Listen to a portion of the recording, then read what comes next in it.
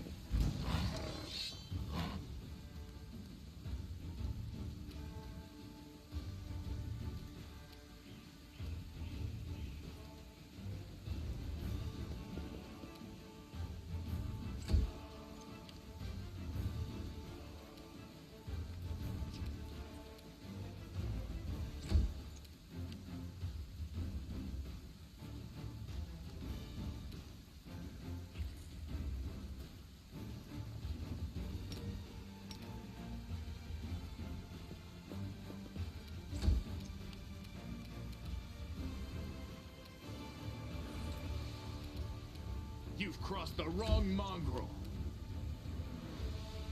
The Inheritor, guide my blade!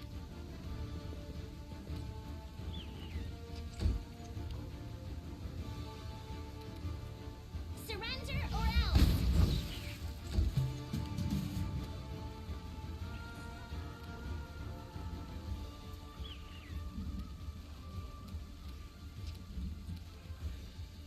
Cover me, all right?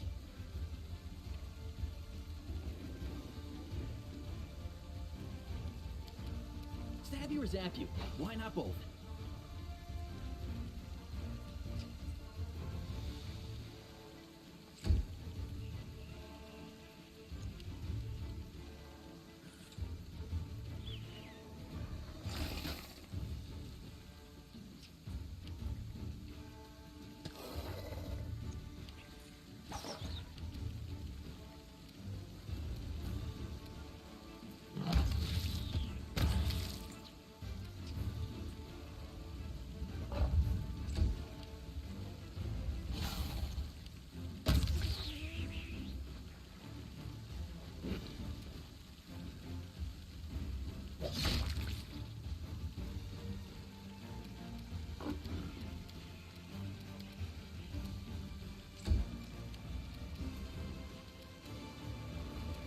You won't survive me.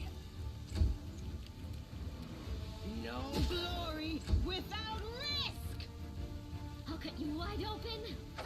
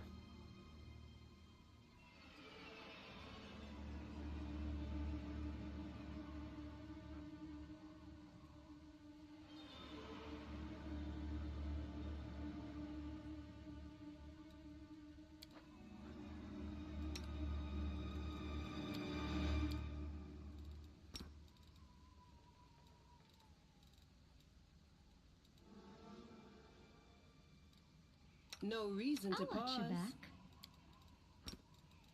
Ask nicely.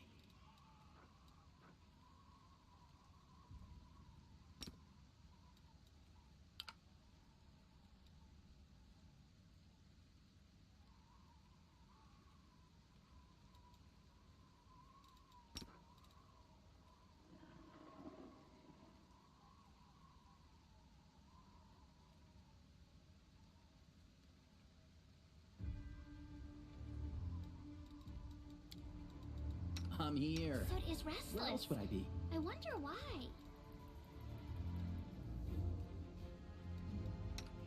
Death Rely is life's on final me. surprise.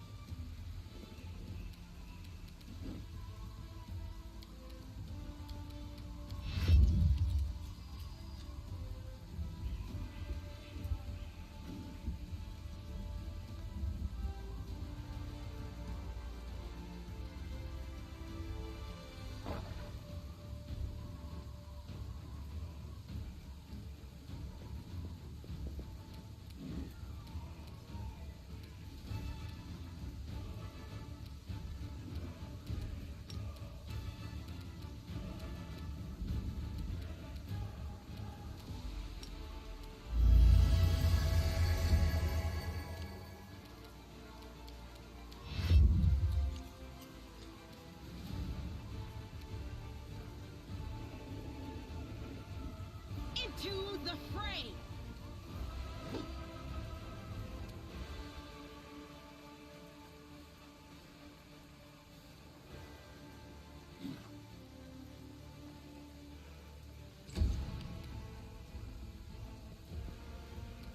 Distract them for me.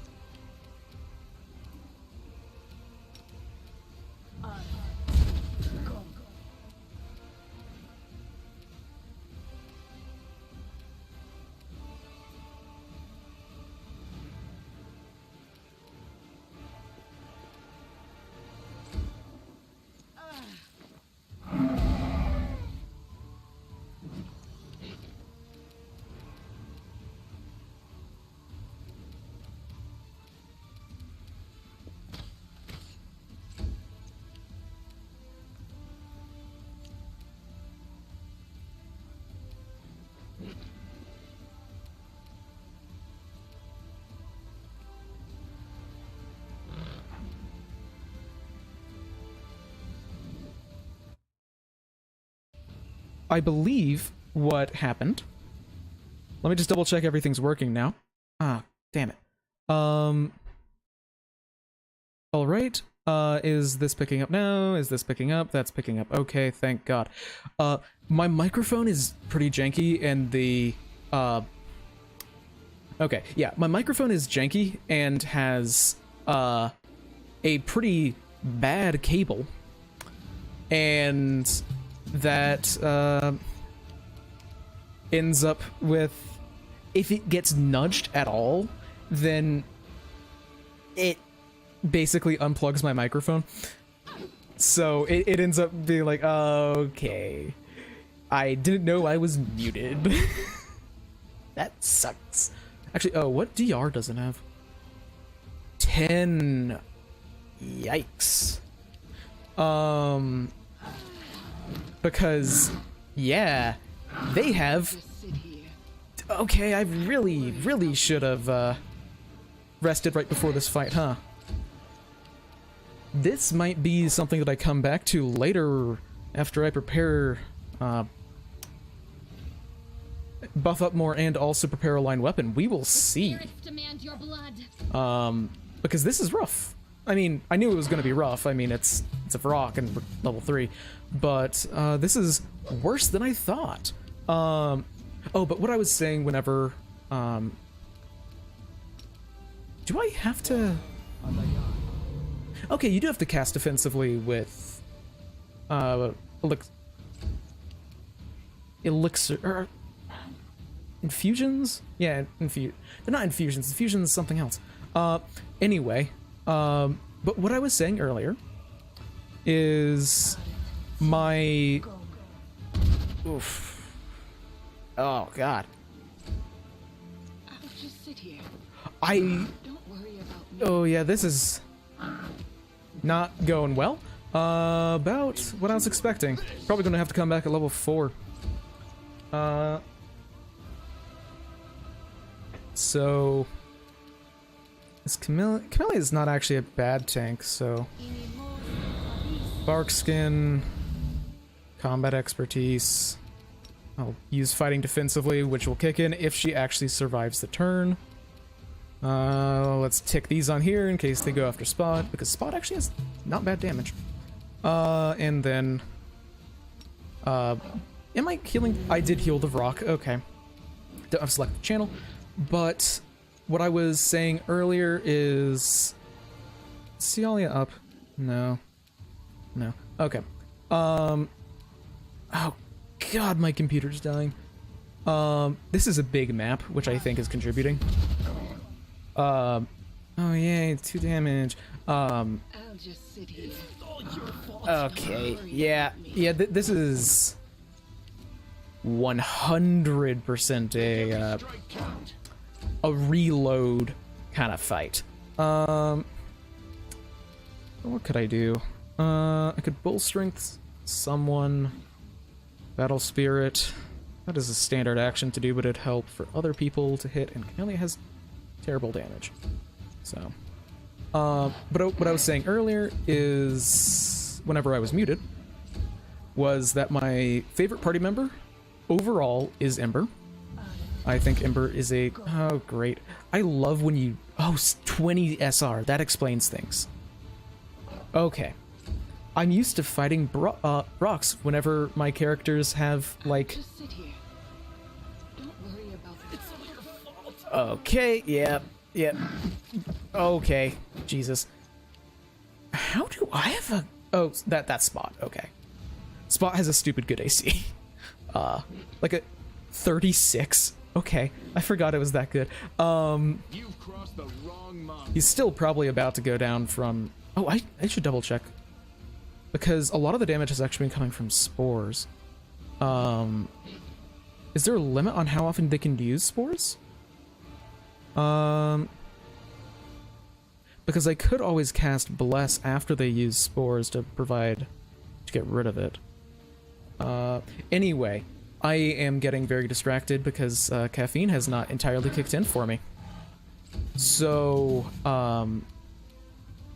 I want to keep Spot up, so heal. Oh, I need selective channeling, or I need to use, like, spells. Why am I... Oh, yeah, I was trying to actually keep other people alive, which is feeling like a lost cause. But my favorite party member is definitely Ember. She is, I think, a really fun representation of, like... You won't survive me. Chaotic, or not chaotic, but like, I guess she's very, very... I'm gonna reload a save because this is not a fight I can win, so it's a matter of time until people go down and I'm forced to reload the save. But I think that Camellia is just a great example of chaotic evil to, like, the most extreme possible, to the point where, fuck, Jesus, Ember is neutral good, and I really, really like Ember. I just feel like, if anything, Ember's actual alignment is good. It isn't, like, neutral good, it's just capital G good, which I really prefer. Also, actual stuff happening. My least favorite is Camellia because she's so obvious, where it almost, I can't take her seriously. Where I can take basically every other character seriously, but my actual least favorite companion is Greyboar. If you played the game, he's just very tropey, and that's not my thing. So let me get some tea before I do a bunch of reading out loud.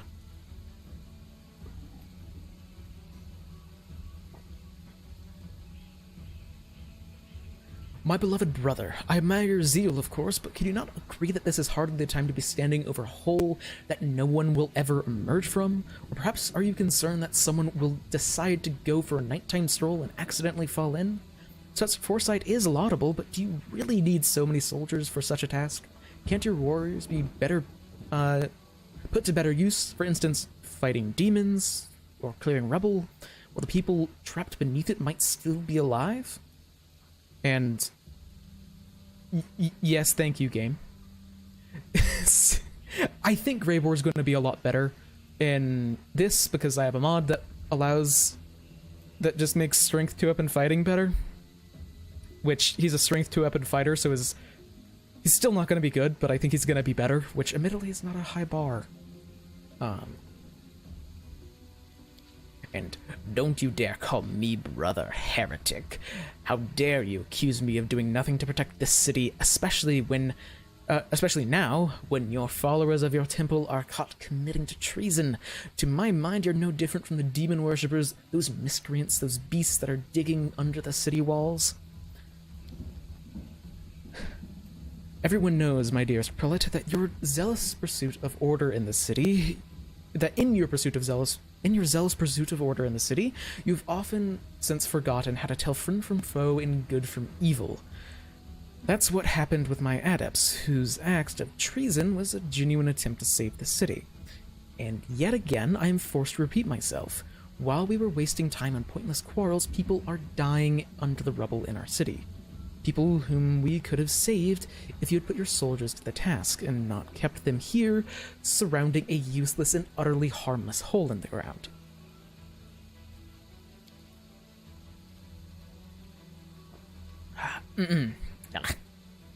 Harmless? Well, if it's on your say-so, then that must mean that there is someone down there. Your associates, no doubt, and they're just waiting for us to abandon our post before they slink out again and try to... And you, I remember you. You appeared in the day in the city that demons attacked and Cherindlev died. What are you doing here? Answer at once, or have you sprung up by your ankles before you know it? Don't think that the demons have wounded me. I still have enough strength in me to take on 100 of your sort. What is this hideous creature? Well, that's racist. Lan, at your service. My forebears fought in the First Crusade. I lived in Kenabres my whole life. You haven't seen me before? It must be because you don't ever venture into our underground district. Well, we've been meaning to complain to the city authorities that our paving stones have been underneath repair for a long time, and the First Crusades, so you're mongrel. We obviously know human speech, surprisingly well, in fact. Alright, let's be off with you. If it causes any trouble, I shall hold you responsible. Come to think of it, you still haven't told me why you're you, or who you are. And yeah, we're playing lawful good. I'm a crusader. I'm, trying to save the city from all the demons that are actively killing people. A crusader, you say? Well, I'll be looking into that. You obviously don't know to whom you are speaking. I'm the one who decides who's a creator and who's a crusader, and who's a traitor in the city. Holorin Shapok, prelate of Kenabres by the grace of Her Majesty Queen Galfrey, and the city's defender against threats from within and without, and also an asshole.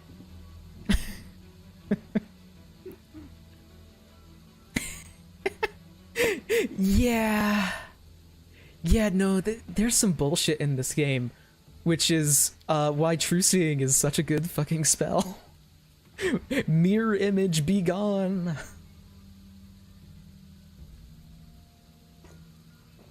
And as we can see here, you've done a sterling job protecting the city. I am Raymond of Edme, prior of the Temple of Desna, which alas currently stands in ruins. Wise Holren here believes that it is vital to guard this hole in the ground, from which he is certain that demons will emerge at some point. I've been trying to convince him that the city has far more urgent matters to deal with, for instance, rescuing those who are currently dying under the rubble. You know what? There may in fact be one thing that is more important than guarding this hole. I put it off, and look where it led us. I should have hung you up from the gates back when you dared to defend your gang of delinquent demon collaborators. If the Sarkonians had hanged Aurelia Vorlesh when they had the chance, there never would have been a war. I won't repeat their mistake. I won't hesitate any longer. Soldiers, seize this scum. Prelate, see reason. These are frightening times, but threatening to hang someone without a trial? That's unworthy of a servant of Iolmade, which is true.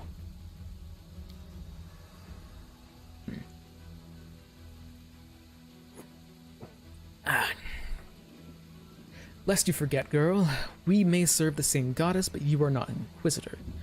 Don't question the way I choose to serve Iolmade, and I won't question yours. Admittedly, yes, Yala probably should fall because she's not a very lawful paladin, but like, she still actually follows the tenets of Iolmade, unlike someone we know. Yeah. I think that he's a decent representation of a lawful neutral to lawful evil inquisitor, but he's also just such an asshole. And also, I'm gonna pull rank. Behold, Inquisitor, I bear the gift of an angel who died in the caves below Kenabres. I am no enemy of yours. And hello there, Al. Time to pull rank. I have the light of heaven.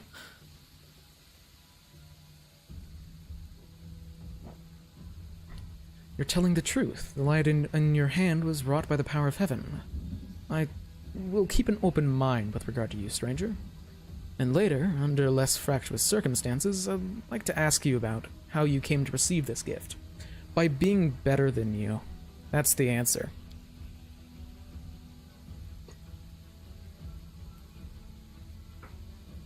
What precisely are you accusing him of?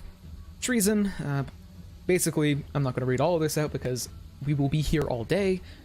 Olrin talks a lot, and everyone in this game talks a lot. Basically, some followers from his temple got to the Wardstone and tried to perform a ritual on it because they had a dream that it was bad and they needed to work on it. And Desna's the god of dreams, so they really took that to heart. The Wordstone, of course, being an artifact that keeps the city and all of Mendev and really most of Aveston safe. And of course,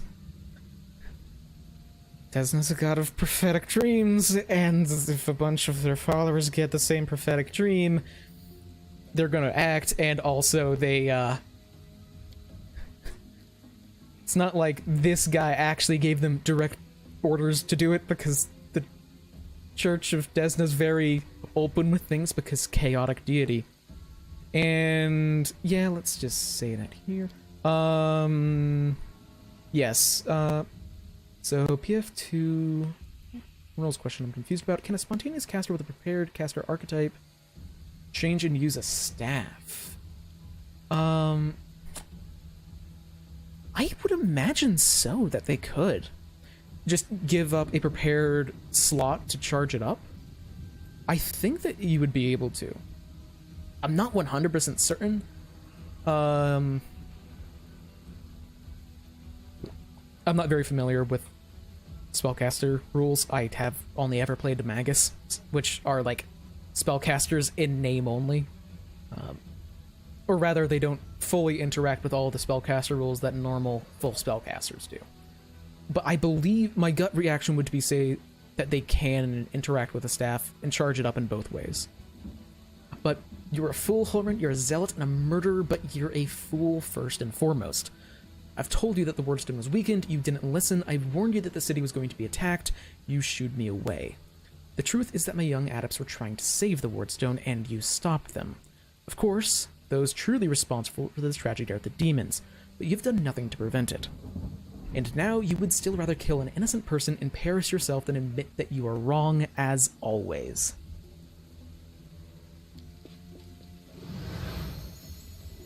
Holman doesn't have combat reflexes. Couldn't take that attack of opportunity. And, yeah. He's asking us to go and kill the heretic. Heretic, of course, and big question, or not question marks, quotation marks. I see you've suffered. Nonsense. Just a bunch of Nabasus. And, yeah, Nabasus are death demons that can drain people's life forces. He's fucked up right now. Did he actually warn you? Books and resources to help. The Pathfinder wiki is pretty great, especially if you're a GM and don't care about accidentally seeing spoilers for APs. The Inner Sea Region Guide, I think it's... Is it called the Inner Sea Region Guide? I know that that's a Pathfinder 1 ebook. I don't know exactly if that is the 2 ebook name. There's a Lost Omens section of the core rulebook. I believe that there is...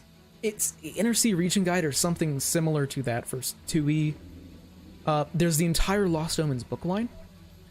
I'm not joking. The entire Lost Omens guide is based... Lost Omens book series is specifically designed to add more flavor and just cool shit to Galarian. So there's a lot of good stuff there. If you're just looking for information about Galarian, there's the travel guide. I'm forgetting, of course, because my brain is wool.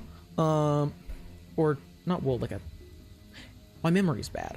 I'm forgetting exactly what it's called, but one came out recently that's just like a travel guide that just goes over basic information about the setting, like information on religious and food and tourism and just like day-to-day information. That's really cool.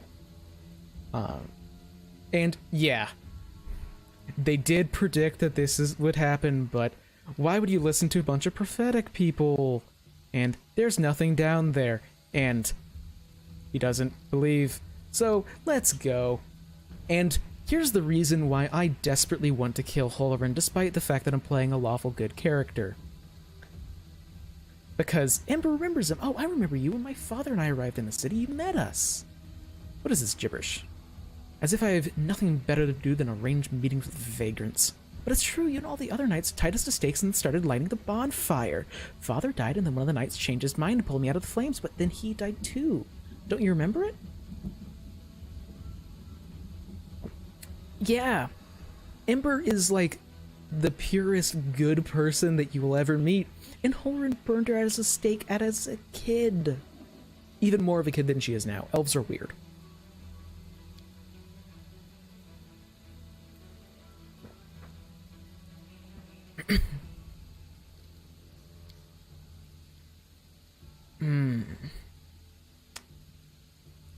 Yeah. Yeah. And you'll forgive him? And he was trying to do what he thinks is right, but he was also, you know, burning people at the stake without a trial? So, like, yeah. I won't let you. We're killing him. And boy, I wish that I buffed before this because I don't actually know what level he is. He's level 13. Okay. Admittedly, he has 2 negative levels and he's exhausted, so like his AC is merely 22. DR3, what does he have a... Okay, doesn't say if he has any judgments up yet. Okay. Lightning Arc. Oh, that... Okay, that's not bad. That's not bad. That's not a huge amount of electricity damage. Bunch of judgments. He could Bane. Okay. This is absolutely time to buff to the fucking 9s. They're level 2, thank God. Because he is an Inquisitor that has probably somewhere in here solo tactics, and a bunch of teamwork feats. So long as he has allies, he gets a shit ton of buffs. Yeah, I'm just gonna focus fire one of these Inquisitors. Damn it, that sucks.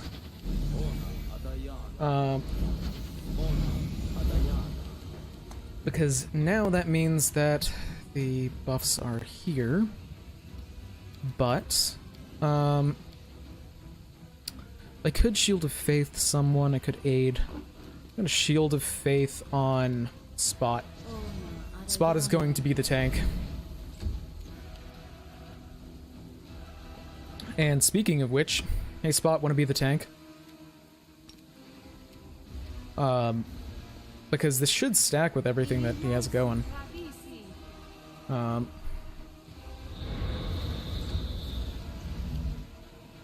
Oh, thank God he's slow.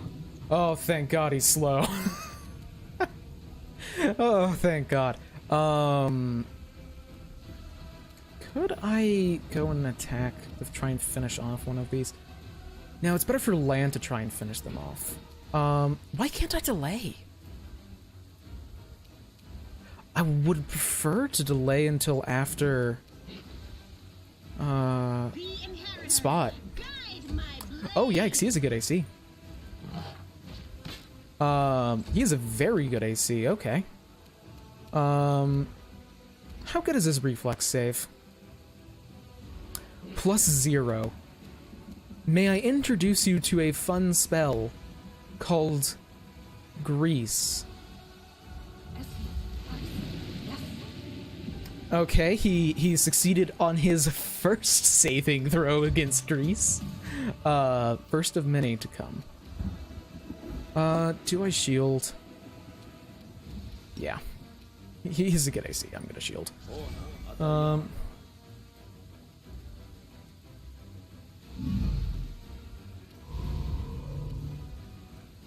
Distract them from me. God.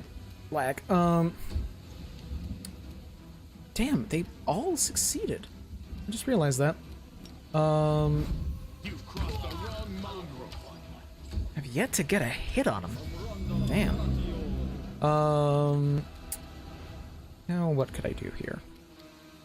I could aid someone. I could try and get some damage on this Inquisitor. Yeah, let's get some damage on him, so maybe... okay. Then Battle Spirit is a boost to attack rolls and weapon damage. I might rather Bull Strength Ciala? Yeah. So she can get a bit better damage? Yikes, that is a unfortunately high attack. Okay. 4 hit points down, 100 or 97 to go. And hey, Holren, can I introduce you to a fun spell called Grease? In case you weren't aware, Grease is legitimately one of... it's probably the best first level spell in the game. Time to share your treasures. It's really, really good. Because some enemies just don't have good reflex saves. And if they don't have a good reflex save, they can't do much against Grease.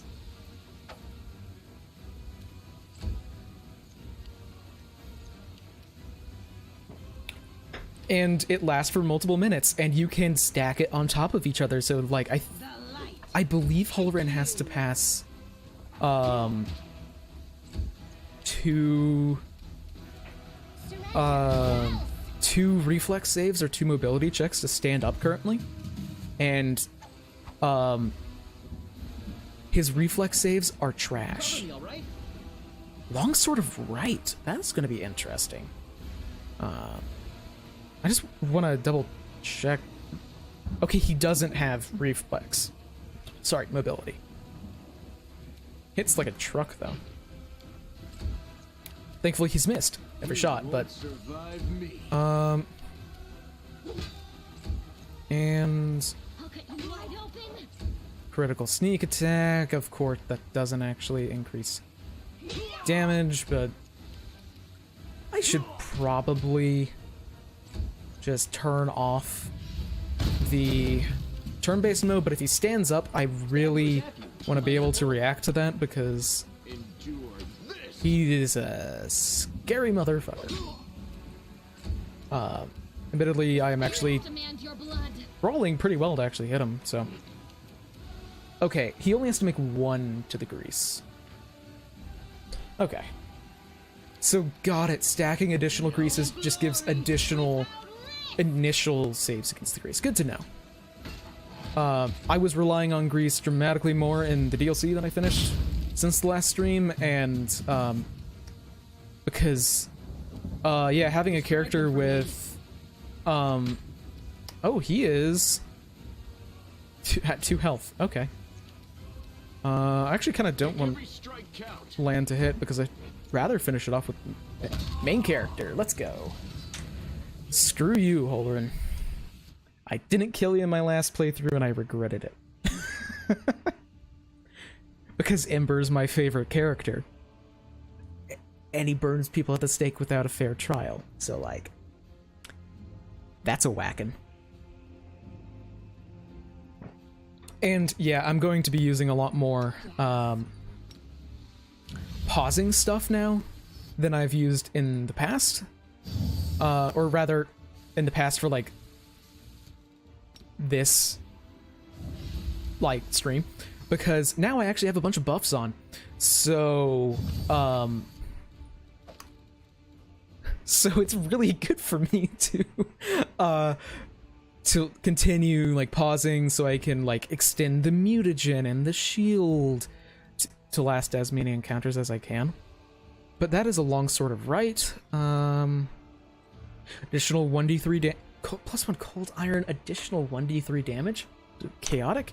You will like exclusively fight chaotic creatures. Hey Ciala, I've got something better for you than the Radiance, which is the, you know, plot weapon. It'll get magical eventually. And anything cold iron masterwork. That's expensive. Adamantine full plate is very pricey and worth it for the sell price. Got it. Also, that's a regular chain shirt, right? Yep. Or chain mail. Oh, I love lag. Don't you guys love lag? Where you accidentally loot something you didn't want to loot because you click and then it lags. Also, I should save because I think that I'm about to walk into something very important. And I don't want to do that fight again because it is a lot.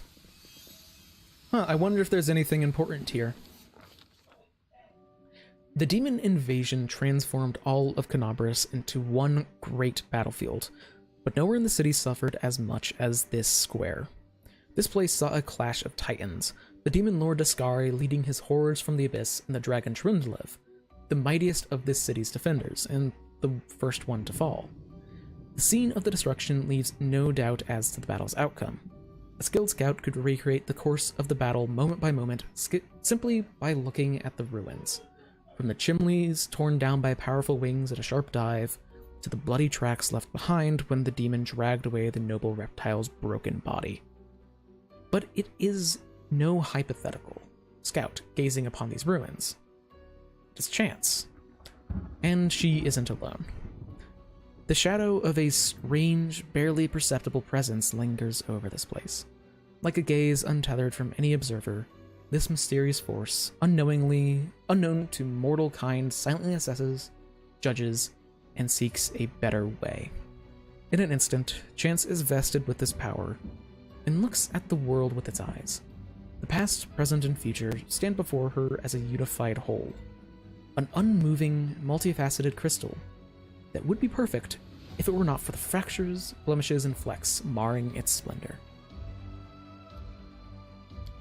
In the past exists the one who wielded this gaze in life. Although the one and life are in opposite terms for aeons, the supernatural embodiments of cosmic balance. Rather than who or what, a better word for these entities is how. This aeon appeared from outside this world, from the great beyond, to put an end to the intermingling of the planes and destroy the world wound, the chasm disrupting the order of the multiverse. Alas, the visitor from beyond proved too weak for the battle they came to fight. They even failed to finish casting the spell that would have sent Discari back to the Abyss. With one swing of his scythe, the Demon Lord cut the Aeon down.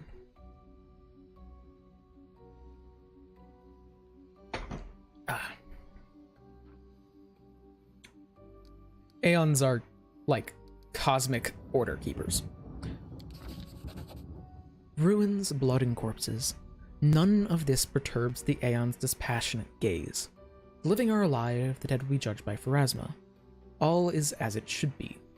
The demons circling in the city, or prowling through the streets, create a jarring juxtaposition, like splashes of blood-red ink on a restrained pencil sketch. They should not be here. The world is for mortals, and the demon's place is the demon world, also known as the Abyss. I don't know why they didn't say Abyss. How sublime the world would be if everything just knew its place. But even the demons aren't as abhorrent as the sharp-edged, unassuming crystal languishing in the dirt among the bricks and smashed cobblestones. No mortal would notice it. But to the Aeon's eyes, its mere existence is an outrage against universal laws. If the Aeon still existed, they would not stop until the crystal was unmade, but the Aeon is gone, and now only their gaze remains. Chance picks up the crystal out of the dirt and stows it in her pocket. She is mortal, which means that she has the power to do with it what she will. Ugh. And we get a purple stone knife. We should take a look at that. Good and evil, chaos and order. Everything is in its rightful place in the multiverse and is no longer trespassing where it does not belong. Nothing is disrupting the smooth and steady current of the river of souls, from life into death and back again. The reality, rid of its flaws, is now perfect, and the Aeons withdraw to eternally admire its beauty, which shall never be threatened again. After allowing the heroine to view the world through their eyes, the little that remained of the Aeon is killed even appropriate? For an entity that is so far removed from life and death as we understand them, used up the last of its vestiges of energy. Now they are ready to disperse into nothingness, unless someone decides to preserve the Aeon within themselves. Will the heroine take on this power so that she may look at the world through another's eyes? Or will she allow it to vanish? We're not going for the Aeon mythic path, but I can't imagine Chance letting something even as conceptual as an Aeon just pass without, just letting something die like that. So, we're letting it in us. The spirit of the Aeon dwells out of sight, deep in Chance's soul, like a pair of magical spectacles stowed away until the moment where the heroine once again needs to look at the world through another's eyes.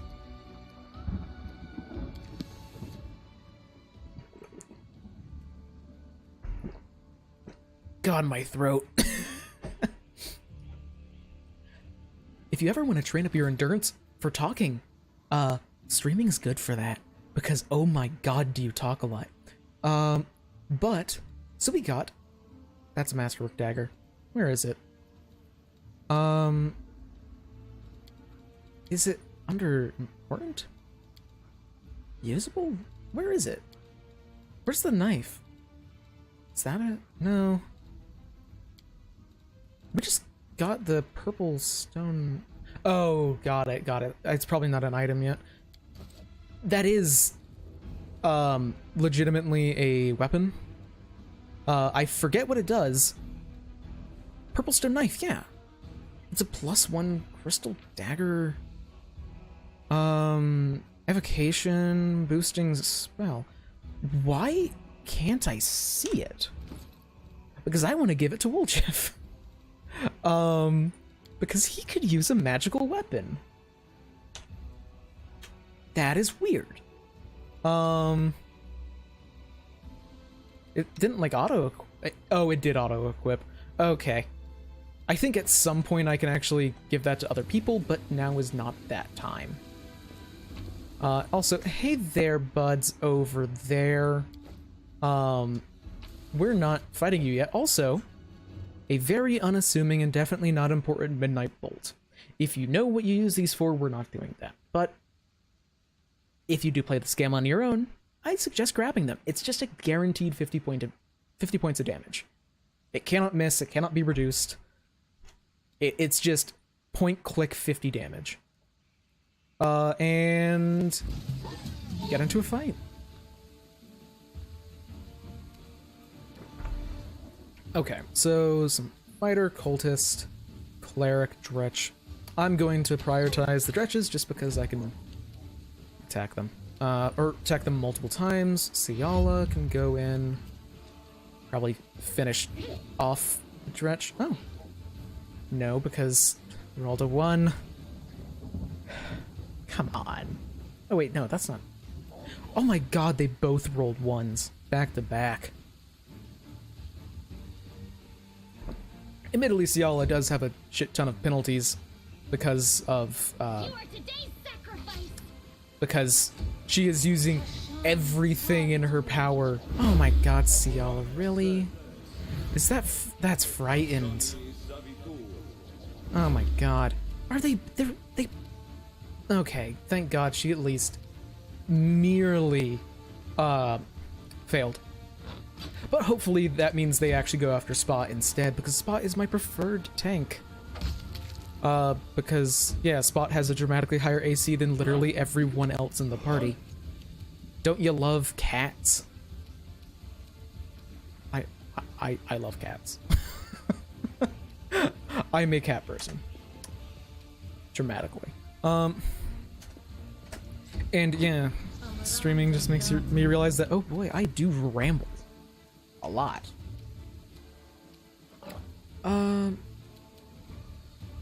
Yeah, let's go for the cleric. I legitimately don't remember...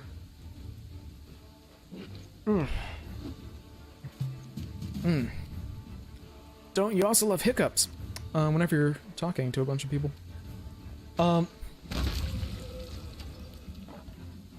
And 5 foot step closer. And bye, Ciala. Don't run into another encounter, please. Oh, that's towards another encounter. Go for their heart. I entirely forgot what I was gonna say. Jesus. Yeah, let's go after the clerics. Oh, I don't remember where on earth I learned this, or heard this phrase for the first time. But I heard someone say, go for the one in the dress. Oh my god, damn it. I do that way too much, where I just am pressing space to go through animations faster, and then I do it on, like, an ally's turn, and then I skip an important ally's turn. You'd think that I'd learned my lesson. But that's a joke, learning from my lessons. Okay, Ciala, welcome back to the encounter. The Inheritor, guide my blade. And that's why I've been focusing on the clerics. Because screw channel negative energy in a large group. Okay, I thought someone was threatening them. I should have gone for the dredge.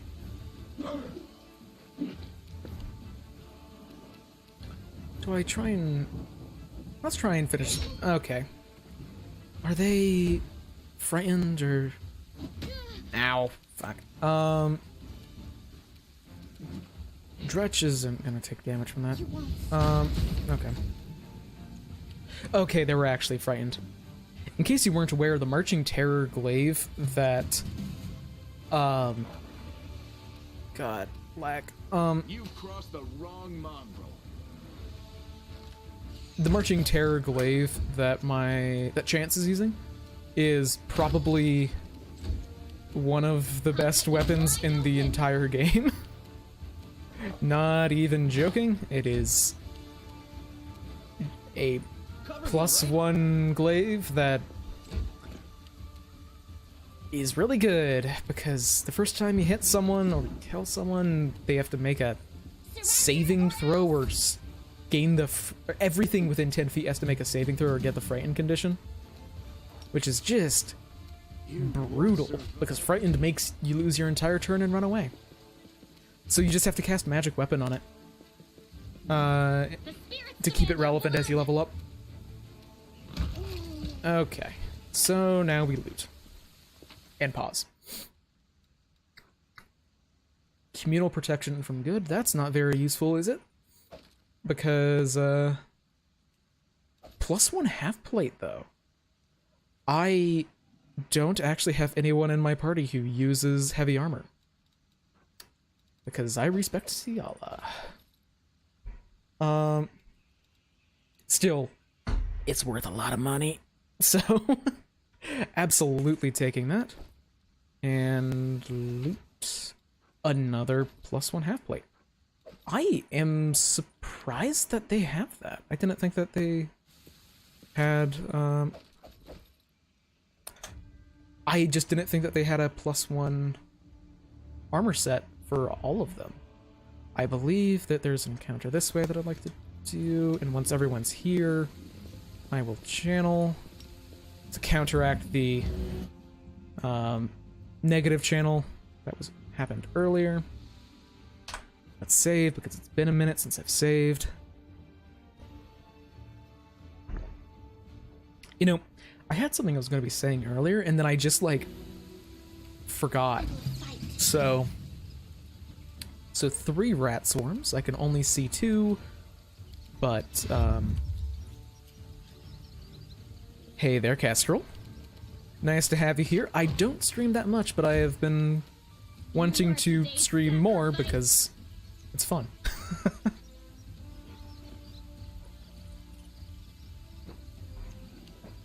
Okay, do I actually have any AoE on anyone? I don't think I do. That would actually target these. No way. No. No. There's no way that they got shaken from that. Stab you or zap you? How? Why not both? Are you... How? That's dumb. I don't agree with that. I don't think that that should work the way it does. Oh, that's stupid. I don't think an entire swarm of rats should be able to be frightened based on that, because normally, aren't they immune to... Late for apologies. Critical hits precision damage spells with a target. Okay. I guess I'm so used to fighting vermin swarms that I just assume that all swarms have some kind of... Okay, yeah, that doesn't have splash. This isn't 2e. I guess Ember's response is just good luck, gang. Oh my god. It lagged! I did click to attack. Fuck. Now spots can be taking unnecessary damage. Yeah, but I have been meaning to stream more just because it is fun. And what pushed me to do it more is, of course, that I played through this game an entire time and then I wanted to do it again, but I decided, you know what, this is a Pathfinder channel. I'm gonna find an excuse for me to play through this, like, 120-hour game for a second time.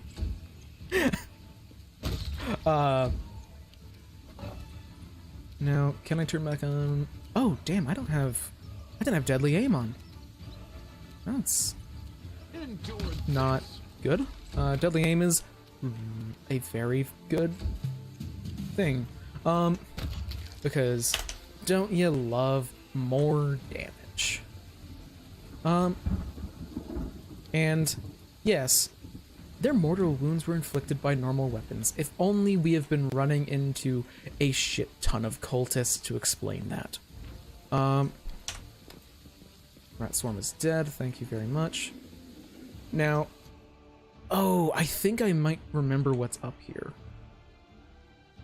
This might suck. And if it is what's up here, I'm gonna save. Because I think that these are going to be a type of demon, I think, that doesn't show up all that much. But I think it has mass inflict wounds? Oh, I actually do want to talk here. So, this is important. Watch it, watch it. What are you goons doing? You'll bloody crush me. There's a tiefling trapped under some rubble. Whining. Hey, alarm! Someone's coming. Why are you shouting alarm as an alarm? Maybe she'll help us? Wise up, would you, before you get us killed? Let's make a run for it while we still can. No, come on, don't leave me here, guys. I'll die here. Hey guys, I see you're in a little bit of a jam. Get a load of this lot and no escort either. Wolch, you little shit, how are you not dead yet? And who's that with you? They're friends of mine. Hey, listen, do me a solid here and drag his starred carcass free. They'll repay you, I cross my heart. Lan. Please pass this. Fuck, he failed. I think that fatigues the whole party, and we are under a time crunch. And I'm a filthy save scummer. Oh shit, I can't load a save during this. Shit. But he takes forever to do it. Uses up every buff that was on the party. Thanks, Lan. And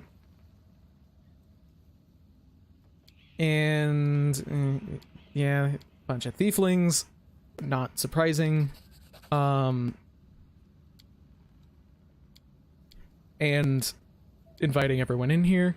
Yeah, this is absolutely a mash because fatigue is such a crippling condition in 2e, or not in 2e. It's pretty bad in 2e. It's dramatically worse in 1e because it just reduces strength and dex and you can't charge. And I think it applies it to the entire party, not just the person that failed an athletics check. And by the way, there are multiple athletics checks in this location because, of course, let's put a bunch of athletics checks into one area. Eventually you could basically auto-succeed on them because you get so many items that boost your skills, but this is early game, baby. So, come on, gang. Let's talk to some criminals. So, and God damn it, Lan.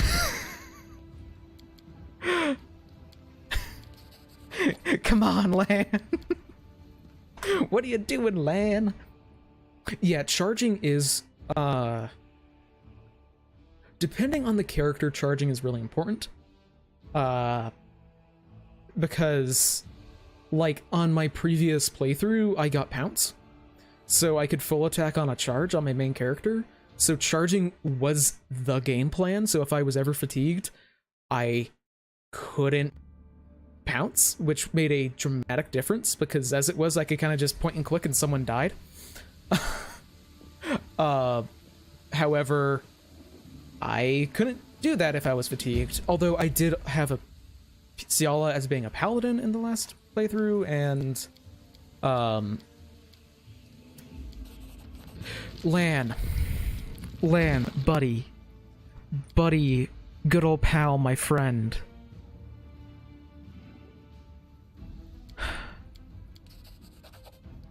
Lan. Okay, I'm just gonna double check this. I'm gonna pause. I'm going to see what he rolled. And then whenever I reload, I'm gonna see if he rolls the exact same thing. Ah, shit, it doesn't tell me if I'm back here. Yeah, charging is great in 1E, especially if, like, you're at a point where your AC doesn't particularly matter a huge amount, or you need the bonus to hit or whatever. It's great early levels. By the late levels, like, a lot of things are just gonna hit you anyway, no matter what your AC is, so like, who cares about a -2? But that's what I was gonna say, is last game I had Ciala as a paladin, and absolutely the first mercy I picked was fatigued. So I could just remove fatigue with my hands. Made things a lot easier, especially because there are enemy types later in the game that start, I don't want to say spamming, but kinda sorta spamming.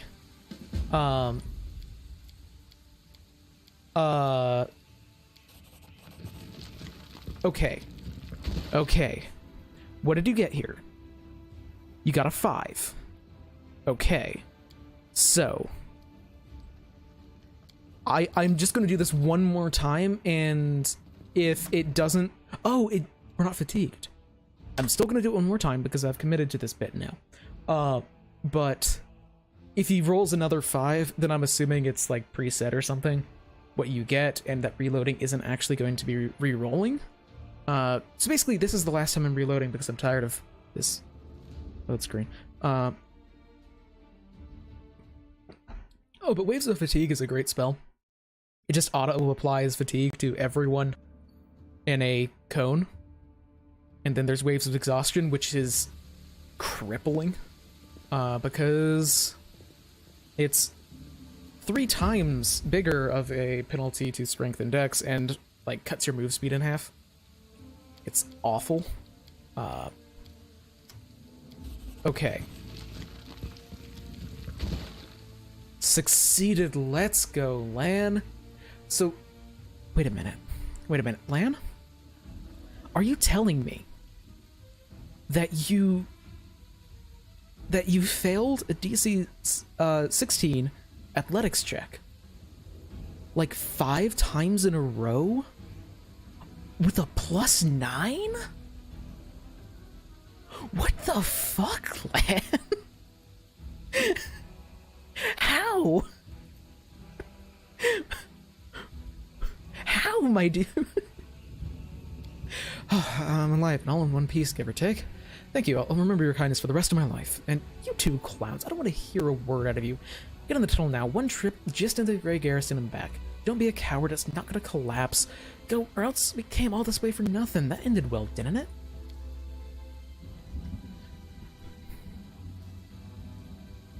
Oh, well shit. Not now, talk later. I didn't recognize that as a name. I thought he was cursing. I thought it was a well shit. And, alright, don't hurt us. People call us the Thieflings. We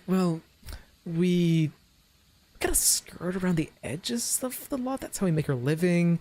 Say some tyrant bans some books that don't show up, that show stuff he doesn't like, or like fancy Kionan wine he don't drink. Is it wrong if we step in and fill the gap in the market?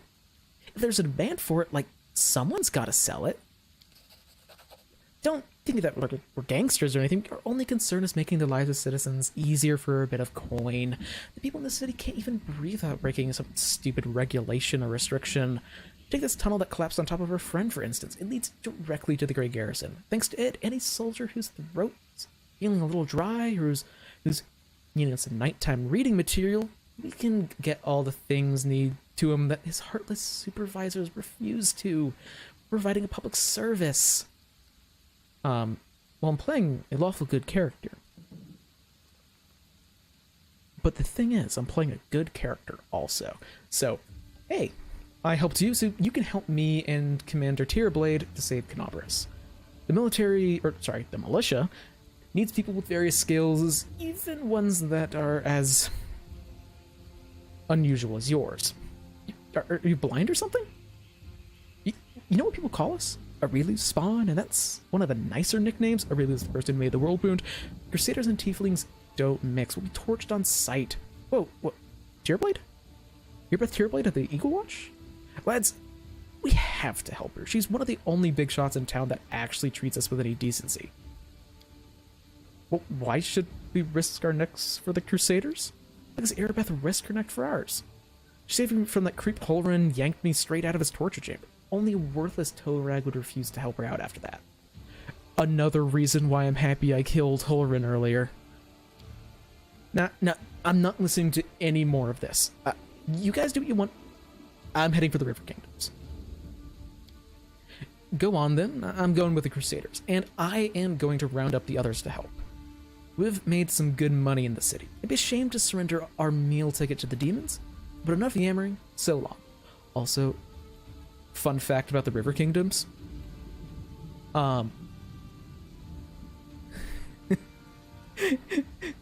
Stealing isn't illegal. Stealing isn't a crime. Murder is. Like, a lot of things are crimes in the Murder Kingdom. Not the Murder Kingdoms, Jesus. That's somewhere very different. That's Cheliax. And talk to the mysterious stranger. The absence of an answer is an answer too. Said that multiple times, my man. Actually, they're all different. But save so I don't have to go through the fucking athletics reload struggle ever again. But yeah, River Kingdoms are just like a very chaotic neutral area, and alright. Okay, this isn't nearly as bad as I was expecting it to be. Okay, thank God. These don't have the horrible, awful demons that I despise, that have inflict, like, wounds mass? I thought I was on a different character, okay. I was very confused when Woljif moved. I thought I was on my main. The inheritor, guide my blade. And I don't have, like, anything good to do on Ember because she has so few spell slots, and I'm gonna be trying to do, like, the entirety of the market square in one day. So I'll cut you that means spellcasters are in a rough spot. Yikes, that was some damage to her. Yeah, Spot has terrible damage until we level up. Oh my god. I hate that. I really... I guess frustrating, man. Because what happened there, in case you weren't aware, what happened there was that I clicked on the Ebercondilu? I'm probably mispronouncing that, but what else is new? But I clicked on them. Okay, thank God you passed that save. That was a worrying one. I clicked on them, and then I immediately pressed space to speed up animation speed, and I clicked space too quick and ended turn. Oh my god, I should change speed up animation speeds to, like, enter. Oh my god, that would change everything. I think I've legitimately lost fights before because I've clicked too fast. Because they're the same button to speed up the game. And also, You won't survive me. okay. I'm doing that now. I know riveting gameplay of the menu, but, mouse settings general, okay. So, intern. Or speed up. Turn-based mode, okay, switch action bar. Skip a cutscene. Dialogue, action bar. Skip a cue, all those are fine. Switch turn actions, I think it's on right click. Is there an option for this? Space is pause. Doesn't actually look like it, that sucks. I will just have to, oh, I'm turning that off, Jesus. I've been frustrated with that for a long time, trying to, especially when there get to be really big enemies and having to, like, oh, well, I don't want to cast a fireball on this person. I went to cast a fireball like halfway through their space. Yeah, that's good enough. Oh, I wonder, is this possibly a statue of Iolmade? And yeah, somehow it has not been destroyed. I am presuming that's what the Abracandilus were here to do. And hello there, Crusader. And yeah, Tierblade is actually being a good person, having people go around and search for people that need help. Ulrin could learn a couple of things from that. There's a very specific fight coming up ahead that is gonna be rough. Oh, is this the first of another demon that I realize I've never actually realized how to pronounce their name? Oh, that's a sharpshooter. Okay. Let's see. A bunch of fighters. Okay. Got it. Endure this. Just wanted to double check whether or not there was going to be any, Okay, got it. All the buffs except for mutagen wore out. Good to know. I would actually rather delay until, like, after their turns, so they can get to us. I would... Yikes. Ray of Sickening. That I don't like. Actually, you know what? This is a really good grease. Okay. I forgot that, I didn't realize how many of them there were. That's a very good grease.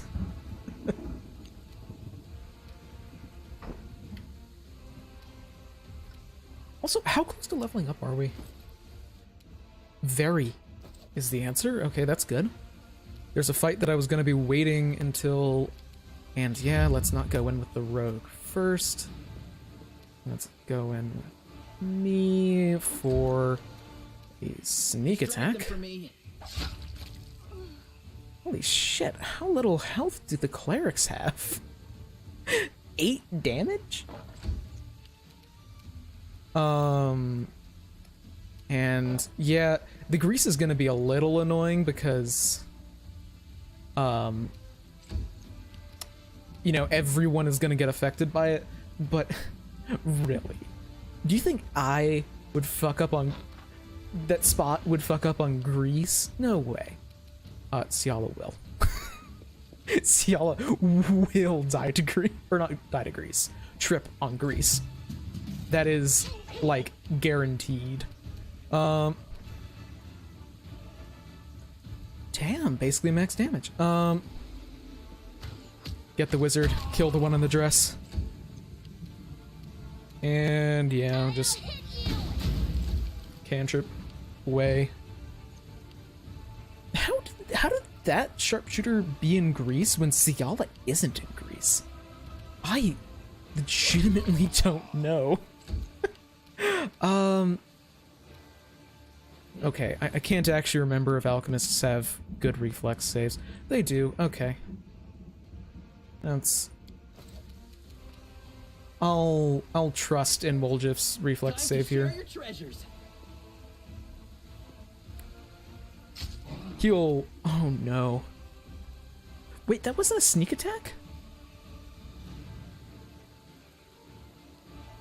I thought that Spot was threatening. Oh god, that would have been a there were dramatically better uses of that turn then. Could have gone for someone else or delayed until after Spot, for Spot was actually threatening.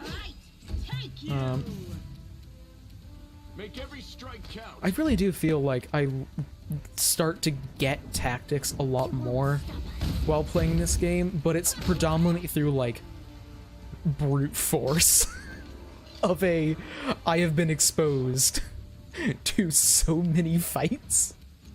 Okay, that's why you don't trust the reflex saves of a cleric, even if they do actually have legitimately good reflex saves, or a good dexterity, not reflex. But now I get sneak attack and I miss it anyway. Damn.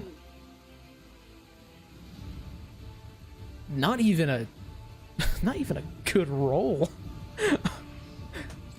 Average, perfectly average crit is 28. Jesus. Yeah, and legitimately I think that Lan is being hurt by the grease just because... Wait. Oh, tiefling. Oh, didn't see that they were tiefling. Alright, well, Jiff, you're gonna delay until after everyone, because, yeah, you're gonna have a flanking partner in a minute, which will make your life a lot easier. Good God, the lag. The Computer's spirits demand your blood. on life support. The inheritor, guide my Oh, damn, Ciala, you passed your 50% chance of having a turn. Here's Zappy. Why not both? And Crossed the wrong bop. mongrel. And miss, of course. Hey, I think I can get past there. Resistance. Okay, stand up and kathunk. Not a bad hit, Jesus. Don't you love dex to damage on a I like you. two-handed weapon? It's great. And not masterwork clubs, so they're not worth taking. Scrolls worth it. Burning hands is definitely worth it. So just a dagger. That's a masterwork brioche. I assure you that that was the incorrect pronouncing of that weapon name, but since when have I cared about accuracy of pronunciations? I really care about accuracy of rules, as is obvious by this channel. So, oh, some diamond dust. That'll be useful for later. Also, why are you going, Lan? Like, why is Lan the one that's going? And this is definitely where I remember the really annoying, tough fight being. Like, up here. It's not one of these, it's something else. I'm pretty sure it's up here. So I'm gonna save. Because, early game, big AoE is easily one of the more difficult things to deal with. Because you don't have access to plentiful healing yet or anything. Yes, it's a Vermilak. I have no idea what type of demon they are, because all demons are associated with some kind of sin or crime or something like, oh god, there's two of them? Oh, I forgot that. Oh, fuck that. You won't survive me. I forgot. How? Oh, that's right. Yep. I was wondering how Lan has been bypassing the Cold Iron DR this entire time, and then I remembered that he's actually using Finian. So Finian counts as being Cold Iron, even when, like, he's using a bow, which you can't get a Cold Iron bow. But I'm gonna ignore that, because this is a very good thing for me. So then Grease, because fucking busted. Oh, thank the Lord. Because, in case you're wondering why I care so much about Grease here, I talked about how these guys are annoying. Flesh armor. When a Vermilic inhabits a humanoid body, it creates the dead flesh and muscles armor. +3 armor bonus to AC. It can absorb the body's flesh to heal itself.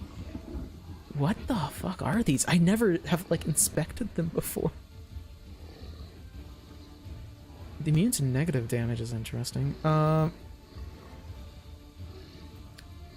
But the main thing is inflict light wounds mass, which is, oh, what caster level are they? They're probably caster level 4? Yeah, caster level 4. So in area 1d8 +4, which is nasty, because that'll hit your entire party. Abandoned Flesh is also... Yuck. Yuck. Yeah. So. Now we can get to killing demons. I didn't think that would hit. Can't charge any of them, so. I need mithril armor so bad. Because, like, it'll make such a big difference for my main character. They are slow because they don't have a good strength. Because, like, 90% of my characters are dex-based. That's the reason. Did it succeed? 21, yeah. Okay, that sucks. I'm gonna have Lan focus not the guys who are in the grease. Oh, I should have 5-foot stepped. Too late.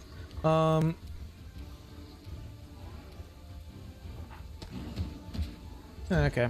Next level is gonna be so big because Spot gets dex to damage, and Spot's dex is dramatically better than Spot's strength. So they're gonna go from like a...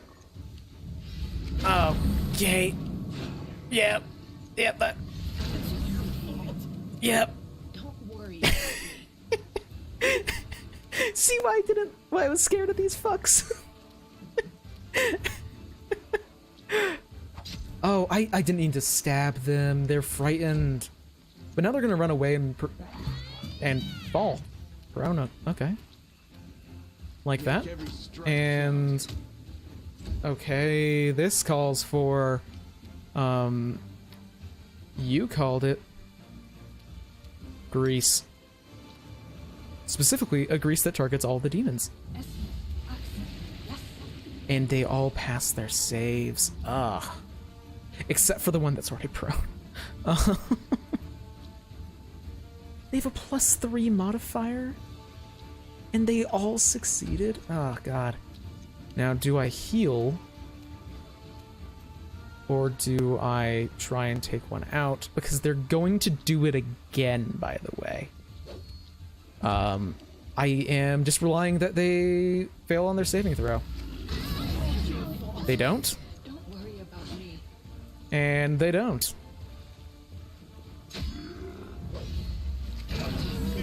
There's a character death, and Spot's dead. Oh, yeah. So, yeah. This is why I made a save beforehand, because holy shit, these guys are TPKs, like, incarnate. Early game, because, yeah. Inflict light wounds mass is scary as fuck. It wouldn't be that bad if they only have one, but I think they have 2 or 3. I really hope it isn't at will. I really hope it isn't at will. Basically, Grease is the one and only game plan here. Grease and then beat the shit, like probably, no, I'm gonna be focus firing them now. I forgot that it was that bad. I didn't have that much trouble the first time. Admittedly, I'm playing on a higher difficulty for this playthrough, so it's not that surprising. Although this might be enough to level us up. Probably not, but it might. It might. I can be optimistic. And here we go. Okay. Thankfully, the Vermilux got a really shitty initiative. Ember is doing better than any of the demons. That is good. Let's get Eyesight on him, though. And actually, yeah, let's get Adjacency. So I can place... Also, Trip on Spot, hell yeah. I just need to, probably take a... I'm not certain if I like everything that I've done with Spot's build, because I did it on the fly. So that would Oh yeah, so if I turn off point blank shot, also I want to swap those. I can get 2 shots. I should have gone for the standing one. Ugh. Like, I know that I could be making objectively... Oh, that one didn't fall. That's not good. At least get a charge off here. And that's going... Sundering armor on Ciala. How long... Yeah, let's actually use this. My AC already sucks right now because I got armor sundered. Into the fray. Oh, come on. The damage would be so good if you hit. Why do you still have combat expertise? Oh, because combat expertise was remotely on this turn. Okay. We're not all down. And they failed on their saving throw. Okay. Okay. Okay. Cover me, all right? We're not out of the woods yet, but we're not fucked. So,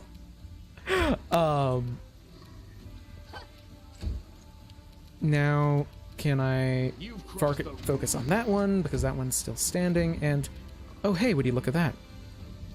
I have a fun spell. It's called Grease, and I do want to actually step away from them because I don't remember what their reach is. Ah, shit, they passed again? Do I... No, I can't actually get an attack off on them. I could go for them. I could go for them. No, I'm gonna go for this Vermilek. It's an AOO, but... Ah, got 2 damage? Oh, I should probably switch to my Cold Iron Glaive when I have the chance. Ciala heals because I have a... Nice. Nice. Holy shit, 27 damage on a normal hit. Blood Rage. And everyone... Oh shit, Ember's down. That is not good. So this is how it feels. And... Camelia's dead. God, Stab you or zap you. Why not both? so that Vermilek's almost down. That one is down. Okay. Lan, please take down this Vermilek. I have... do I reload to try and stop Camellia from dying? Because I have a way to bring people back. It just gives them 1 negative level. And it's if it was a temporary negative level, I would 100 accept this. But as it is, it isn't a negative level, or it's a permanent negative level. So, The inheritor, guide my I don't have a way of getting rid of that. So, I might actually...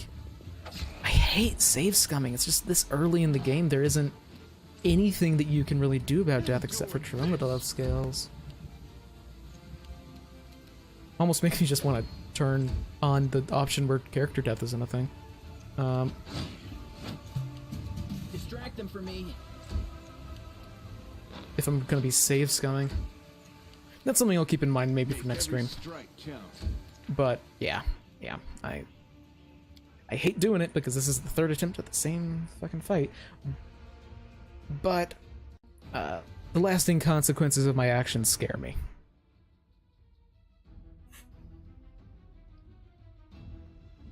Yeah. If both Vermileks fail their reflex saves, then it's fine, but if they both succeed, that's not good.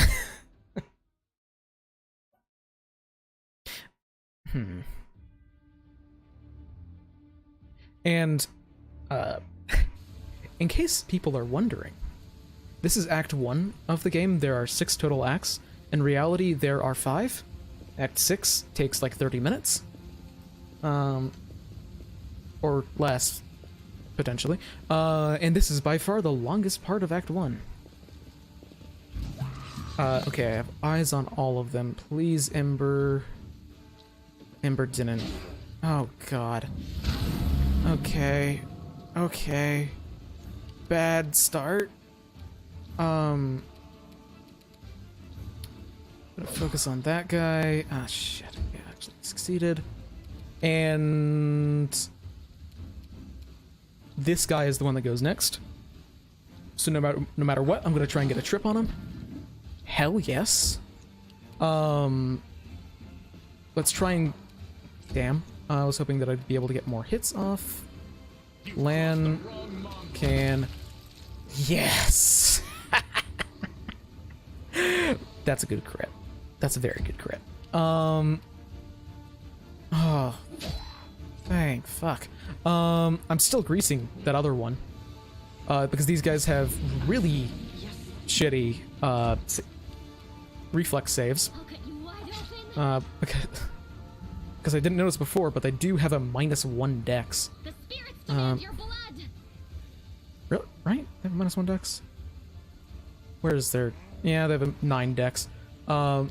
Which is kind of funny because they still have a higher reflex saves than Holren. Are you kidding me? God damn it, it was going so well. At least that one's not on me for trying to reload. Do I think the next Pathfinder game will be based on 2e? I would be surprised. At the very least, I would be surprised if the next Owlcat Pathfinder game is based on 2e. Because Owlcat, I believe in the past, have said that they would prefer to stick with 1e. Like, the board and everything, so it would be a lot of work to design from the ground up. I don't know if there is another Pathfinder game in the works, seeing as like their current the game that Owlcat is currently working on is Rogue Trader. It's a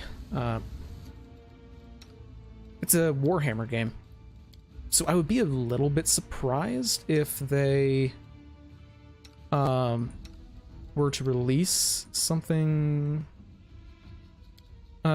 Basically, I would not expect another Pathfinder game for a while yet, simply because of Rogue Trader coming out, and they have said that their intention would be to, or their preference, I guess maybe a better way to put it, would be to... Oh god, they both... Okay, this is a reload. Holy shit.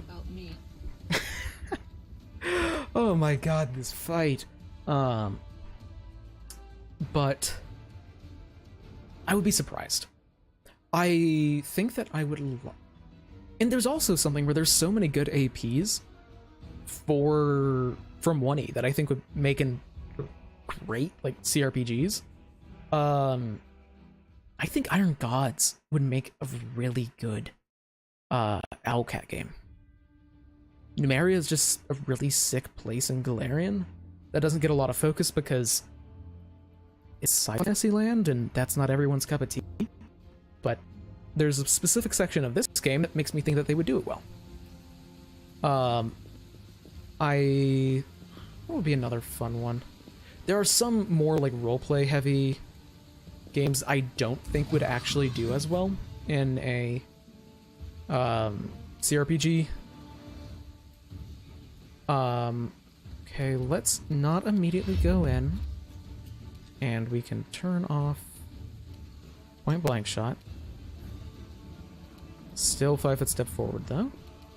You've crossed the wrong model. Okay, 10 damage, not atrocious. Let's go after Ciala. So I can maybe... Ah, shit, that one actually passed an initiative. That sucks. I was really hoping that they wouldn't. Cover me, all right? Thanks. I'm glad that you like it. I try my damnedest. And ow, fucking hell.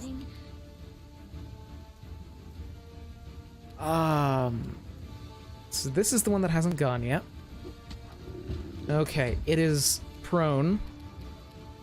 Everyone is in incredible amounts of pain. Such is the way of things. I'm gonna get over here, so maybe I can get a sneak attack next turn. Oh, thank God they're targeting people that are fine. How the fuck does that guy succeed? So if I do turn on point blank shot, I still can't get that many hits off. So,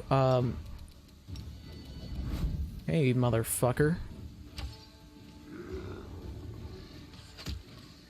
Oh, come on, you rolled so well, dude. Here, this guy's the bigger threat.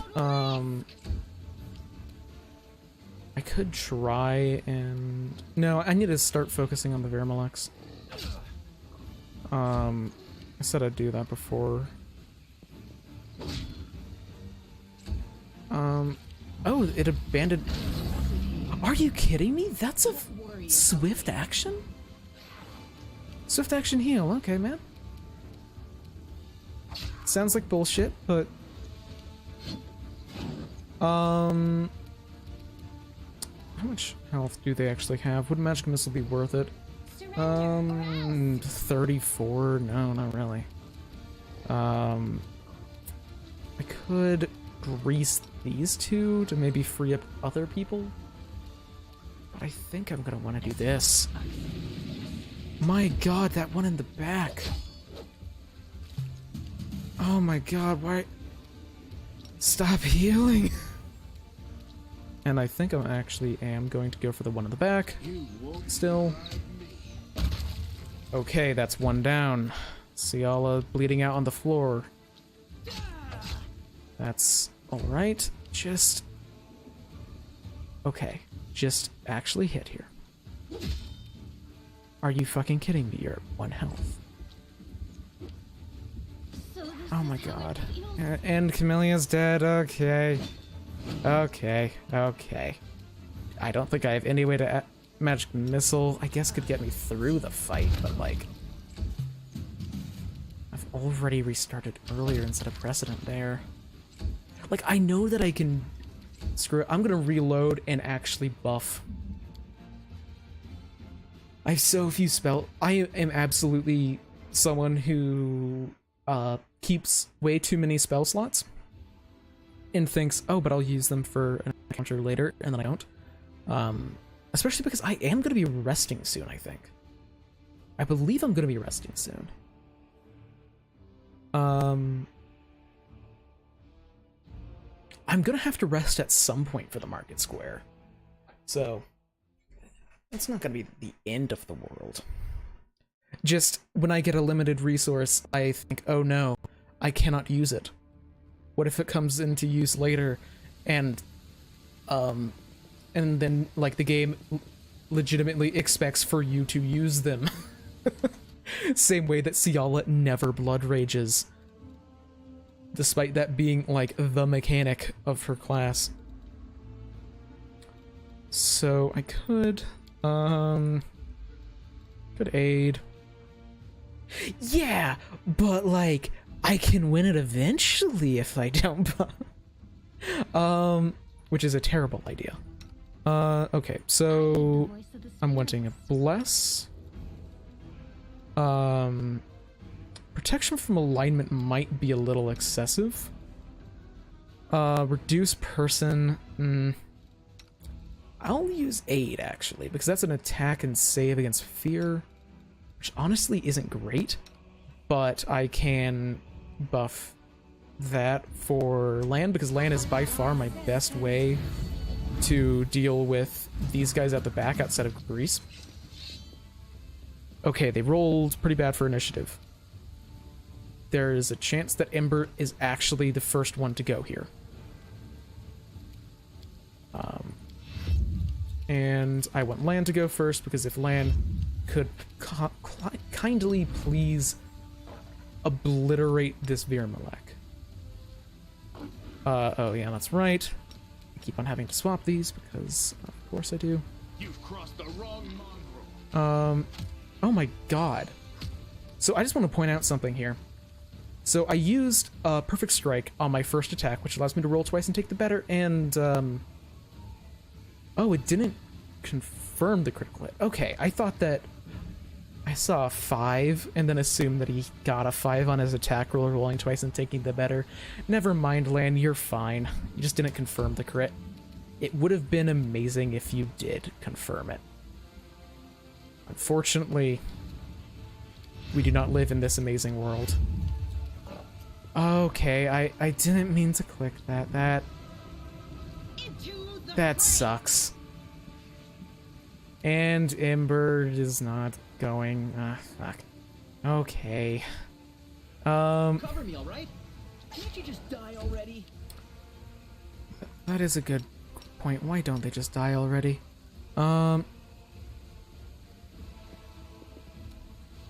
Okay.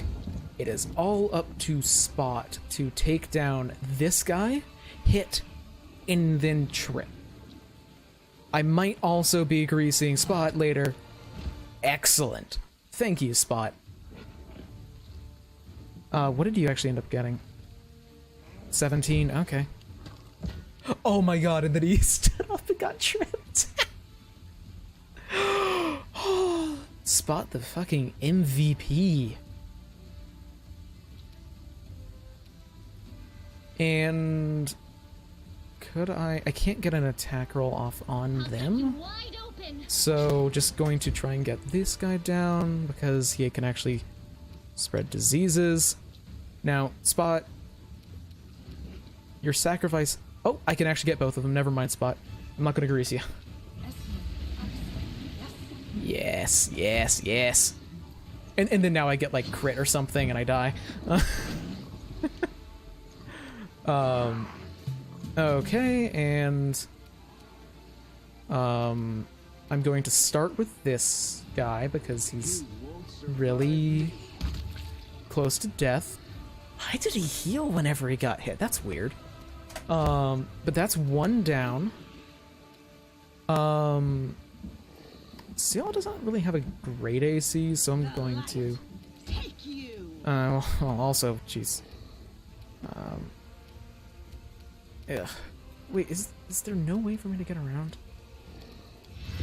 I'll just wait for Spot then.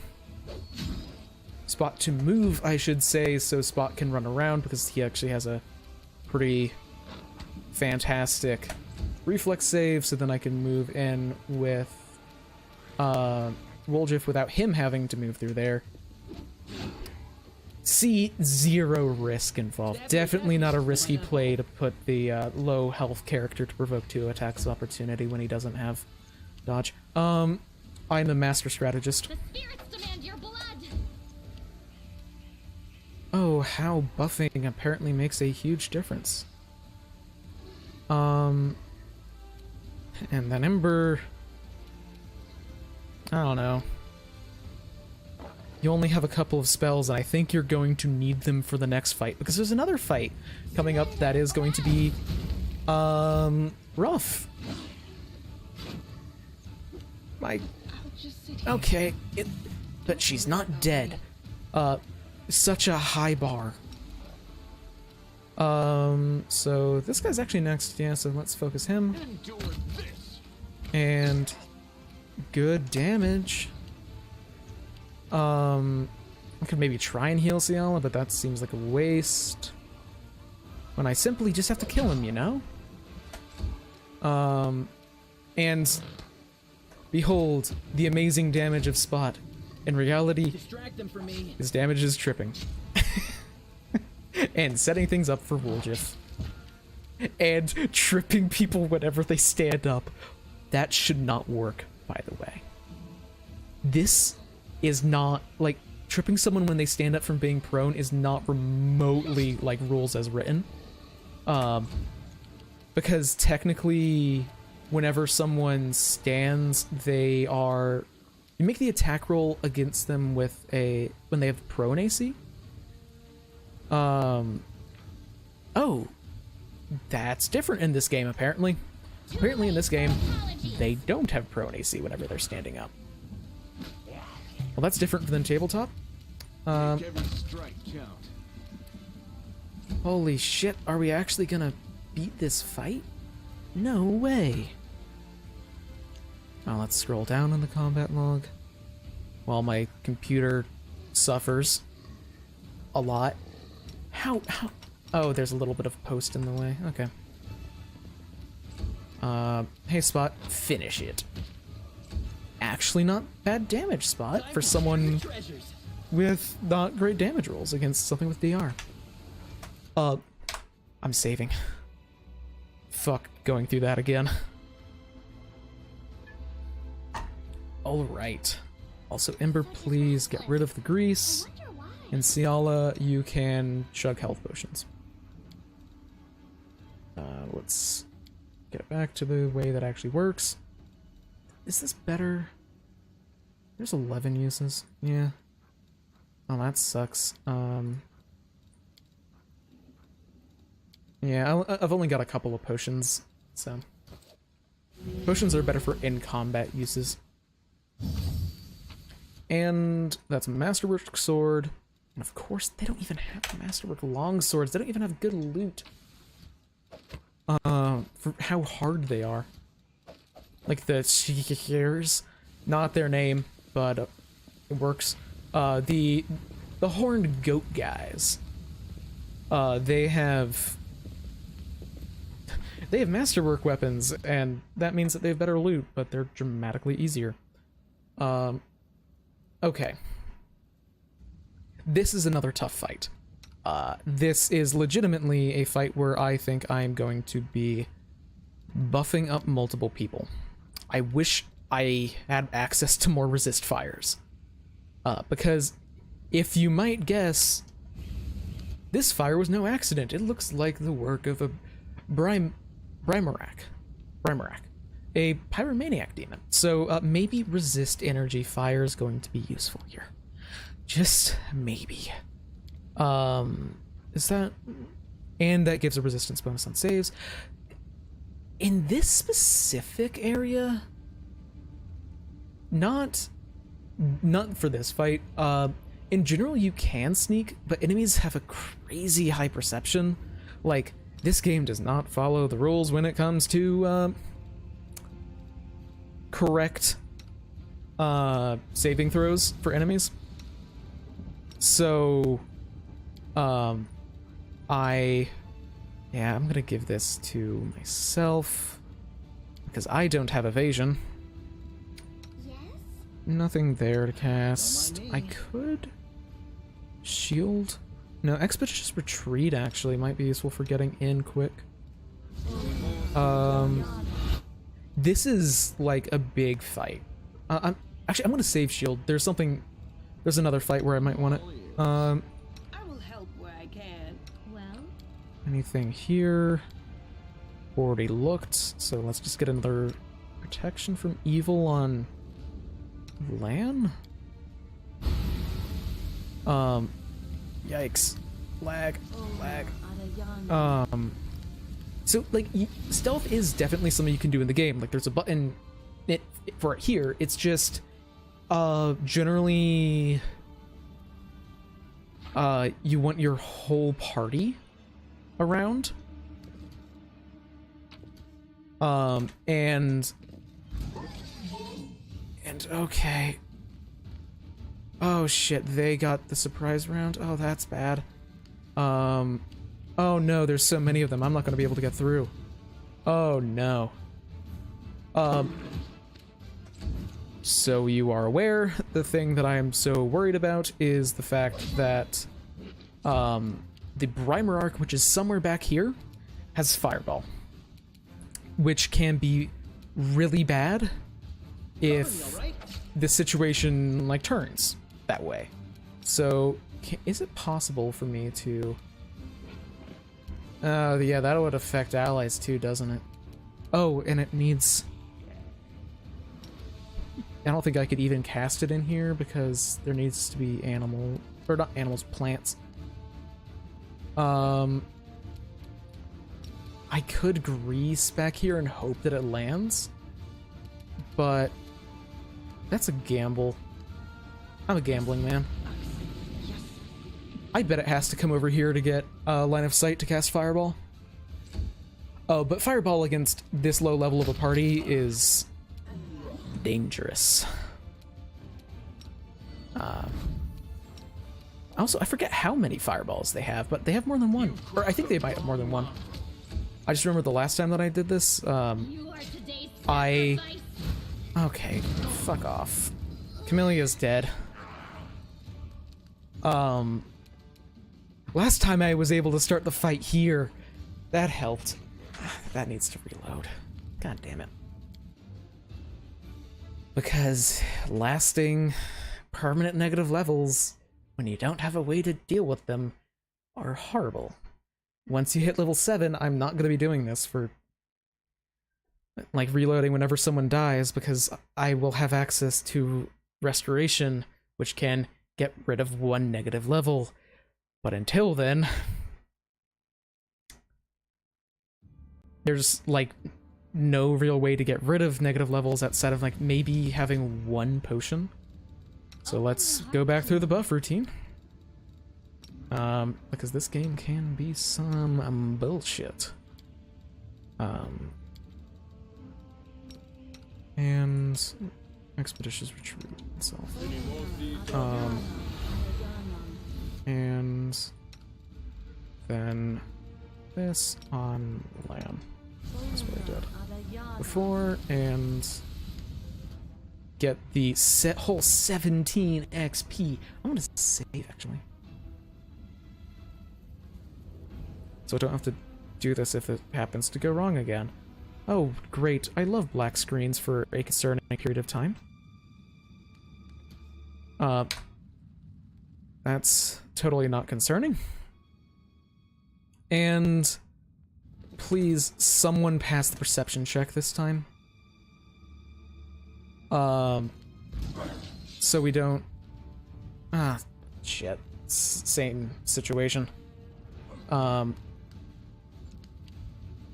But is it possible to get through? No, it's not. They're still blocking the way. God damn it. That means we're still gonna get hit by a fireball. This is how it feels. She's not dead. We can fight on. Okay. I don't think you have line of sight there, Ember. I'm gonna have to hard disagree with you. Game. Surrender or else. But I just want to see, like... Oh, they also have a breath weapon. I forgot about that. I normally focus fire them so quick that they die. Because, yeah. They are, in fact, some bullshit. Nah, dretches aren't that big of a deal. And they aren't that big of a deal, but if I can frighten one, I will.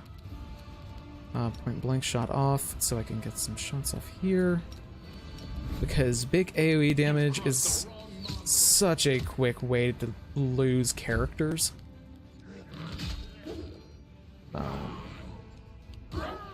And now Ciala has terrible AC. Do I?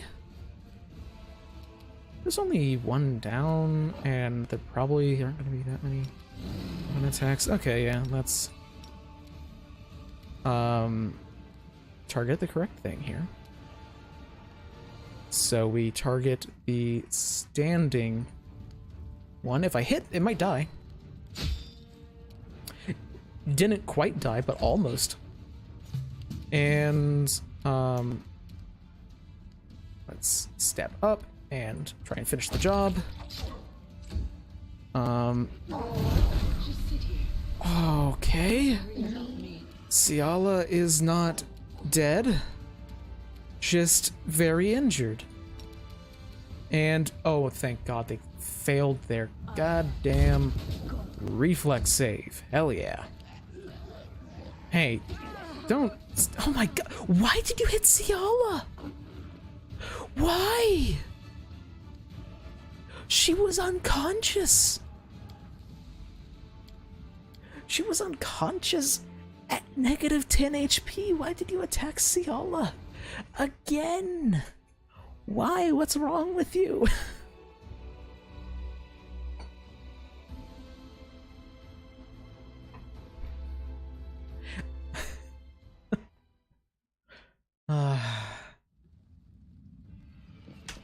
Like, yeah. So, Okay, well at least it's not fireballing in the surprise round this time. Just clogging up everything immediately. Cover me, Yeah, all let's right? get in there. Sneak attack 1. And okay, the other wrecker at least failed. That's better than nothing. Because now I can focus on the one that isn't frightened. This is how it feels. Yikes! Ow, that sucks.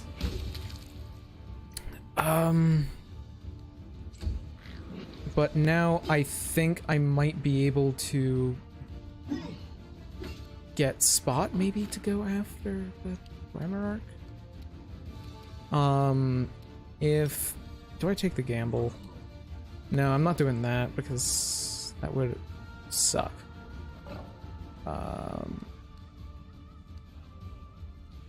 Thinking this? Well, one of the dretches failed. I'm not certain actually where it is because that is how this game works. You get a shit ton of things all in the same area. And now, the moment of truth. Stab you or zap you? Why not both? That's not what I meant to do. Actually, I didn't mean... I thought I was on someone else's turn entirely. Oh, shit. I'm forgetting. Do they have... do they deal damage when you attack them in fire? Like, sorry. Boiling blood. Whenever they damage with a non-reach melee weapon, it is sprayed with this blood, 1d4 fire damage. Okay. That sucks. But...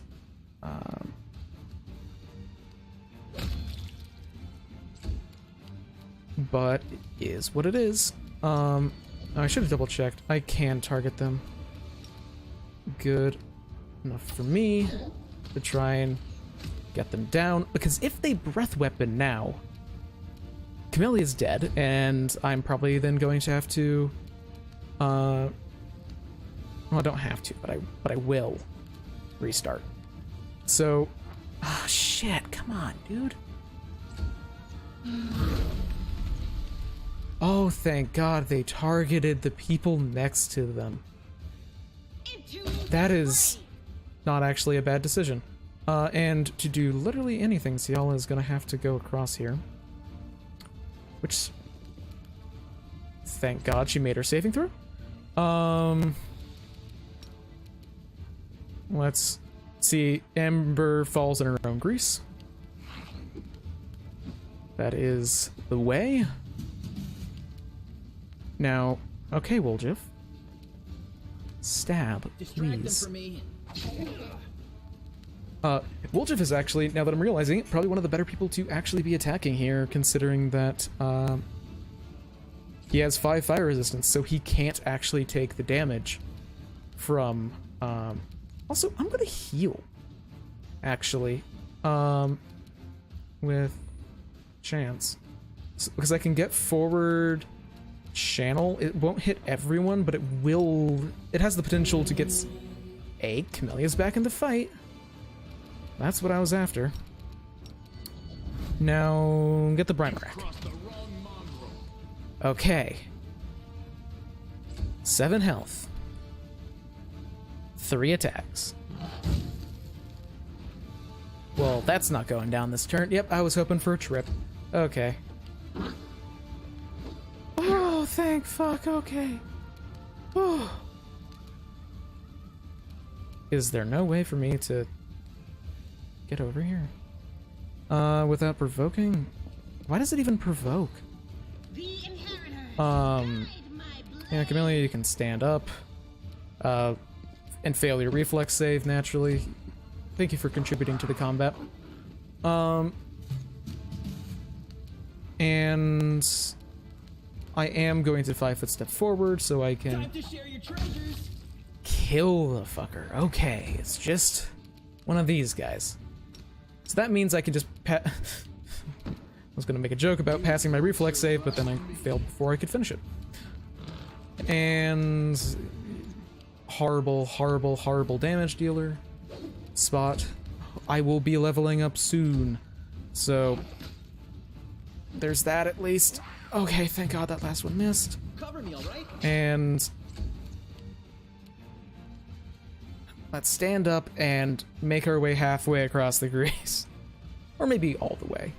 No, I'm still in there. I'm gonna have to make another save next turn if this fight's not over with a couple of shots. Endure this. Thank God, Lan. Oh, me? Okay, and let's start by disarming this trap. This is my Okay, kind of people can move now. I was scared about that one. Okay, Ember, stop distorting between the walls and disable the grease and then save. Okay. But we get some fun stuff here.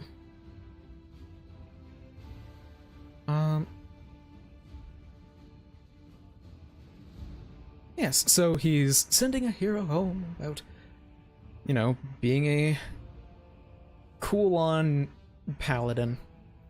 And, yeah. Fun stuff. Too bad that a lot of people died.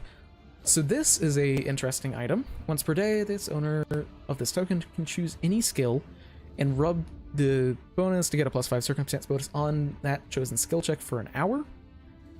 That's pretty good. If you know that something is going to be coming in advance, that is a very important skill check. Which definitely happens, because I've played the game before. I will keep that in mind, hopefully. That is a abrupt force. I forgot about this. +1 cold iron scimitar. Once per round. Must make a saving throw every stun. That's pretty good. Too bad the saving throw is terrible. And this is the big thing. A piece of a holy symbol. This bears a trace of lost power. It seems that you've got a shard of a destroyed artifact. If you find all of the fragments, an artisan with enough skill could restore its power for you. That's really good, actually.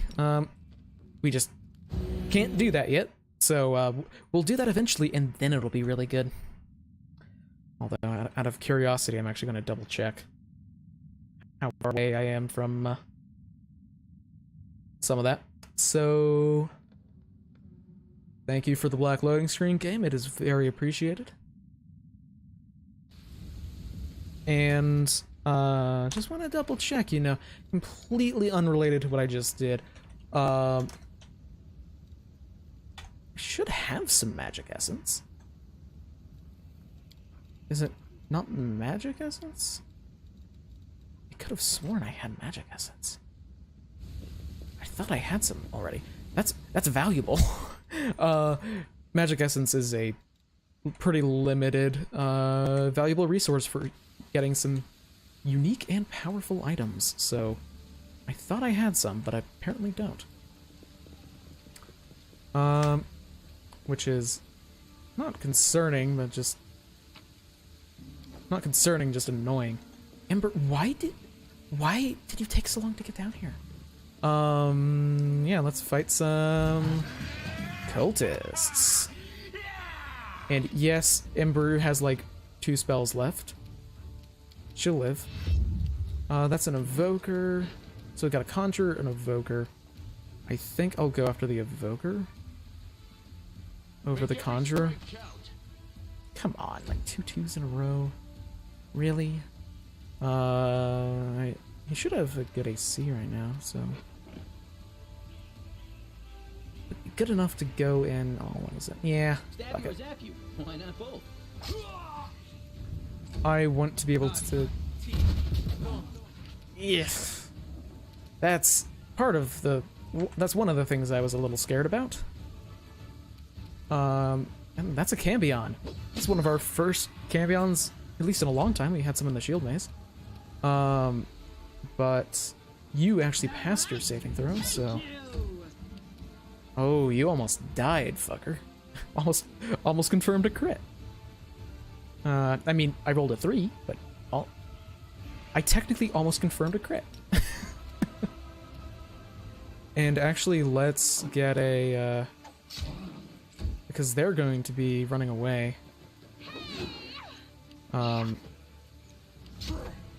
Because... Oh, I wonder if there's some mongrels over there. My god. Okay, now... Okay, we're leveling up from this fight. We need 30 XP. I knew we were leveling up soon, I just couldn't, like... How soon is soon, you know? And this level's gonna be huge. I mean, in reality, every level's pretty huge. But... could I could get a shot on the Conjurer. Let's do that. I don't want them to start summoning stuff. That's gonna be annoying. God, Marching Terror's so broken. Jesus Christ, 39 damage. And you can go after the Evoker because... Stop magic missiling me. I'm relying on my high armor class in these trying times. And stand up from prone. Thank you very much. How did... Oh, fuck off. Greater invisibility? That's... Oh, I should have prioritized you. Oh, no. Oh, that hurts to see. I don't think I have any... Oh, no. I don't have anyone with see invisibility yet. You've crossed the wrong mongrel. Oh, no. Oh, that's... I don't even know what spells he's gonna have that to use with this greater invisibility of his. Because, like, he might not have anything really. But if he... I mean, obviously the optimal thing when it comes to greater invisibility is to start summoning stuff, because that's not an offensive action, according to Pathfinder. Okay. Oh, haste? Why did they hate? Why did that apply to the mongrels? And yeah, step away, Ember. You're saving that magic missile for when we may or may not know where they are. Lan, come on. Pass your saving throw. Or not your saving throw, your pass your perception check, thank you very much. Come on. Does no one here want to pass on their perception check against this guy's stealth? Please? Please? I want to know where he is so I can hit him. Should still be over here. If not, I'll stay here. Oh my... I know where he is. But the monitor lizards... Oh god. Because he's right here. I don't have that many AoE abilities that do... I don't know if I have any AoE abilities that do damage. So I know he's... I see you. Target acquired. Magic missiling. Oh, I should have checked if he had shield cast. Level 7 wizard? Damn, I didn't realize this guy was that good. It's not much of a threat, Ember, if you say you're gonna hit someone. Like, your unarmed strike attack bonus is probably like a -2. Like, I don't have any way to any other things here. It's just basic attacks. Do I have... I can't. God, I wish that I had... oh, power attack should be on. Time to share your treasures. God, I hate invisibility. To the fray. Later, of course, you get way more shit for dealing with invisibility, but we are level 3.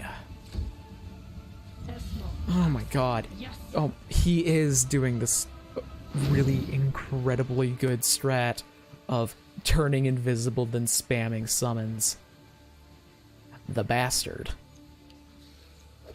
Oh, and I forgot, these have poisons. How courteous of you.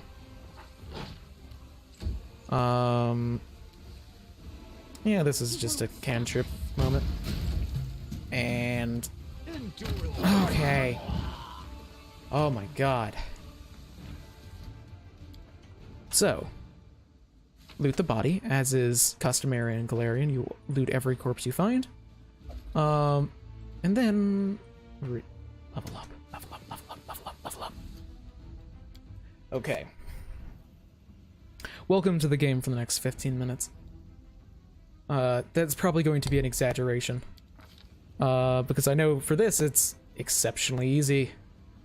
I wanted to get that, and then every other ability boost is probably going to go into Dex. Here, Perception. Trying to even out some of my skills, so Perception is the only one that's going to be maxed. But I do want both of these lores to be good.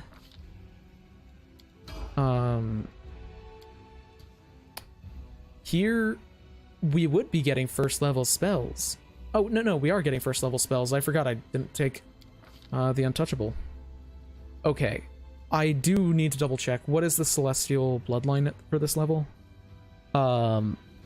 Resistance 5 Acid Cold? That kind of sucks. Yeah, I think I will actually take the Blood Rage power. Because otherwise it's... Yeah, that's just not very good, especially as you get higher level. And I might take Charisma or Dex. Could go Dex. +2 Dex, I think, is better. And 4, oh, I wonder what skills I'm putting these into. She doesn't really need Knowledge Arcana. But it's better to have multiple people with it, just in case. Now, what to take? I'm definitely taking a Stance power. That is definitely going to happen. Oh, I wish I might be able to take the Celestial Totem. Whenever they're subject to a spell does not affect fast healing, is Blood of Life fast healing? Okay. I might actually end up taking this totem and seeing if they accounted for it for Blood of Life, because if it does affect Blood of Life, then that leads into some fun shit later with the other Celestial Totems. So, like, oh, while raging, Invisibility Purge, and... Oh, is it only 1 extra healing? Oh, per character level, yeah. If Celestial Totem stacks, which, to be clear here, it shouldn't, but they've missed other things in this game, then I will totally fucking grab that. But I do want a Stance. I know that I want that. Scent is actually almost tempting. But that's probably just because I just ran into a situation with an invisible enemy. Do I go for a damage dealer with, like, Powerful Stance? Powerful Stance is just a crippling and wrecking blows. So if we go for Powerful Stance, that's just a boost to damage. Not bad. But crippling blows. Every first successful melee attack in a round applies a -1 penalty to attack and damage. Attack and fortitude. Not bad. While in Powerful Stance, they can make an attack. They deal additional damage equal to their con mod. Oh, that's so cool, though. That's so cool. Oh, I love that. Because Ciala has a decent con, 14. And that's going to get way, way, way, way better as we level up. Additional status because the other bonus would be like lethal for the accuracy. Deadly accuracy, well, they double the lethal stance bonus when trying to confirm a critical. That kind of sucks. Guarded stance, just more AC. Protect vitals. Additional +4 dodge bonus to AC against attack rolls made to confirm crit. That sucks. Bonus on saving throws, not bad. That's actually not bad. Her saving throws are awful. And bonus against ranged attacks. I think it's gotta be powerful stance. I mean, Animal Fury, get a bite attack. Not bad, but it really, really doesn't fit Ciala's character. Beast Totem, 2 claws, works really well with Animal Fury, but nah, definitely not taking these. Because I'm still trying to, be in character. Remotely in character, sorry. So, yeah. Renewed Vigor. That sucks. Standard action heal. So, okay. I might end up respecking whether or not Celestial Totem works the way that I hope it does. If it does work, and Celestial Totem increases the amount that I heal from Blood of Life, which again, it shouldn't. It really, really shouldn't. Because it explicitly calls out that it does not work on fast healing, and Blood of Life gives fast healing. Then I'm keeping it. If it doesn't work, I'm probably going to respec for Swiftfoot. Because Swiftfoot's good. It's nothing complicated. But, spells. Okay. This is really important, because... Actually, first I'm going to grab this. Oh, actually, okay. First, I'm going to double check what spells do you get Bless. Okay. That's not a normal Blood Rager spell, so I don't have to worry about accidentally grabbing something that she will get anyway. So, what's something that she can do? I could go for, like, Mage Armor for stupid Archmage Armor stuff, but I'm not feeling it. So...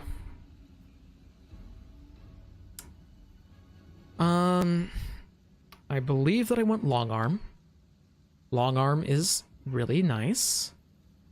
It's a great buff for a self-buff.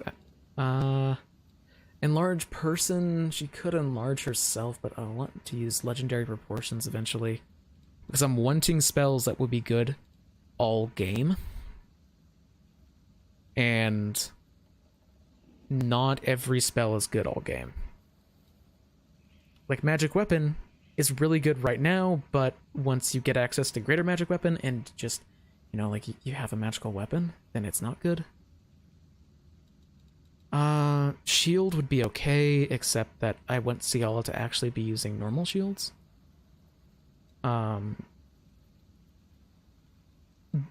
Buffs are the name of the game when it comes to Blood Ragers, by the way, because they're not good offensive casters. I could just go Enlarge Person. Or, like, Burning Hands. No, I'm gonna go Enlarge Person for now, because eventually I want, eventually I'll want Burning Hands, just so I have AoE available on her.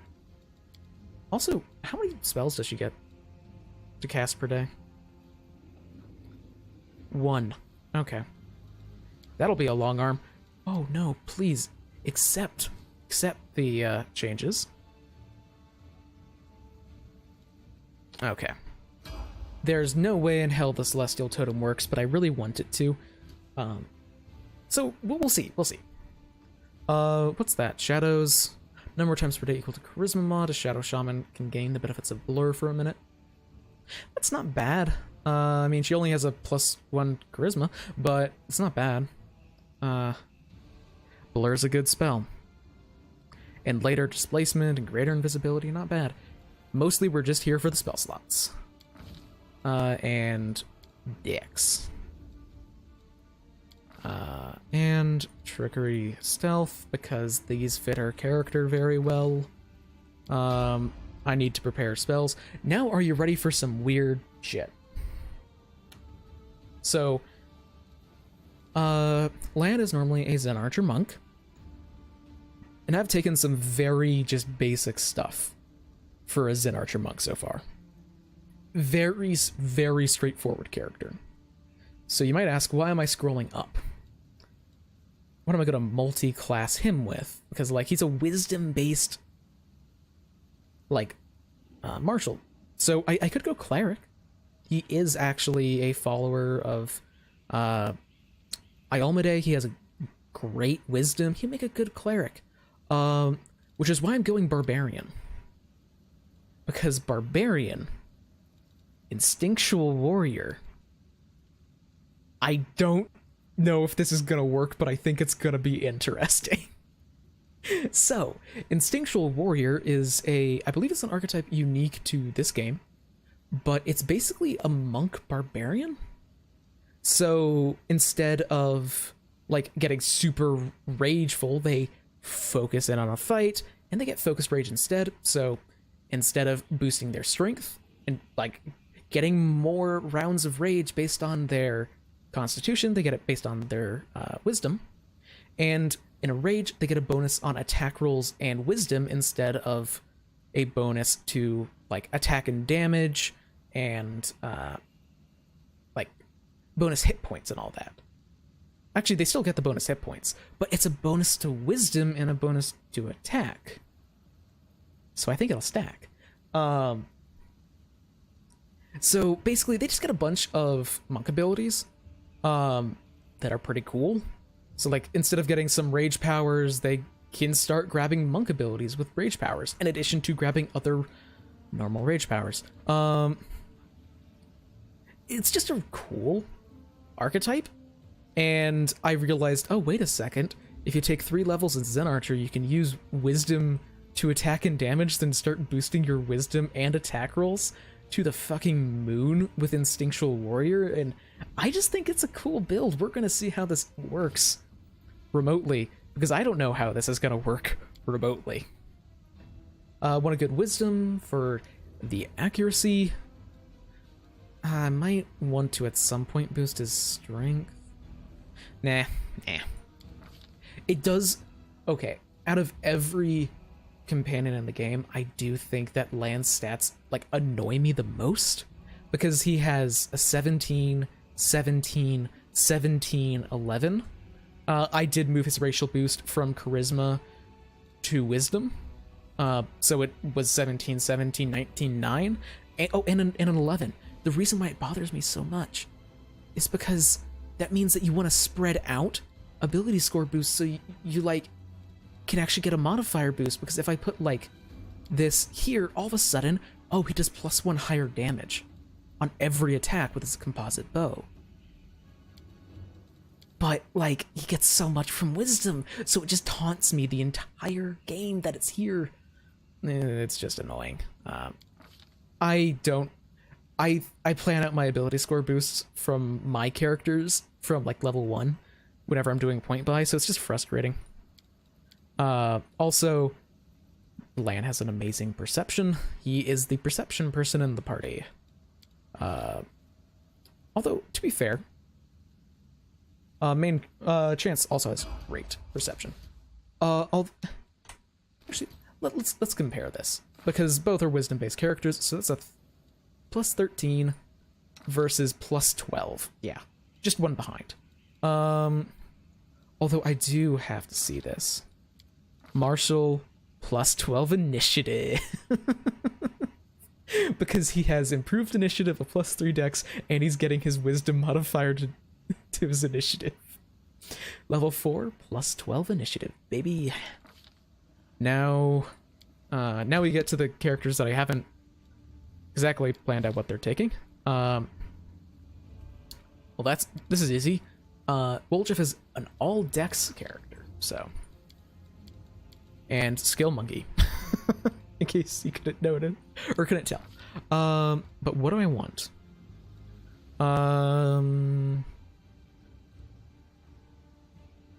Cognotogen.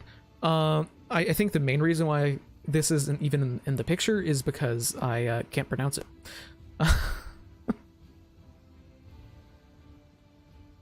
This is actually pretty nice if you are intending to take a lot of other options for it, because there's a lot of, like, feral wings is really good.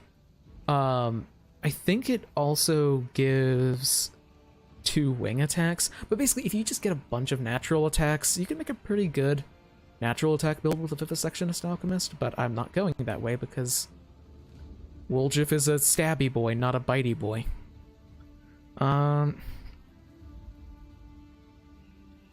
Preserve Organ's so weird. But it's just a chance to negate critical hit and sneak attack, but it's not that crazy. And, like, it's definitely not worth taking multiple times. Although Mummification. They do not change, but they become immune to cold, paralysis, and sleep. Not bad. Because you don't actually start taking damage from positive. Slow reactions isn't terrible. Spontaneous healing. Free action. 5 heal. Yeah, that's so little healing. Especially when you can get food later in the game that heals you up more. Like fast healing 1 for 24 hours. When making a sneak attack...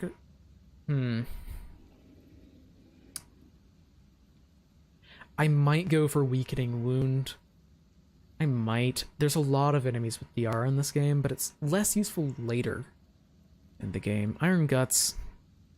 +1 on saves against poison. We are very close to getting communal protection from poison, so that's kind of a waste.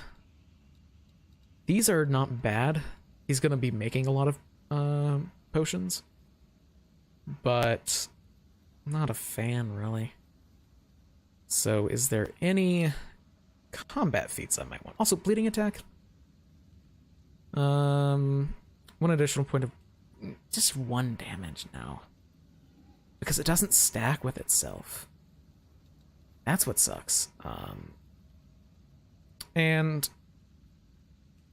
slashing or fencing grace would be good, except that it doesn't allow you to do it with 2-handed weapon, or sorry, with one weapon in each hand. God, I can't talk. Double slice will be good later. Because later, I'm intending to take mythic, the mythic, what's it called? Mythic weapon finesse to get dex to damage with daggers, and then that'll be great. Until then, no. So let's see, I could take, out of all of these, no, not trip, out of all of these, I think it would be like dodge, improved initiative, combat reflexes. But none of those are particularly interesting. So instead, I will go for weakening wound. And then 2nd level spells. Let's go. Delay poison would be great, but I am like 1 level away from getting communal protection from poison. So see invisibility is very good. Resist energy, protection from arrows. A lot of these are really good spells, and I want to learn a lot of these. However, oh, I didn't realize Barkskin was a... That's huge. Because later this means that I can buff my entire party with Barkskin. Meaning that I can free up an amulet slot. If you know what I'm talking about, you know what I'm talking about. I think I'm gonna go with... there aren't too many invisible creatures.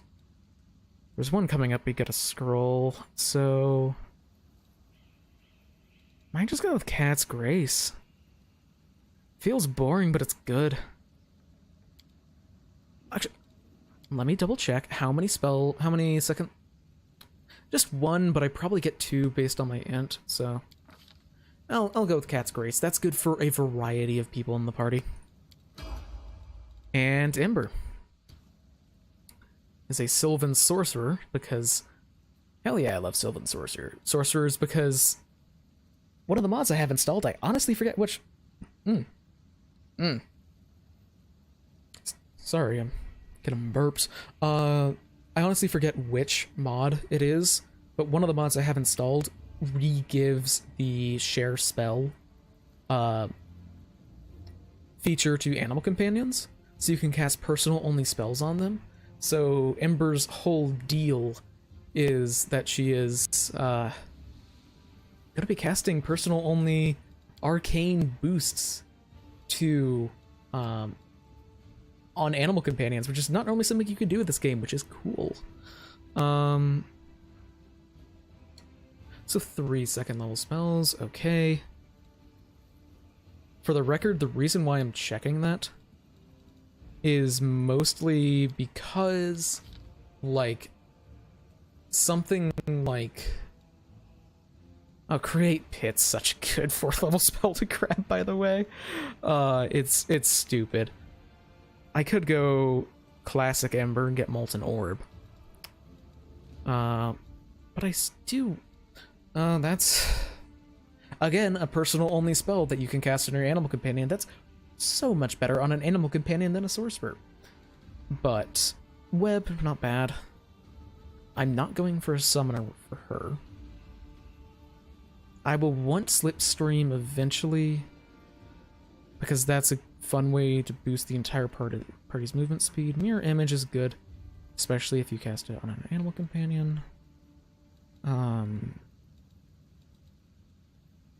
case you can't tell, or sorry, I absolutely obsess over picking the correct, quote unquote, correct option for my spells on 2nd level casters. Okay, so wait a second. So Hideous Laughter is a level 2 spell. Deep Slumber is a level... Okay, got it.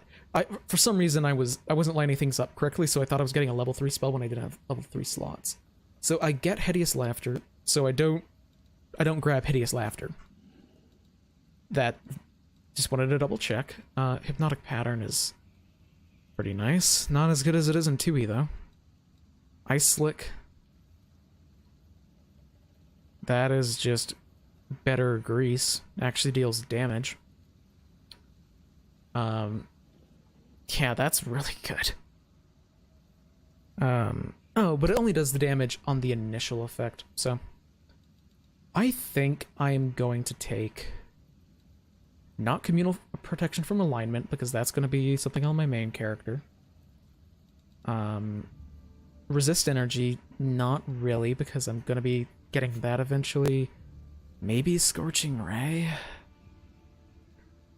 Because I still want, like, Evocation to be a thing for Ember. Because classic Ember preaching, like, oh, do good things and be nice to people, and then she lights everyone on fire. But I think I'll go for Sense Vitals. Okay, actually, no. Let's see. 6th caster level, it would be 2d6. That's only 1d6 additional damage for 1 minute. No, that's not good enough yet. Eventually. Blur, actually. Blur's really good. Especially once you get greater enduring spells and it lasts all day. On a spontaneous spellcaster who's going to have like 12 first level spell slots. Okay, I overcomplicated that. Except you can never overcomplicate character creation enough. Yeah, 8. She already has 4 2nd level spell slots. Although, before I do this, I need to remember to actually level up Spot. I am really bad at remembering to level up animal companions. I'm terrible at remembering to level up animal companions. Ciala's horse in a previous playthrough 100% went like multiple fights before getting leveled up. And I was like, why does it feel like the horse isn't doing well? Oh, that's why. So, yeah. In case you're wondering,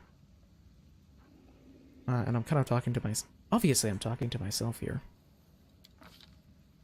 Yeah. This seems like you don't get anything. In reality, this opens up every feat in the game.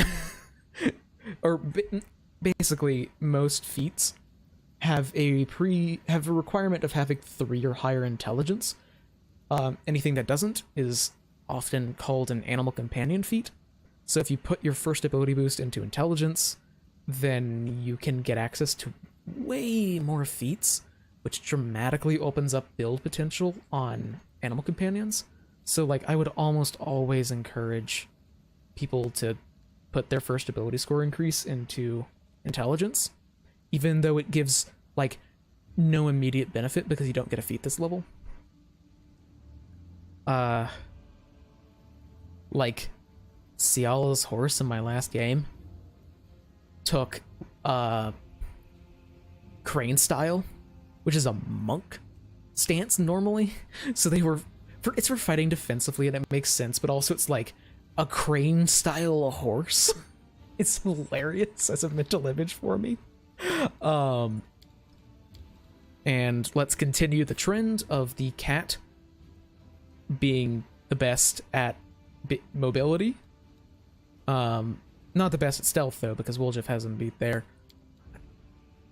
Does it not say? It's weird that it doesn't show the boost that you get as an animal companion for leveling up. Because at level 4 is huge for the leopard. Because they become medium-sized, they get that, which gives them a big boost to their strength and their constitution. That's that +4 that's other and not marked, where their dex does get a -2, which is unfortunate, because they are absolutely a dex-based animal companion. The other big thing that they get this level is they get dex to damage on all of their natural attacks. And pounce. So, their damage last level, if I'm correct, was... I think they had a +1 strength. So last level, I believe that their damage... I think their damage went up by 4, which is big. I just realized. Holy shit. They actually assign a gender to your animal companion. I didn't realize. I wonder if that's randomized or if, like, they're all the same. It does not remotely matter. It's just I like to obsess over little details. Yeah, now Spot's even more of a menace. Like, holy shit, Spot's AC. Like, the second most offensive member of the party is probably the main character, who has like, or no, it's definitely not the main character. It's probably Ciala, and then Spot has a like 8 higher AC. Okay. Oh, no.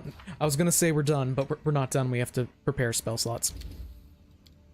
Because it matters a lot to me. Because I have absolutely leveled up the not prepared spell slots before and not have been able to use my cool goodies. I'm just checking here. Okay, I get up to 5 spell slots a day. I couldn't remember because I hardly ever remember that. And of course Ember is over here rocking 6 a day for like except for 9th level spells. Oh no, even with 9th level spells. Jesus Christ.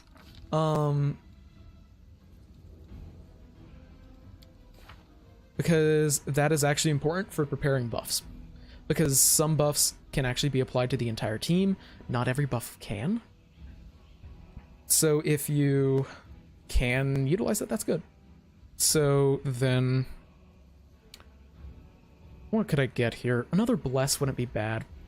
But Bless isn't always good. Remove Fear, actually. Yeah. There's some Fear stuff coming up that is good. That is going to make me regret not having Ciala be a paladin and be immune to Fear.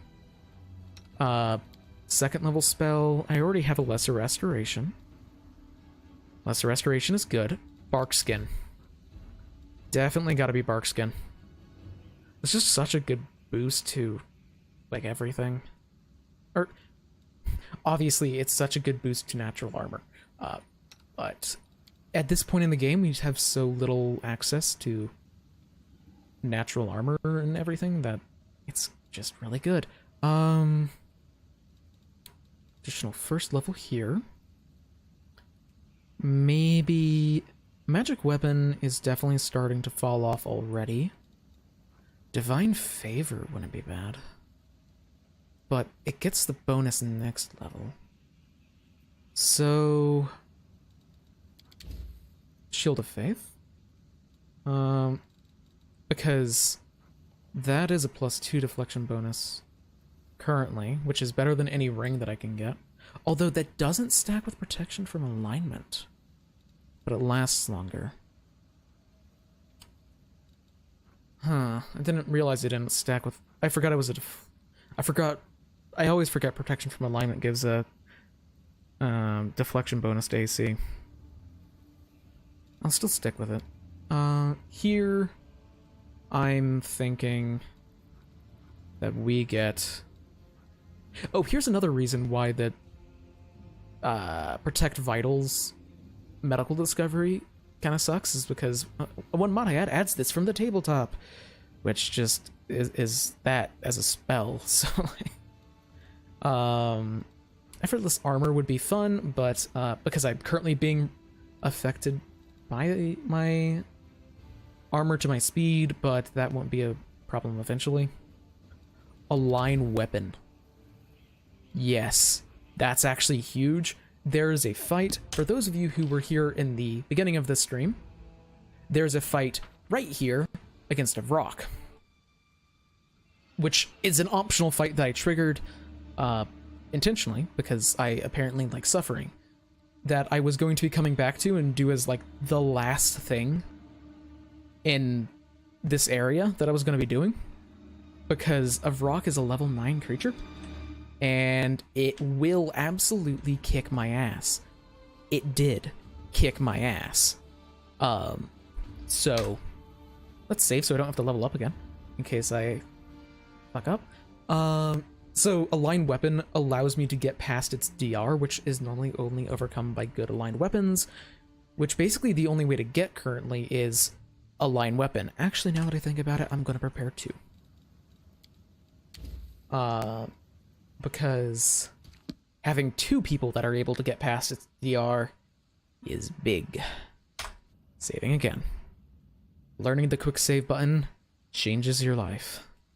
But let's talk to some mongrels.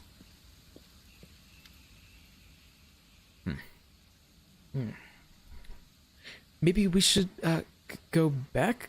This place isn't for us. It's too open. The enemy could come from anywhere, and the air is weird. Why does it keep moving so fast? That's what you get when you live underground. No, not one step back. This is our test. Don't look at anything but the target. And, yeah, I actually tried to help them rather than making them, you know, give in to their rage. Oh, so you made it. Good to see you all. How's Old Soul doing? Still waiting and thinking? Well, don't worry. He'll make up his mind soon. You won't be hanging around underground for much longer. What mic do I use? It is a Razer Siren X? I'm probably mispronouncing that. It's like Razer Seiren X. It's not like super fancy. I got it on sale. But it's a nice starter one. I probably could have gone for something that was actually a, like, not USB. but I could have. Yeah, so, what are you doing here? It's you. Thanks to you, we made it to the surface to fight the demons. The shield maze fell, but Soul slowed everything down. He's an old man and he's afraid of everything. But we can't sit in the dark like root vegetables while things are happening up above. I tried to follow you here through the shield maze, and we emerged in some kind of fortress, but there were too many demons there. So we dug out another passage into the city. It took days, but we did it. We're ready to fight. And yeah.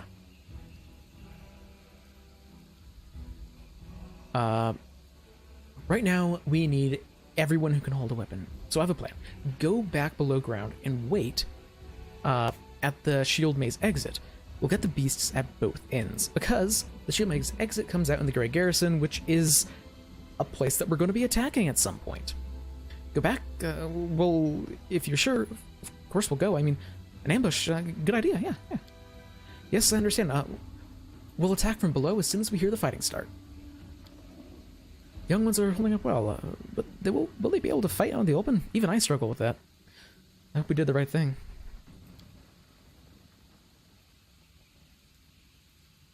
Yeah,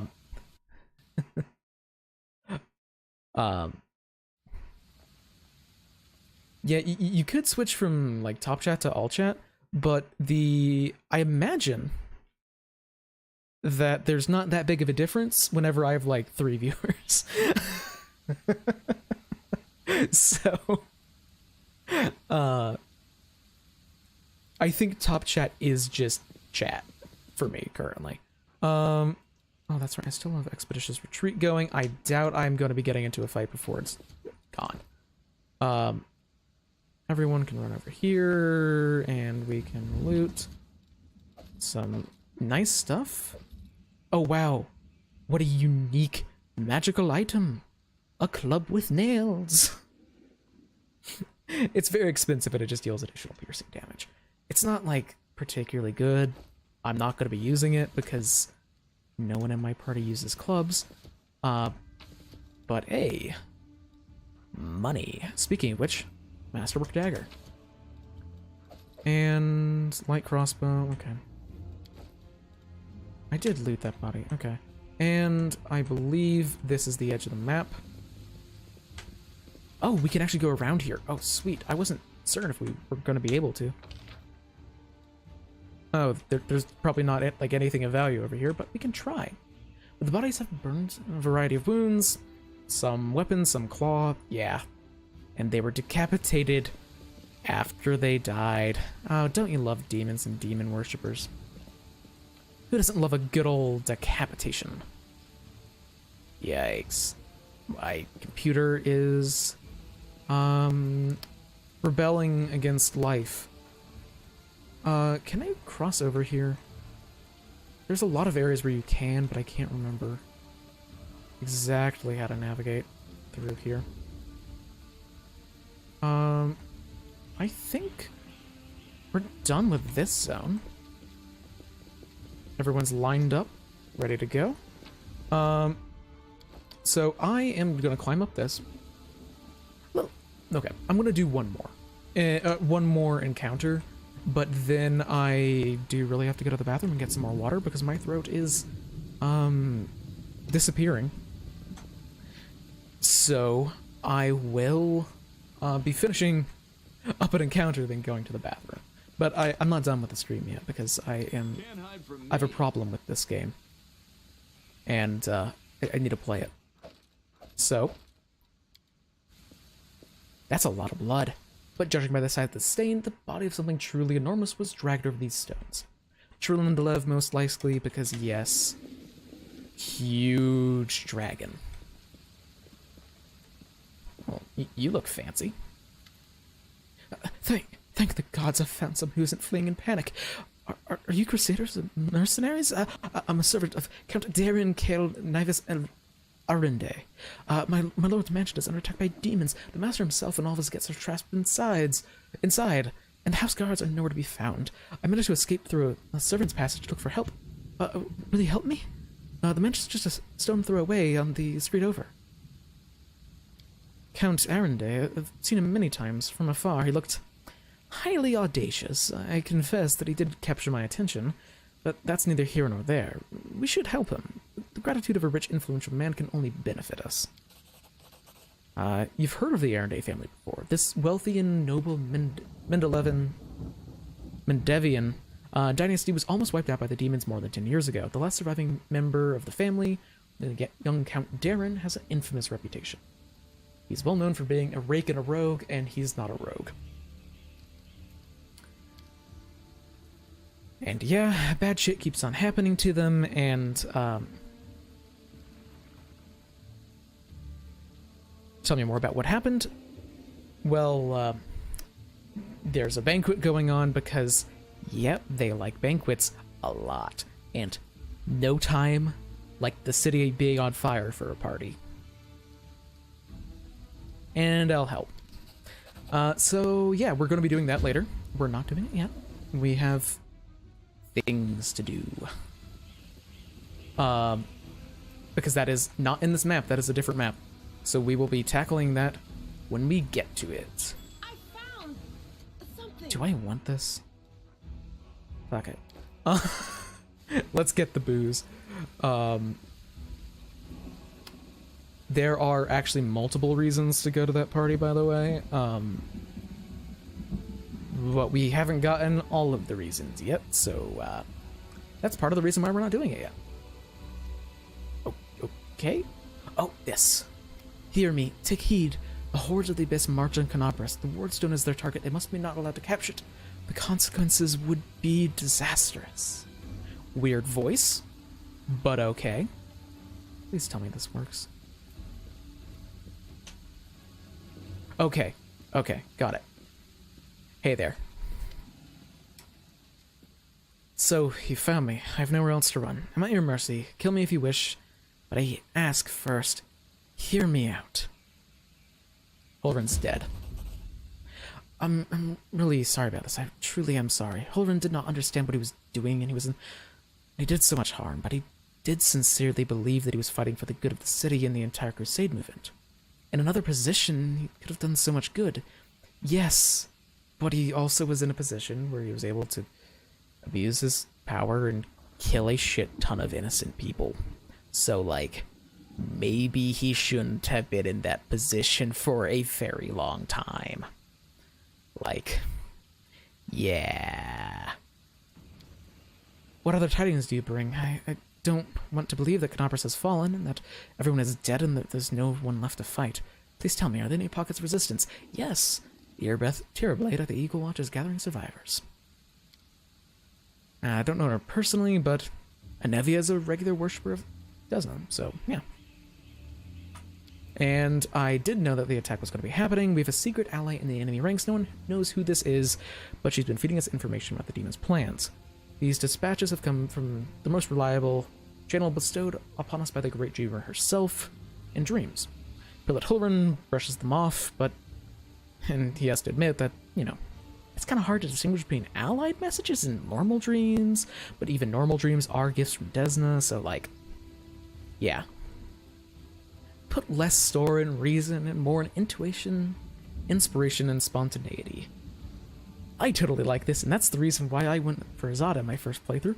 But what's more, not long before the attack on the city, someone called Storyteller showed up, and is a scholar of the unknown. According to him, the Wardstone has weakened since long ago and was teetering on the edge of corruption.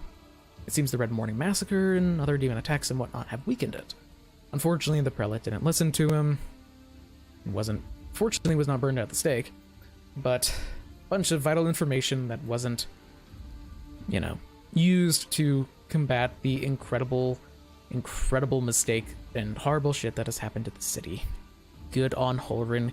Good thing he's dead. And, yeah. Someone could have been influenced by false dreams, but in a war with the Abyss, Desna has first say about what happens with dreams. And you don't fuck with Desna. You don't fuck with Desna. Desna is like, oh yeah, the happy, fun god of travel and stars and luck and dreams and whatnot. And then also, I would describe Desna as the epitome of fuck around and find out as a deity. She is the deity that almost started a, like, multiverse-wide, like, war among deities because someone fucked with one of her priests. Strange ritual. And well, basically, once Holren didn't listen to reason, a few of the adepts tried to take matters into their own hands. They didn't consult him, but he's never demanded iron discipline because trying to demand iron discipline from a bunch of Desnites is like trying to squeeze water from a stone. And he has pupils and fellow worshippers, and yeah, they don't have a formal command structure. Man. Shut up, man. And yeah, and they're not children, they're fully grown adults with their own free will, and like, yeah, think for yourself, people. So yeah, they had no ill intent. Don't worry, the stream's still going. Don't worry, Hector. And yeah, 3 of his adepts are hiding somewhere within the ruins of the city. And we're gonna be trying to get them. So I beg you, please come and protect them against the demons. They'll not rest until they've found them. And yeah, he's going to the Defender's Heart. Excellent. And oh, look at that. I wonder if this is one of the adepts. So, a pale youth materializes before you. His face looks haggard from lack of sleep, but he is clearly pleased to be speaking with someone. So, yeah. So, you're one of the Desna adepts? Yep, he's Iox, a cleric of Desna, and one of the people who answers the call of the voice in dreams. So, he's answering he's one of the people who keeps on getting dreams sent from someone working from within the demons, who's telling them plans. It was warned about the attack on Kenabres and their intention to fuck with the Wordstone. And then they tried to take things into their own hands, and then Holren got really upset with them, but I killed Holren, so that problem's solved. Totally fix everything with murder, that's how things work here. And, like, yeah, he was burning people at the stake who were innocent, so, like, yeah. It wasn't even a chaotic option or an evil option to kill him, it was just a, dude, you need to get put down. Like, so what are you planning on doing with it? Well, just go there and, you know, follow your instincts. Right. So they do know a lot.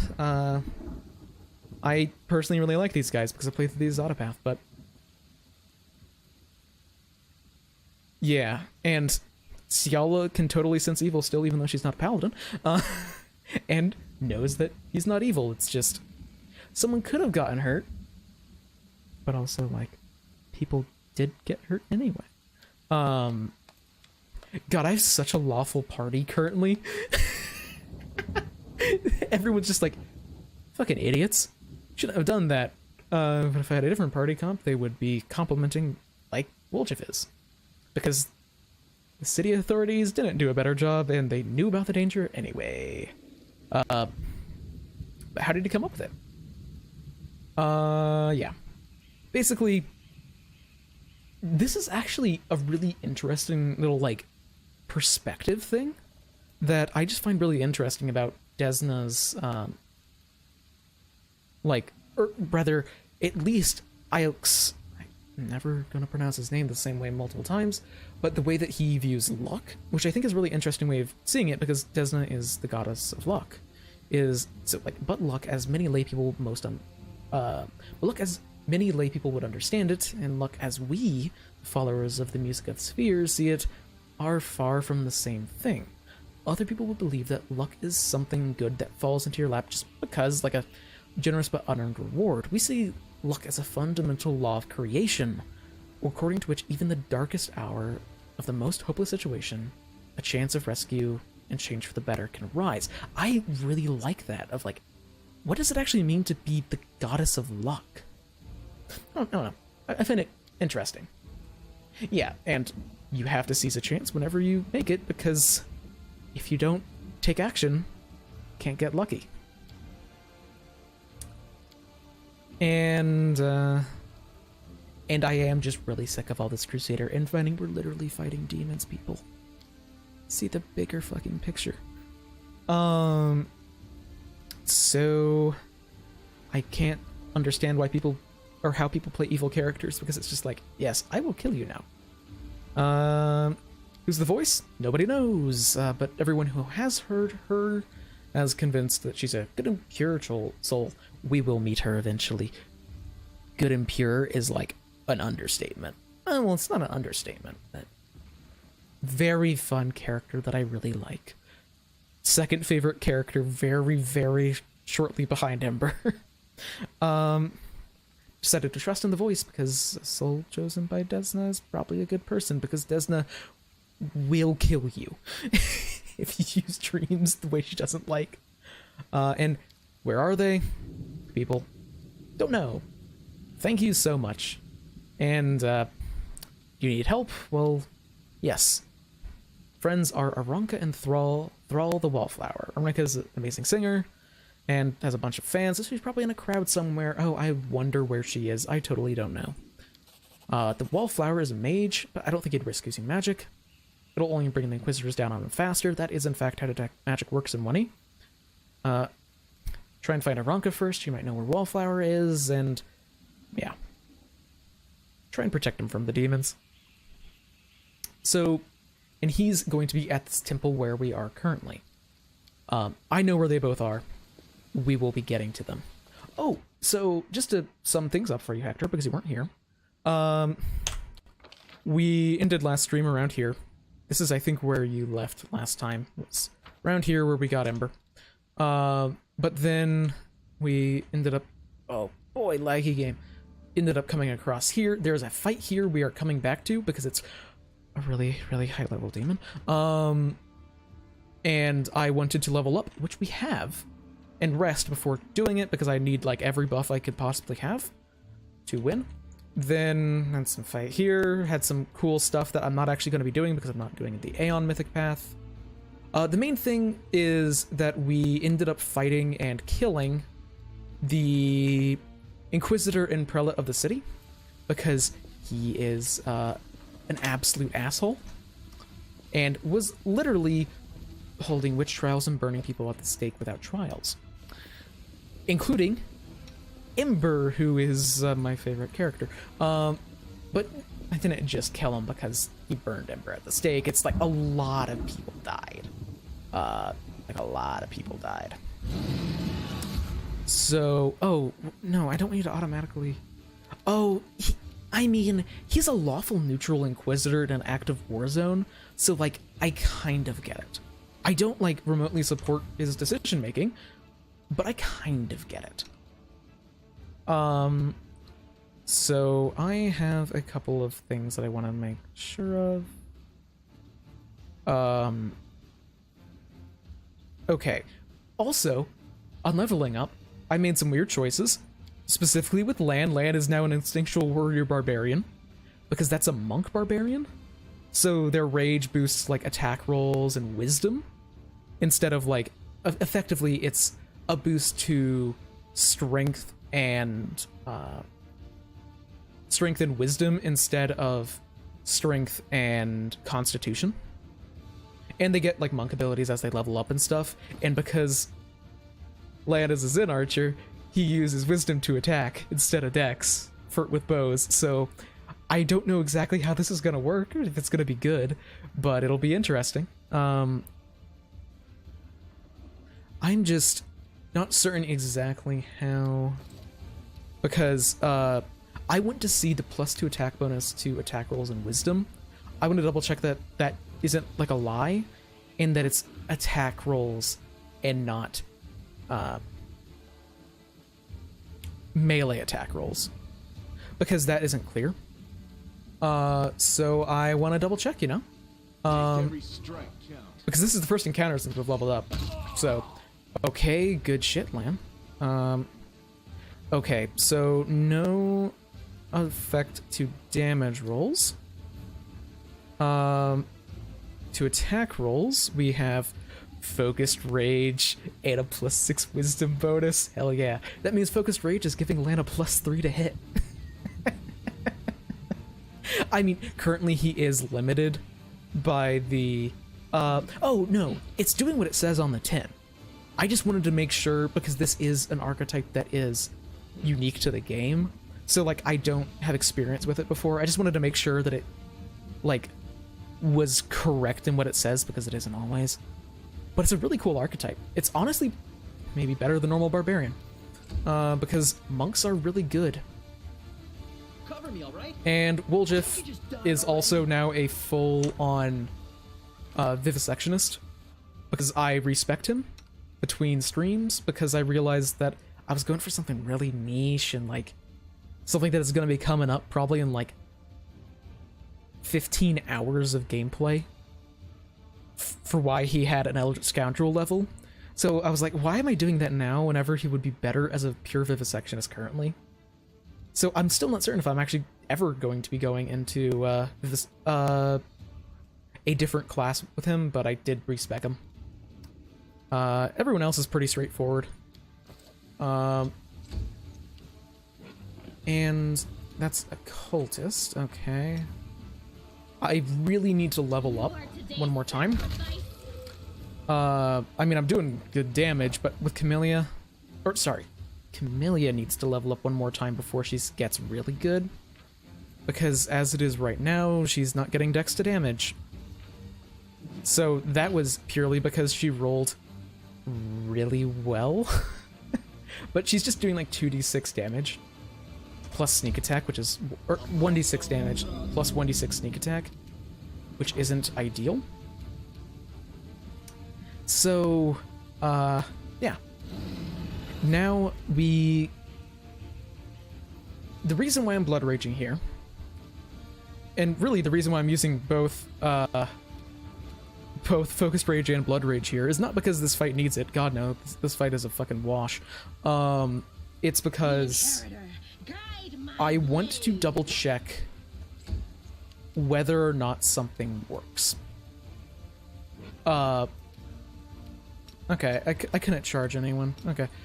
Spot's also fucking terrifying now, because he's medium-sized now and has, no joke, a 32 armor class.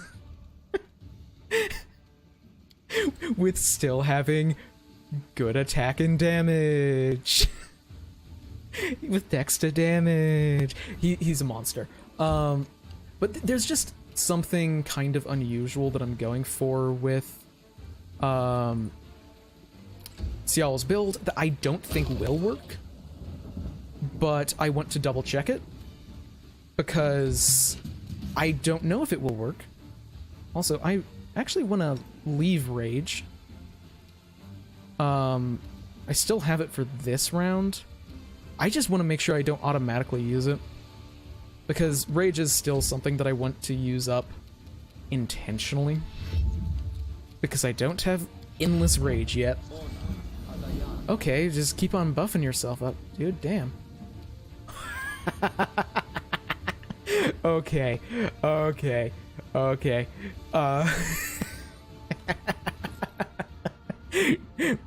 So, you know how I said that I wanted to double check exactly how Focused Rage worked, to see whether or not it's a +1 bonus on attack rolls or melee attack rolls. Well, here's a great example of why I wanted to double check that and why I was so ready to respec Ciala. Oh, this should not work. This is beautiful. For those of you who were not here, Ciala is a Primalist Blood Rager, as well as a Spell Eater. Primalist can give up their bloodline choices that they get at 4th level and every level thereafter, like their special bloodline abilities, to instead, oh god, I keep on hiccuping, to instead get rage powers as a barbarian.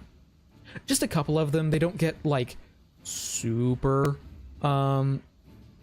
powerful, like basically they can get some rage powers, and giving up some of their more lackluster Blood Rager abilities. Legitimately, this Primalist Blood Ragers are just better Blood Ragers because they get access to rage and spellcasting and rage powers. But anyway, and the Celestial Bloodline power for level 4 is pretty lackluster. It's just acid and cold resistance.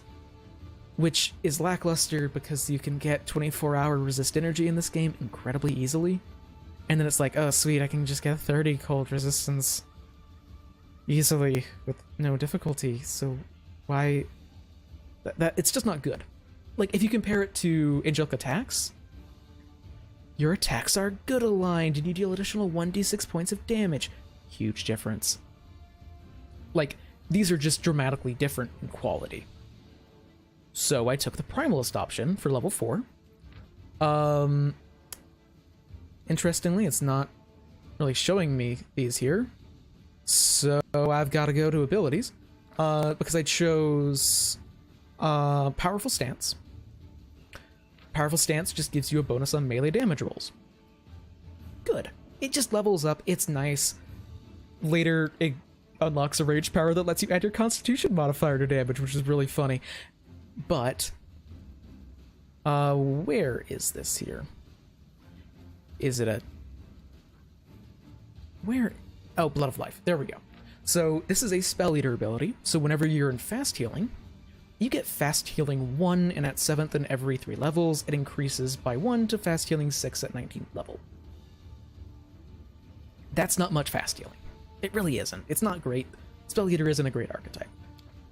But, this specifically says... Oh, but then, the other thing that I took, and this is what I have to double check, is Celestial Totem.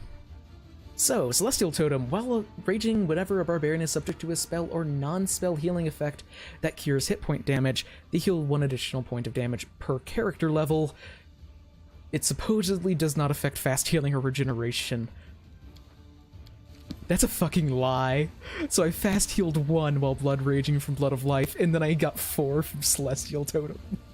So instead of getting fast healing 1, I'm getting fast healing 5. At level 20, I'll have fast healing 26 instead of fast healing 6.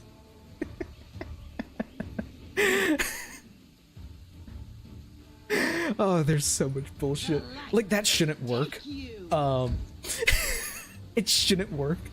But, I have legitimately considered a fast healing focused Blood Rager using different abilities and feats and whatnot in tabletop, and those feats just aren't included in any of the mods that I'm using, and they're just not a part of the game, so I'm playing my fast healing Blood Rager, god damn it. And also, this game just throws so much bullshit at you, I'm totally fine using bullshit back at it. Anything worth taking? I don't know why the Evokers have the Masterwork daggers. Let's see what to do. I was thinking of something. Oh, yeah. I do have to go to the bathroom real soon and get some more water because I am oh so thirsty. But before that, I just have some... Don't mind Oh me. boy, inventory management. What Always fun. be ready for the worst. Quiver. Oh, that's where the cold iron ammo is. I just want to double check that, like, I'm not going to be automatically Future awaits. entering Blood Rage or Doubt is the into, hardest like, way to Focused Rage because I don't want to use them up automatically. Oh god. The fatigue sucks. But then the other thing I want to do before I forget is go to usable. What scrolls can I learn? Like, okay, not many. But Bear's Endurance is totally worth learning. Bull's Strength is worth learning, and Delayed Poison is worth learning. Because those are very useful, but not as useful as Cat's Grace for this party. Also, I can't get any of my special level 4 stuff until I rest, and, why would I rest? I've only done like 20 encounters today. People talking about silly little 8 encounter adventuring days. 20 encounter adventuring days are where it's at. But I will go, and I'm going to be back real soon. I just have been talking for 3 hours straight, so I'd really need some water. So I will be right back. I actually made something for this that I think will be something. So, um, so I'll be right back.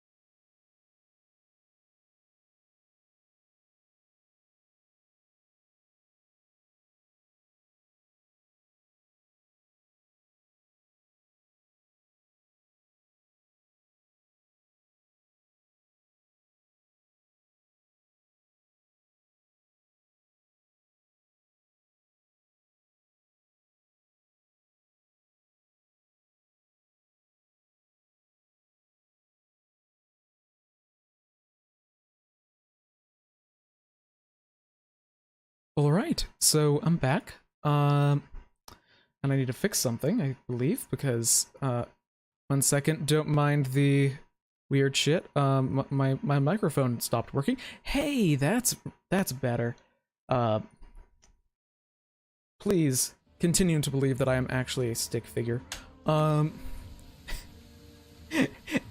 the technically,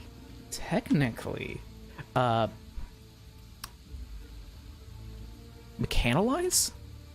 I'm terrible with names, and pronouncing literally anything. Technically it has 4 frames. There's an open mouth for eyes closed and eyes shut, and blinking. So, yeah, small differences that totally are important. There's a fight up here that might be a little bit rough. I don't expect it to be super bad.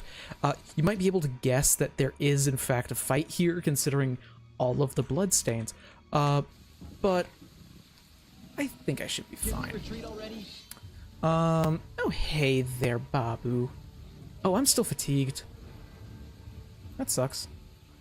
No way, one of. Oh, it didn't. Just sit here. Don't worry about me. Okay. Jesus. Technically, if you wanted to be overly precise, which, like, if you watch my stuff, you probably play Pathfinder, so you're probably about being overly precise.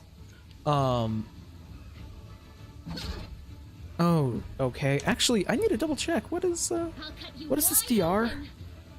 Good or cold iron? Got it. Okay. That is good to know that it's good or cold iron. Wait. Why is Lan fatigued? Oh, God. Yeah, Bubba's are rough. Oh, the reason why there wasn't a duration on his fatigue was because, it was over. Crossed the wrong mongrel. Yeah, Babu, this could be hard. Considering that I don't actually think Ember has anything that she can do. Yeah, but technically what the thing that I'm doing for like the stick figure in the upper corner is technically a Surrender or else. PNG tuber is the phrase that I've seen people use normally. Which is basically, oh, so you want to do VTuber stuff, but you don't want to actually, you know, like bother doing VTuber stuff with like a full-on avatar. Ow.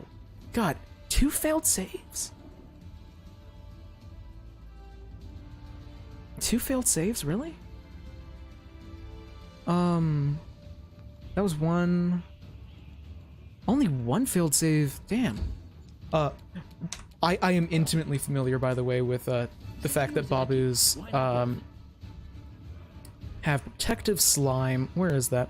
Yeah, just whenever you make a natural attack or unarmed strike, you can take 1d8 points of damage unless you fail a reflex save.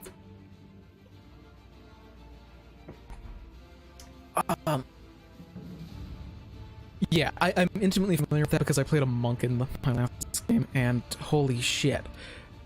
I had to make so many of those saves throughout this entire game.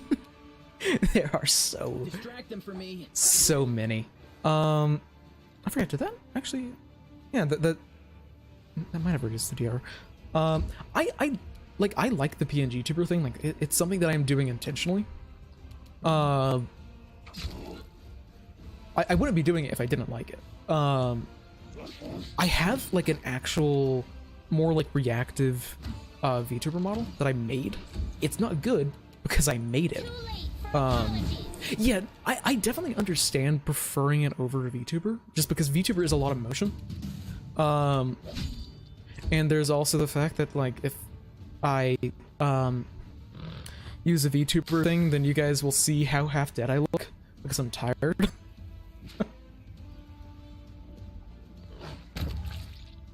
But, fun fight.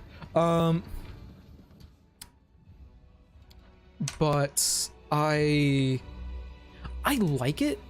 Okay, I think for streaming, I'm not certain which one would be better, but I think for oh, I forgot that you got a +1 spear there. And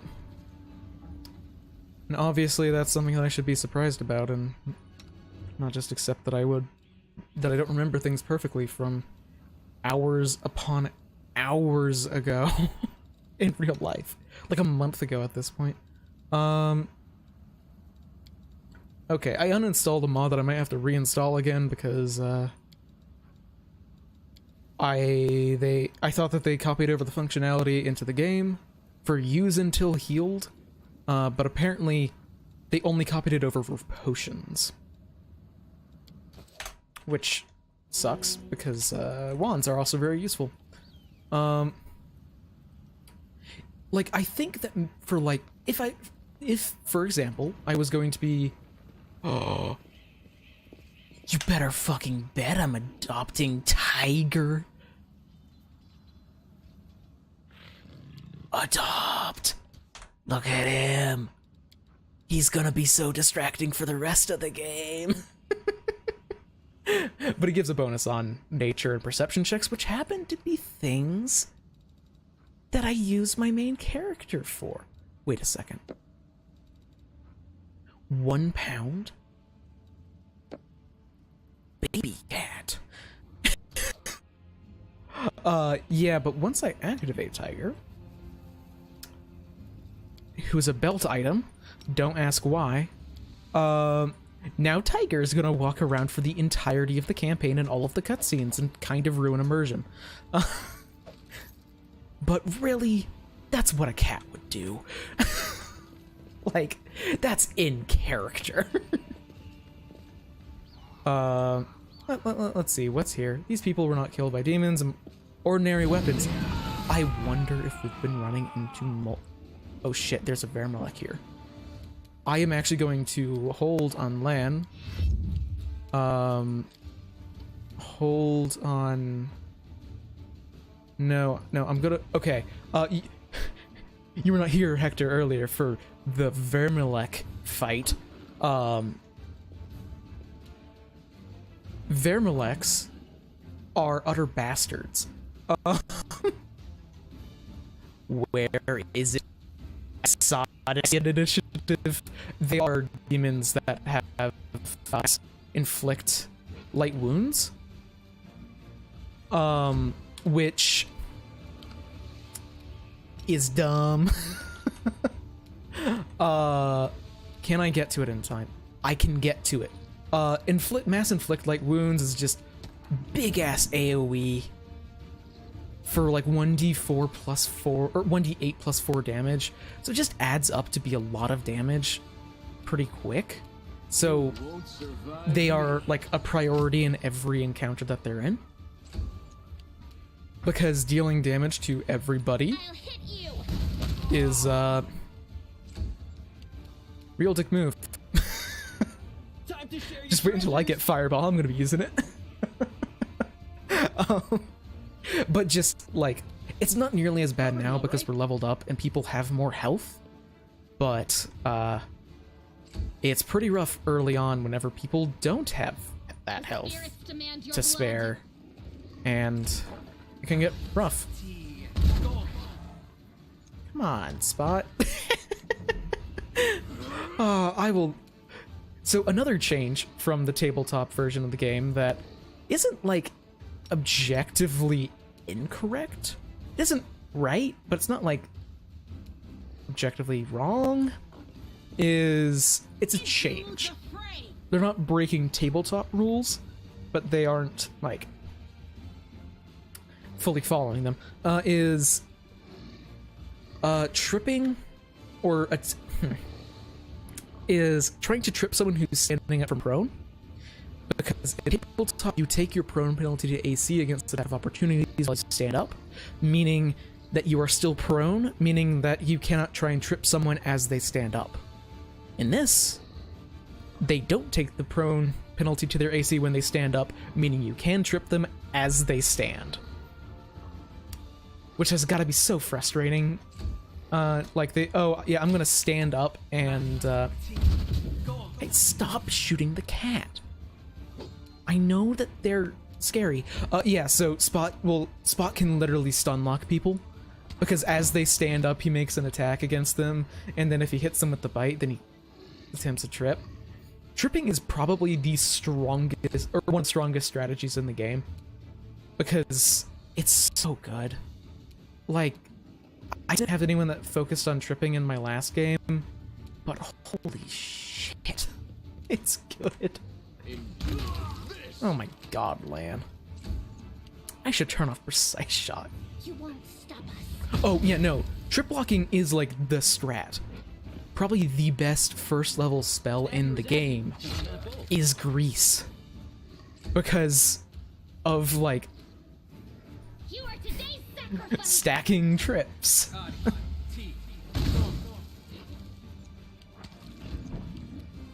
And again, he did the exact same thing. This is going, like, so much better than the previous fight. But admittedly, in the previous fight against Vermalox, there were multiple. There were, 2. But, holy crap, big difference. Almost like a level makes a big difference.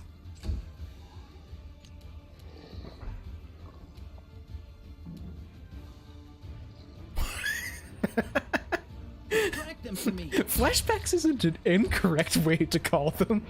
For their hearts. Wanna know what's even more dumb about Grease in this game? Guide my blade. So, do you know the selective spell metamagic, Victor? Hector combined both names there. Hector, not Victor. Move the V. So selective is actually, it's just like objectively stronger in Wrath of the Righteous, as the game doesn't deal with squares, they deal with characters. So normally it's like a... This one was beyond me. No. No. I don't like locking loot behind a skill check that you can't retry, because why the fuck can you not retry to pick a lock? Yeah, so basically, like, in tabletop, this is a save moment. This fight here might be rough. Also, I should heal. Heal the little guy. He's not little anymore, he's actually really big. But, so, like, it defaults to, in the tabletop, you can ignore a number of squares with an AoE equal to your casting mod. So if you have a +5 int, you can ignore 5 squares, which is pretty good. You know, like, What's that there? you can ignore your, you can stop your silly allies from getting early your own fireball. Nice stuff. There's the trap to disable. I am helpful, am I not? But in this, it's just creatures. So, like, if you enlarge an ally and it's taking up 4 squares, that's 1 creature. So it's really easy to avoid it. Like, it's just stronger because of that. Which I don't honestly have a big problem with, because again, like, it's fine. But the crazy thing... Also, this experiment is that, he's summoning a Quasit, which is a really weak kind of demon, and trying to, like, learn their language and make friends. He's not here now, so maybe it didn't go well. But the stupid thing that one of my mods removes, because it is absolute bullshit, is, that, yes, they died before they were caught off guard. Their bodies are covered in a thin layer of ice. Yeah, Grease and Web are selective spells that you can normally use in this game. However, in the tabletop version, it explicitly says that it can only be applied to instantaneous effects like Fireball, not things that last for a long time. So that's just, like, not how the game works, according to tabletop rules, but it works in this. So, one of the mods I have removes that, and also makes have a prereq of having, like, 10 ranks in Arcana lore, because it's so fucking busted. Legitimately, Selective Grease is competitive as, like, a 4th or 5th level spell, because you just grab Heighten Meta Magic, and then Heighten Meta Magic, Favorite Meta Magic, which is a mythic ability for selective spells, so adding selective no longer increases the spell level, and then you heighten it. So it's like, oh yeah, I could cast a 6th level spell against this boss fight. Or I could cast Grease, because they don't have a good reflex save. Which is so dumb.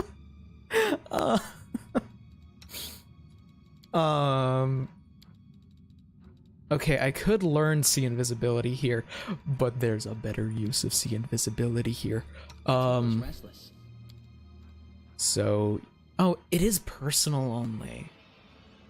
Oh, Grease is absolutely, like, if someone doesn't have good acrobatics, Grease fucks them up. It still allows a reflex save, so high-level enemies aren't, like, completely screwed.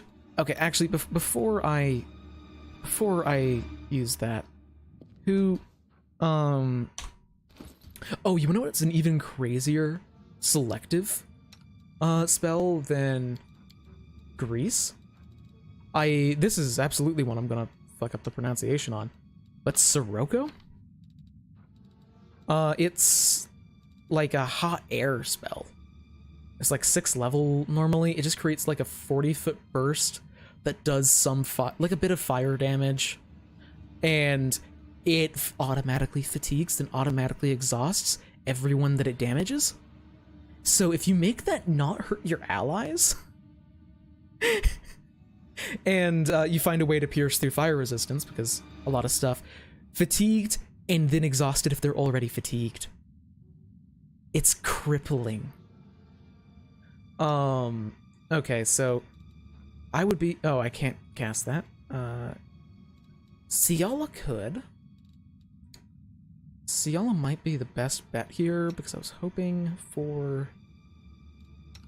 Yeah, Ciala's probably the best bet, actually. There may or may not be something invisible in this room. Perhaps.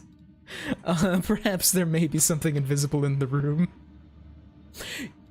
Yeah, no, that it is 100% the kind of thing that you can get away with in a game like this that you can't in tabletop, because the GM will just say, okay, You can handle it, right? so we're doing this.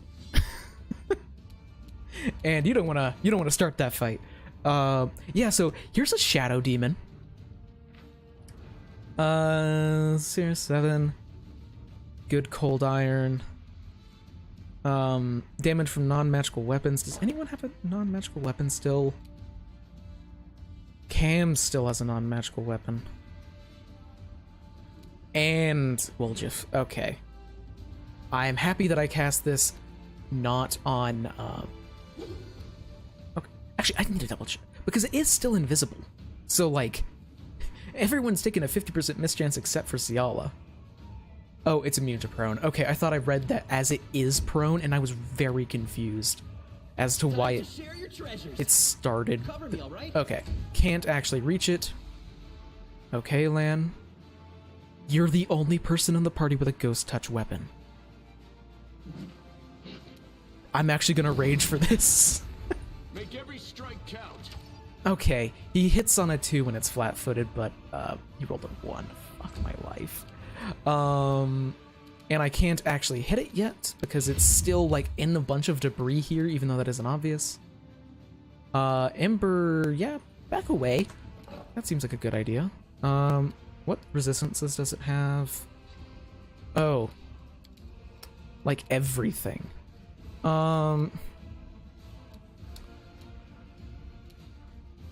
Yeah, Ember doesn't have anything that she can do here because I am being cruel to the poor spellcaster by forcing her to keep on going for like 3 encounters after. Yikes. I don't like that they're targeting Chance. Battle Spirit boost.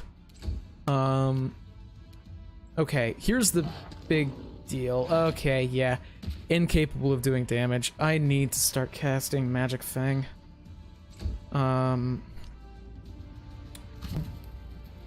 But hopefully, because Ciala can actually see this. Blood Rage, extra bonuses against chaotic enemies, extra bonus against outsiders.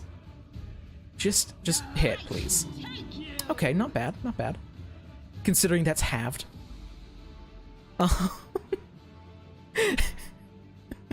Well, sorry. The holy damage from Blood Raging isn't halved, but the all the other damage is halved. Not bad.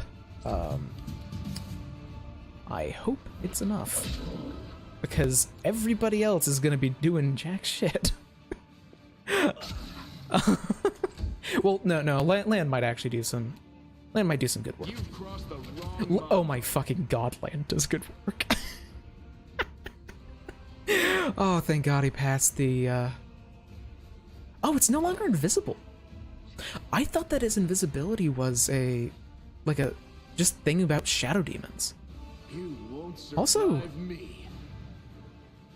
I just realized that they nerfed the hell out of shadow demons. Because in tabletop, they're like, their thing is possession. But they apparently got rid of all the possession stuff, so they instead apparently have a lot of shadow evocation Surrender or else. and shadow spells. Just don't kill someone. Okay. I didn't die, so we're making it out.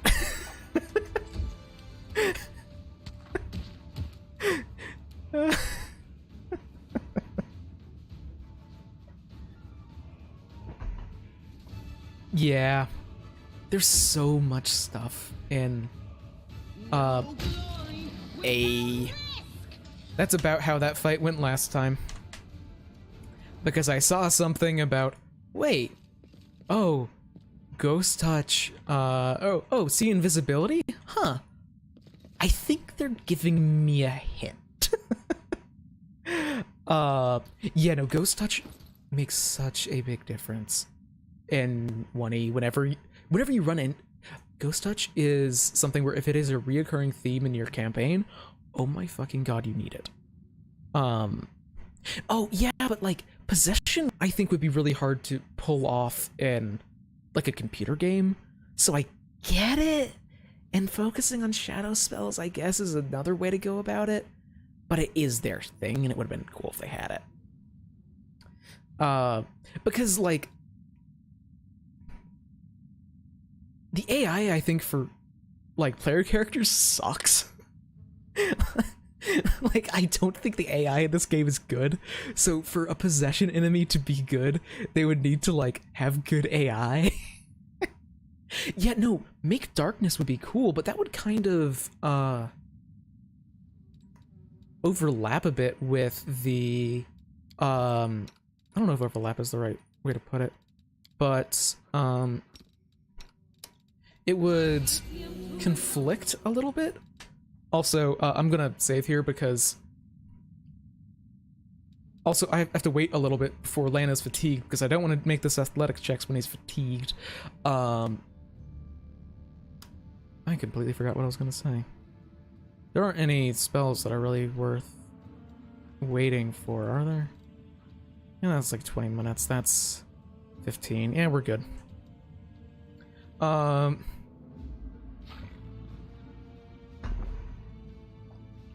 Boy, I'm looking forward to when I stop having to micromanage rage and fatigue. And, okay, Lan. Now I'm gonna save again so I don't have to wait if I fuck this up. Because I think if you fail it... I think if you fail, athletics checks... Thanks, Lan. You're so awesome, Lan. Thanks, Lan. You are so awesome, Lan.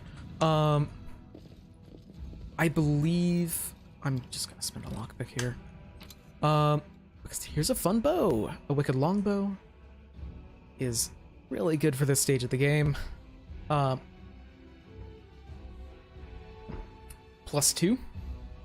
is really good. Apparently, this is a wicked kukri? I don't know why it has that. I'm assuming... That's weird. But yeah, it's just a +2 composite longbow that whenever they crit someone, they must pass a save or be cursed. Which is actually pretty bad, but if you crit someone with a bow at this stage in the game, they're probably dead.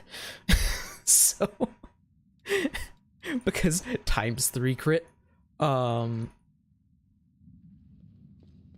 I completely forgot what I was talking about before, but that is how things go.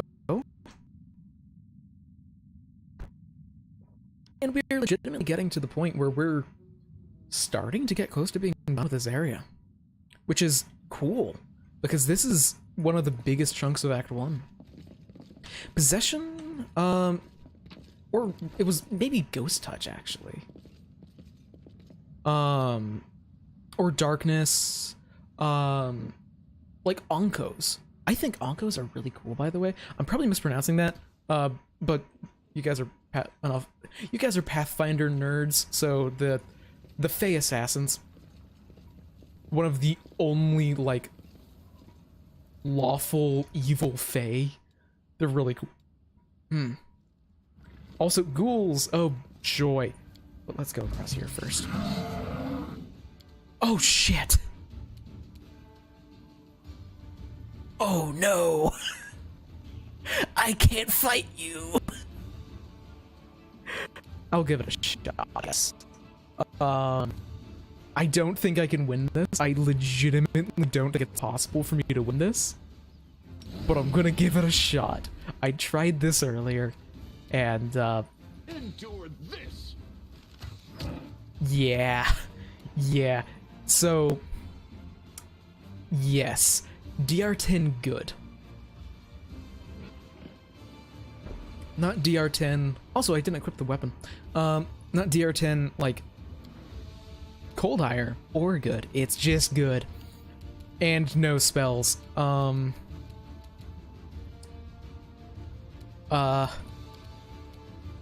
Ember. Nope. Nope. Yeah. You have no. Oh god, it sucks. This is my intention was to keep on going until there was like one fight left in the day, and then rest.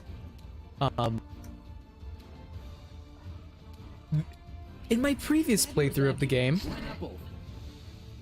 this Vrock wasn't here because of some choices that have been made by me. Although trimming might be better. Yeah, we will see whether or not I can actually win the fight. Like, legitimately, I might not be able to. In which case, You wide open? things might change, you know? Because, yeah, most of the party is now stunned for a round. So, yeah, fun stuff. So y'all's... Oh, that changes things. That changes things so fucking much. Thank you, Ciala. Holy shit. Nice crit. Oh. Oh, yeah. Not a average damage actually on the roll. Oh, another thing that is just incorrect generally, because there's just like a bunch of bugs or that's not how the rules works moments in this game. Is the longsword of right I got earlier. It gives a like additional 1d3 damage whenever you damage a chaotic enemy.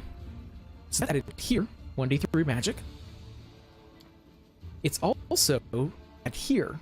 This is the holy damage from the blood rage. It's added twice. It shouldn't, but it does. And yeah, I really do need the deadly aim. Make every strike count. Oh, fuck, you rolled well that time. Holy shit, you rolled well. Damn, I just realized that was 22 damage from a bow shot.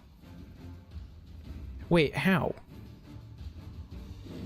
What? Oh, because it's not 22 damage, it's 18 because previously Woljif hit, which reduced its armor or its damage reduction. Got it. Oh yeah, no, this game is unfortunately very buggy. So like it comes up. Is there anything I can do to help people?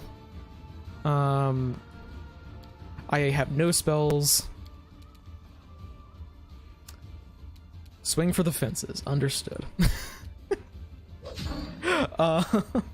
Oh, damn. That could have been a crit. That sucks. And now we see whether Mr. Vrock lets us have a good day. I'm alright. I'm alright. This very well still could be death. Wait, no, this is still death. Because spores are active. Oh, wait, no. We might yet live. Hello, Snow Roads. We might yet live. Holy shit, we might yet live. The big thing is spores, because Chance, the main character, is at -11 and they have 12 con, so they are 1 hit point from death. spores trigger on the Vrock's turn, and spores can be removed via Bless. I think Camellia still has a Bless. Camellia. I don't know how to pronounce her name. I should know how to pronounce her name. But this is the last turn of Inspired Rage, so, You've crossed the wrong okay. mongrel. Pause the game. Well, shit. We won, but I don't have a Bless, so it's been good, folks. As... Oh, shit, I healed. That's right, because allies who are below half, or below 0, heal whenever they, like, if they're below 0, they heal up to 1 hit point per level. So that means I can use... actually, no, you're gonna do that. Amelia, you're gonna use the scroll because you're still standing and you can probably use it faster. Never mind, when you use them out of inventory, it's instant. Okay. Forgot about that, I guess. Oh, that's a magic shield. +2 mithril? Hey, Ciala, I've got an upgrade for you. I'm shocked that I was able to do that. Blood Rage makes such a big difference, man. Ciala's a monster. Yeah, so that was a fight that I wasn't able to do at the beginning of the stream, so that's fun. Oh, I don't think that that's a special book. I think I might rest. I have, like, no healing available to me. And I have no channels. Like, the only healing I have is probably Ciala raging. I could use scrolls. Got a couple of scrolls. But there's... Let's see. How many fights left are there in this area? Like 1, 2, 3, 4, 5 maybe? I am gonna rest.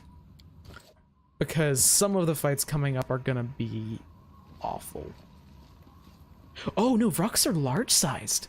Yeah, although, something that does actually kind of suck. Because it would be really cool to see. Like, legitimately, it would be really cool. Oh, I don't have an alchemist kit? Damn, I was gonna start brewing potions. That's unfortunate. Oh, what do I want? It's a +5 bonus on all skill checks, or 1 temp HP. Honestly? I kind of like... Yeah, I'll do this. A spicy pastry. And I don't need protective rituals, as I have turned off corruption. Rocks are actually another... Oh. Ciala? Take a step away from the camouflage with your -1 mod. Yeah, you can... Someone can help Woljif. Oh, actually, I forgot. That's right. I have... I need a Scroll Scriber's kit, but I forgot that I grabbed the Scroll Spell. Yeah, they normally have Dance of Destruction. And... Which is on... Doesn't help them be more intimidating. Because they just kind of do a jig and everything around them dies, which is hilarious. But, it is... Don't rest for the recommended period. Because that'd be... We're on a time crunch currently still. But there's a strange smell in the air today. It stirs the senses. I think it's blood, Camellia. The spirits tell me someone will die. How sad. Totally not a psychopath. Yeah, but Dance of Destruction is a really, like, it's a legitimately interesting ability that makes Vrock fights weird. And, oh yeah, I forgot story ship. But it's not in this game, and it kind of sucks, because They just do a jig, and the longer they do it, the more dangerous they get, and the more rocks that help, the more dangerous it is. It's cool. But sometimes a long-awaited rest does not bring the desired relief. What comes is a heavy, clinging sleep on the edge of wakefulness, where consciousness seems poised between reality and oblivion. The possible reasons for such disturbed slumbers are myriad. Strained nerves, perhaps, or lingering reaction to trauma. Chance emerges from the oblivion of her leaden sleep like a drowned woman cleaning herself or dragging herself from the depths of a swamp.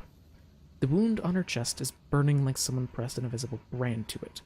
The wound has closed again, but the blood stain on her shirt betrays its presence beneath.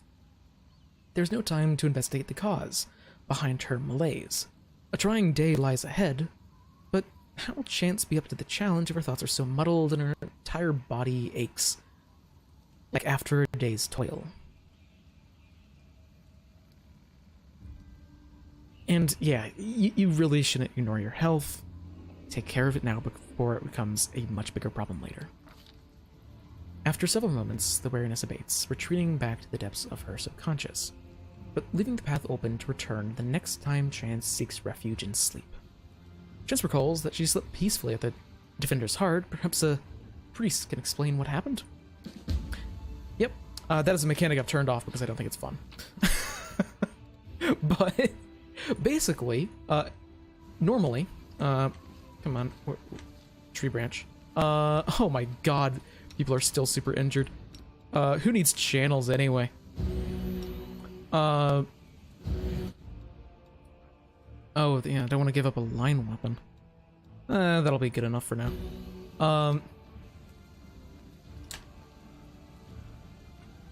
Because now we're getting to a fun part of Market Square. I did this in the opposite order. I'm going in clockwise, basically, around the Market Square. I did counterclockwise before, so I started with this last time. This section we're about to walk into, it's rough. We're gonna have such an easier time because ghouls, classic enemies that punch way above their weight class.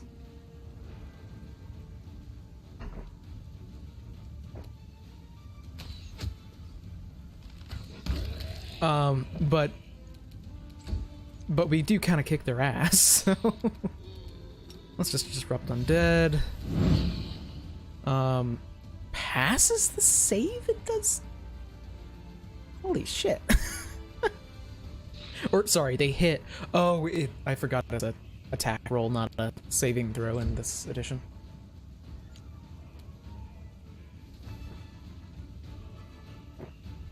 So let's try and take out this guy. Distract them for me.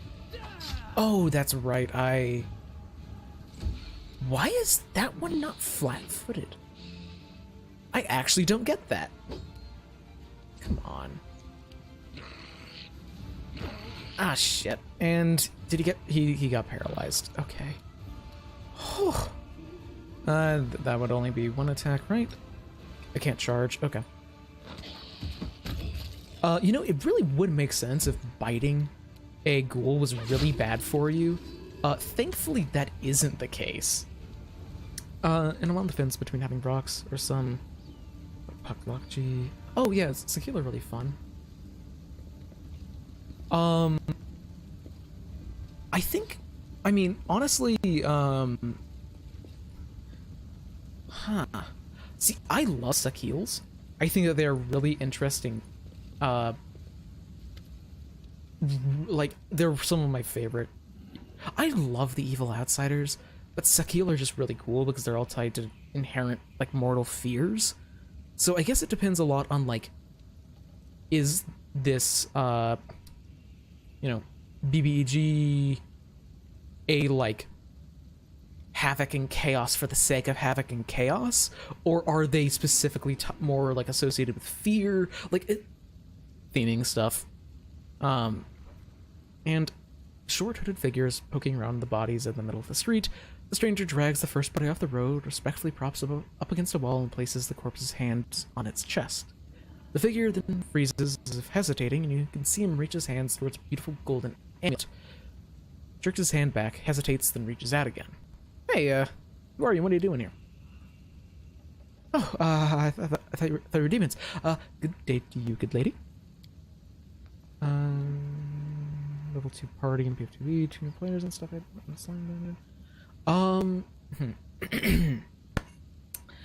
Generally, for level 2, if you're looking for mechanical stuff, like a +1 potency rune for a weapon, or a couple of +1 potency runes, or whatever is reasonable, just like those are just basic stuff that every character will need, and level 2s are around the time where they're going to be getting them. There's also some, like, if you're looking for fun stuff, Endless Tankard, brain is forgetting stuff. There's just like some fun sort of like the basic loot is always just fundamental runes that are appropriate for your party's level, because that's they need them. They're fundamental. That's generally my suggestion. Low level loot kind of sucks. As in you just don't have access to the full array of loot. There are also some skill boosting items for like a +1 item bonus to skill checks, but those are level 3 items, so it depends on how impressive you want the loot to be. But like, are they anklets of alacrity or acrobat alacrities, or acrobats anklets? They're just +1 item bonus to acrobatics. They're cheap. But stuff like that I would generally recommend. Also, consumables. Consumables are great because your players probably won't buy them themselves. Anyway, Curl, is that you? Oh, Lady Sally, you're alive. Goodness me, that's the second bit of good news on an otherwise lousy day. What was the first bit of good news? Stick around and see for yourself. Meet Rimvi, better known as Curl. He hails from Kenabres, and he fights in the Condemned. The Condemned are like a criminal military unit. He's one of a kind, a rogue with a heart of gold. Curl, it's probably none of my business, but you really should ask yourself if what you're about to do is right. I don't know, I just thought, it doesn't matter. Yeah, what's going on? I'm afraid not, my good lady. I just left the Defender's Heart. Before that, I was holed up in there, too scared to leave, when spending time under that Commander Earbet's nose sure was something. She's a strict one, and when she gets antsy, and yeah. And what are you doing? Remy Curl might be a rogue, but he doesn't loot corpses. I just need to get these poor lads' bodies off the roads. My friends and I are on a terribly important mission, and we need to get them. Behold, the terribly important mission. Such good animation with that cart coming in. He's interrupted by the sounds of wheels rolling down paving stones, a cart drawn by a sad little horse. They don't have to be that rude to the horse. A pretty half-elf is driving, and a young man in knight's armor is walking alongside. Even from a distance, you can see that his tan skin and blue eyes shine brightly. See, a terribly important and very heroic mission. My friends and I are saving a beer cart from the demons. Ciala, I never thought I'd see you again. I thought that you were headed to the main square, the center of the demon attack. Hey, friend, good to see you're all right. When we got separated in the crowd at the celebration, I knew right away that something was wrong, and when the demons appeared all of a sudden, I realized that that was the reason I'd been so anxious. But I couldn't find you amongst the dead on the square, so I got my hopes up, and it proved I was right. Yeah, I can't give great recommendations when it comes to loot, because I've never GM'd 2E. So I don't know how loot works. I just get stuff from GMs and I say thank you. I just know the basics of fundamental rune, skill boosting item.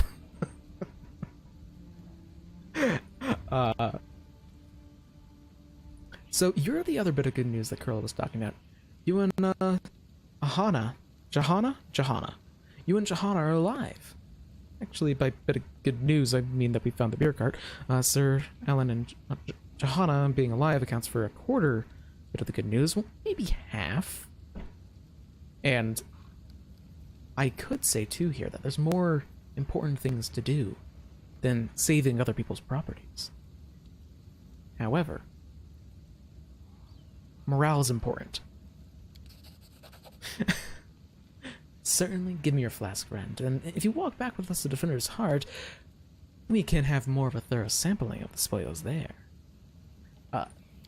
Not yet. There is still more to be done. Yeah, how to disguise is a good point. And, Paul, how do you stop your players from committing atrocities? That's just a TTRPG staple, my man.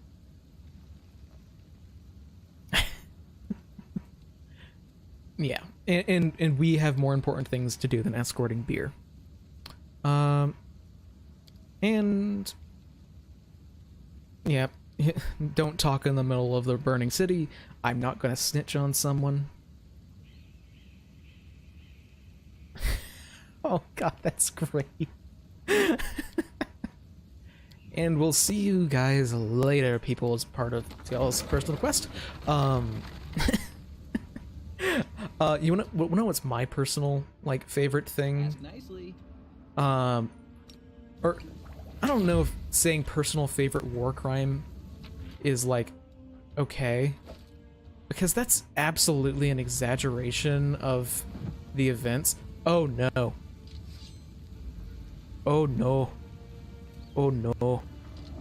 I can't remember if this is an actual fight. But this would be dramatically worse than fighting the Vrock.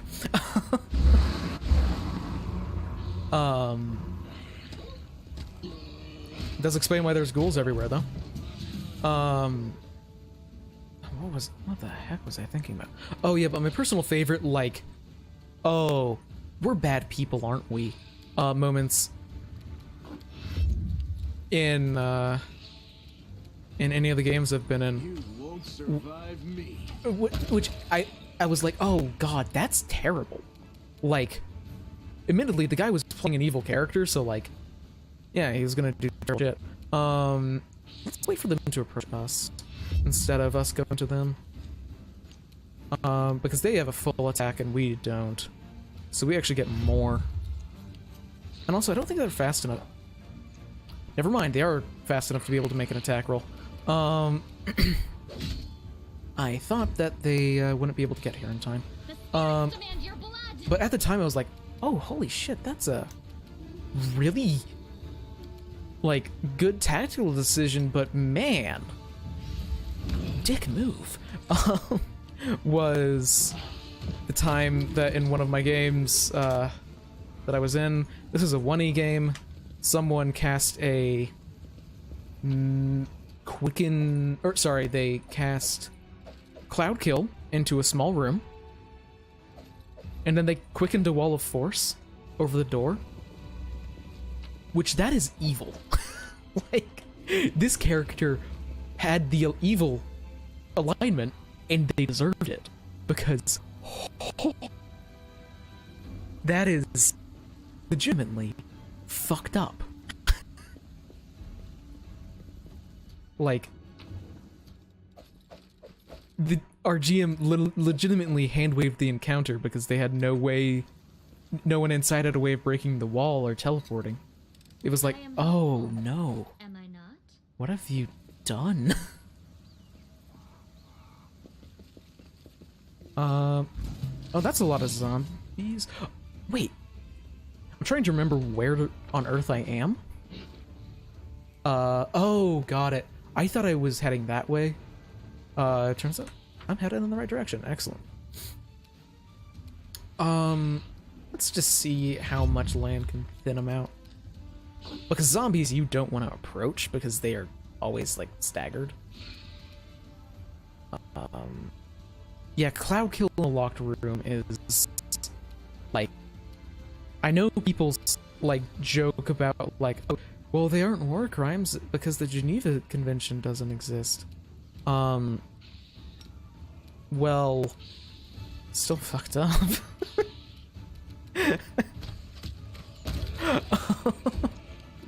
that's like, oh, still bad.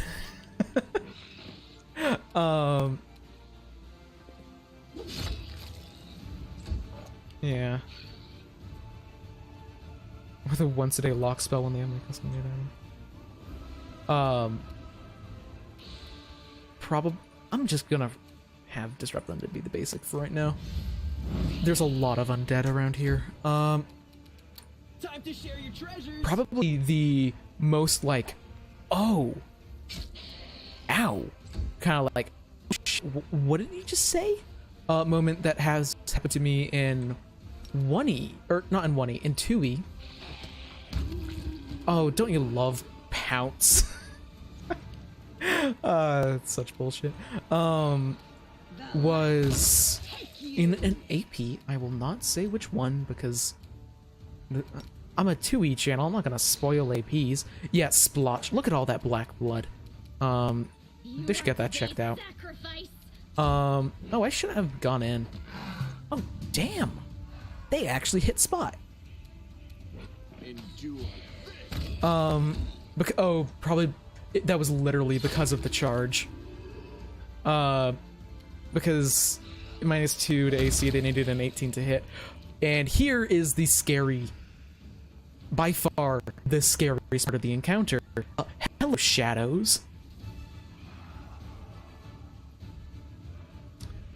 If you know why I am scared of shadows, you've played 2E, or you've played 1E before.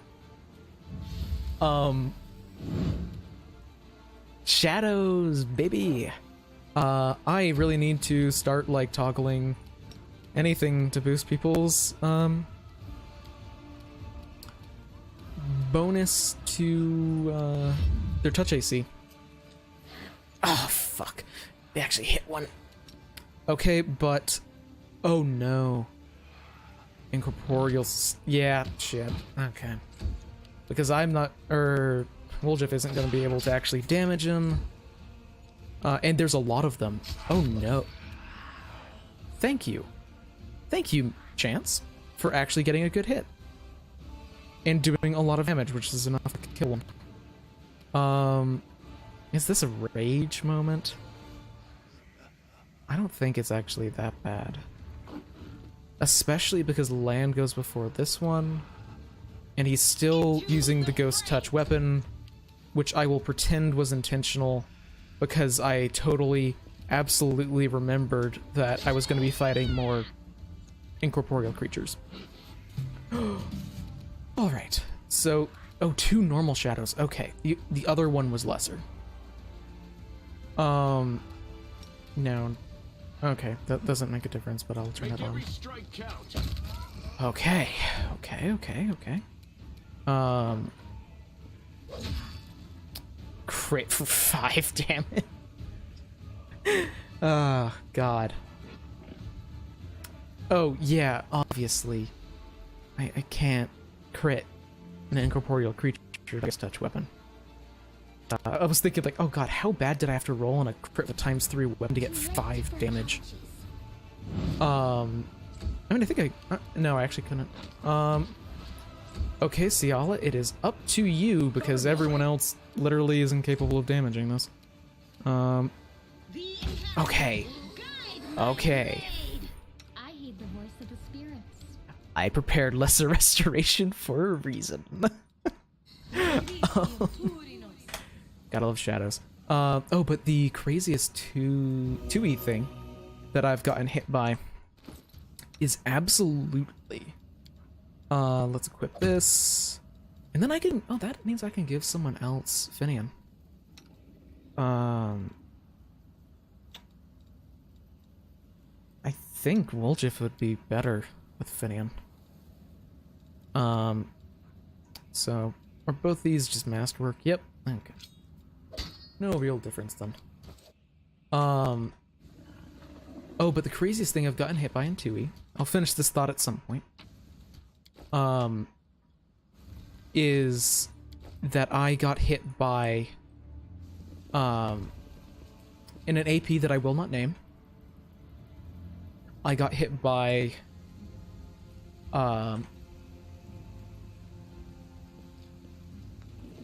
I believe it was Feeble Mind.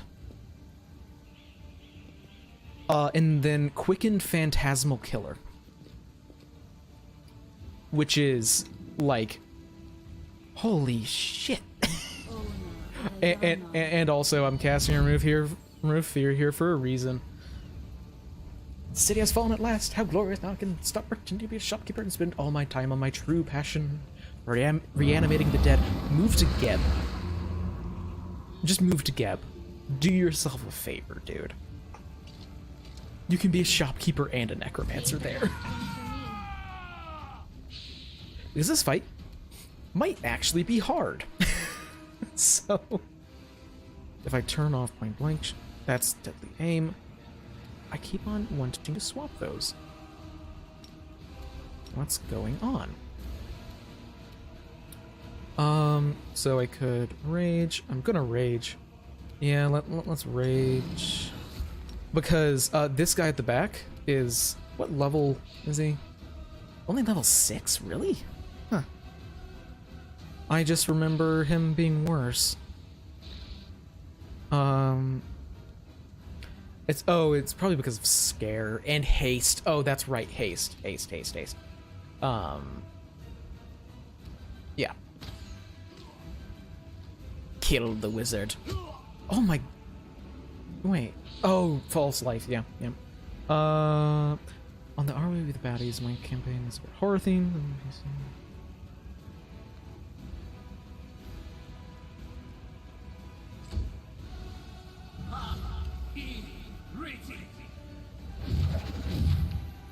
Yeah, that's why I tried to kill him first. Oh shit, he has blindness. That's right, that's why I focus him. Because blindness sucks. Can I charge him? I can charge him. So, die, puny man. Only 22 damage. Oh, that was a normal hit. Never mind, that's good damage. Yeah, no, I feel like, wait, are these zombies not slowed anymore? No, they're staggered with haste. That's weird. Okay, let's try and get rid of the zombies directly in front of Spot. So maybe Spot can also get a charge on the Necromancer. I feel like in a lot of campaigns, the most terrifying creatures are always the PCs. And it's only a matter of time until the PCs recognize that. Like, oh, we are terrible people. Oh, I can't pounce. Ah, shit. I should have saved the charge for Spot instead of Ciala. Because, could have tried to trip a bit more. Although, actually, they're almost dead and Land's about to go, so... who knows how things will go. Let's... It's also laughable how much better this is going than the first time I tried this fight in my first run. Like, legitimately, I had 3 attempts at this fight.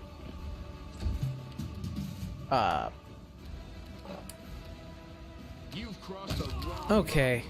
Thank God he didn't get time to start casting blindness, because I wouldn't need to level up until I can get rid of it. I mean, I would just buy scrolls, but it would still be a pain in the ass. So, the pain in the ass is dealt with. I might actually have a scroll of remove blindness. Not certain about that. I'll cut you wide open. The spirits demand your blood. You are today's Why can't I make that attack? That was 30 feet of movement.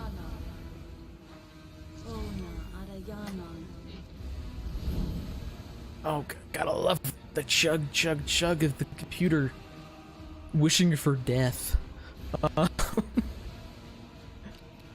Okay, and let's go for the damage one. Not? Oh, 12 damage, okay. Still not bad damage, Rolgers, but... There is better. Meat cat.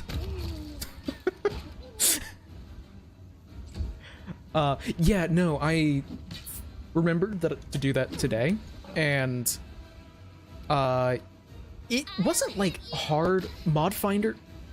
Oh my god, I can't believe I just did that. I forgot what character I was on, and I'm so used. I'm swapping that now. Hey, Firebolt, please, not punching things, Ember. You're not a monk. I feel so bad. She's not remotely good as a frontline fighter. I guarantee that, like, what is that? 14 damage that she just took is more damage than she's taken in the entire campaign so far. Oh, I feel terrible. And that is exactly why I don't know if I would be able to do an evil playthrough of this game, because I feel bad for making Ember go and punch someone. Masterwork Glaives, right? Yep. Okay. Oh yeah, but the mod list was... I like decided to actually try and give a reasoning for the mods, rather than just, like, blindly say them. Wait, and evil. So it's just a glaive of unfavorable. What the heck is that? What does Darkhorn do? I'm still probably... Oh, but it is cold iron. Also, why was the wizard using a glaive? There aren't proficient in glaives. Or with glaives, not in glaives.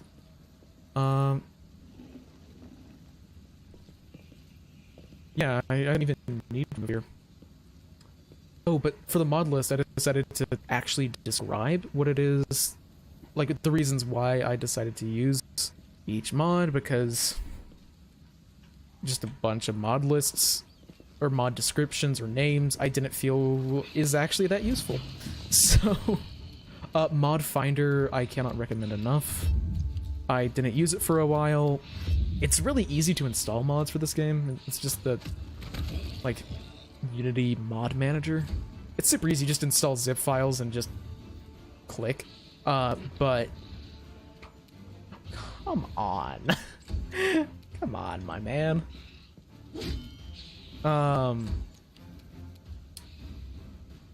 Why did I go in?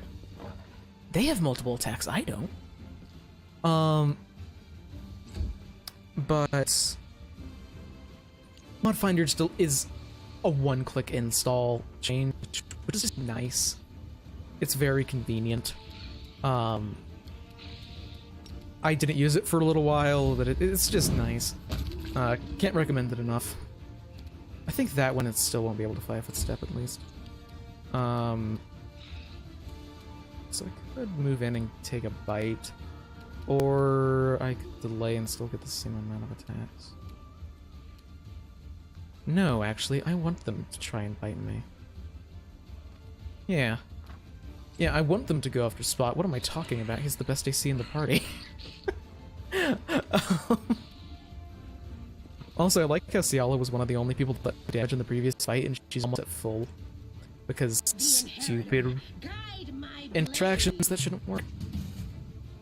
But really, like, I think that there aren't really mandatory mods, except for Toybox. Toybox is just such an unreal game changer, because it is a buggy game and it lets you do things that are dumb. And, it also just lets you turn off mechanics that you don't enjoy.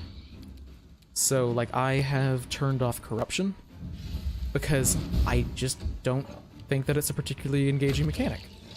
Or rather, I think that there are a lot of fights that you, especially later, but right now these fights aren't terrible. But there are definitely some fights later on where you have to, like, okay, every buff spell, and then every buff spell, and then we can continue on with our experience with playing the game.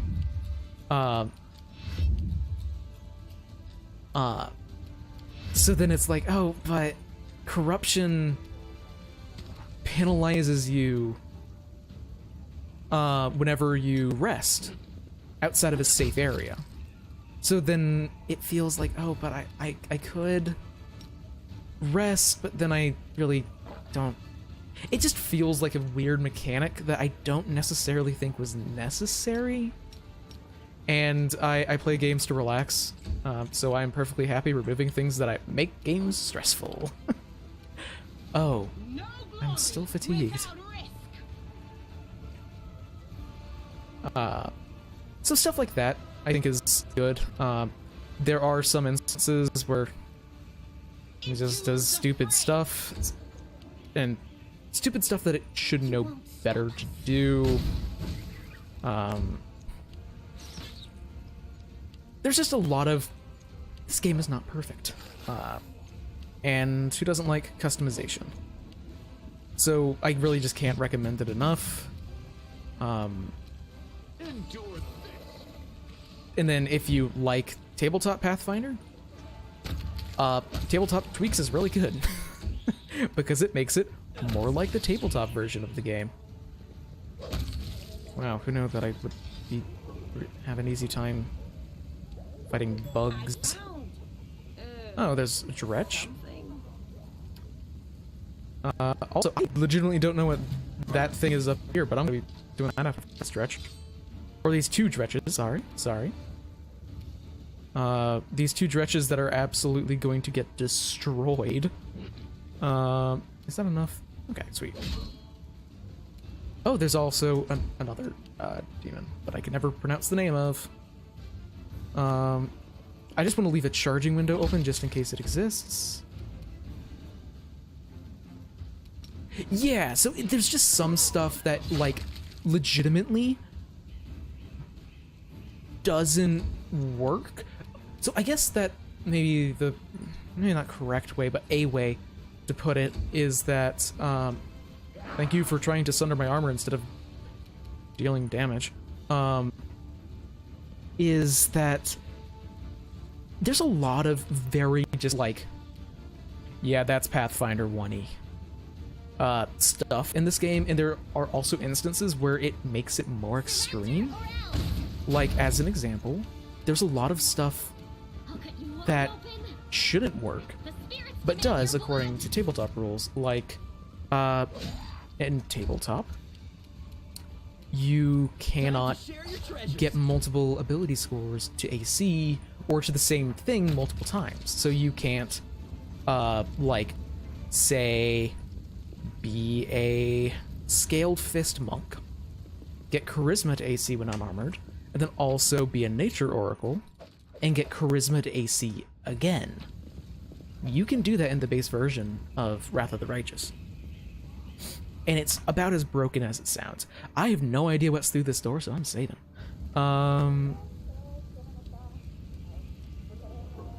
So, regarding ability flaws in 2E. Oh, that's what this is. Okay. I found these guys once in my last playthrough. Regarding ability flaws, you don't have to take them anymore. They basically, in a recent errata, they made it so every ancestry has the option to pick 2 free ability boosts rather than go with the, like, for elves, it used to be that elves got a ability boost to Dex, Intelligence, and then a free one they could put anywhere, and then they also always got a flaw to Constitution.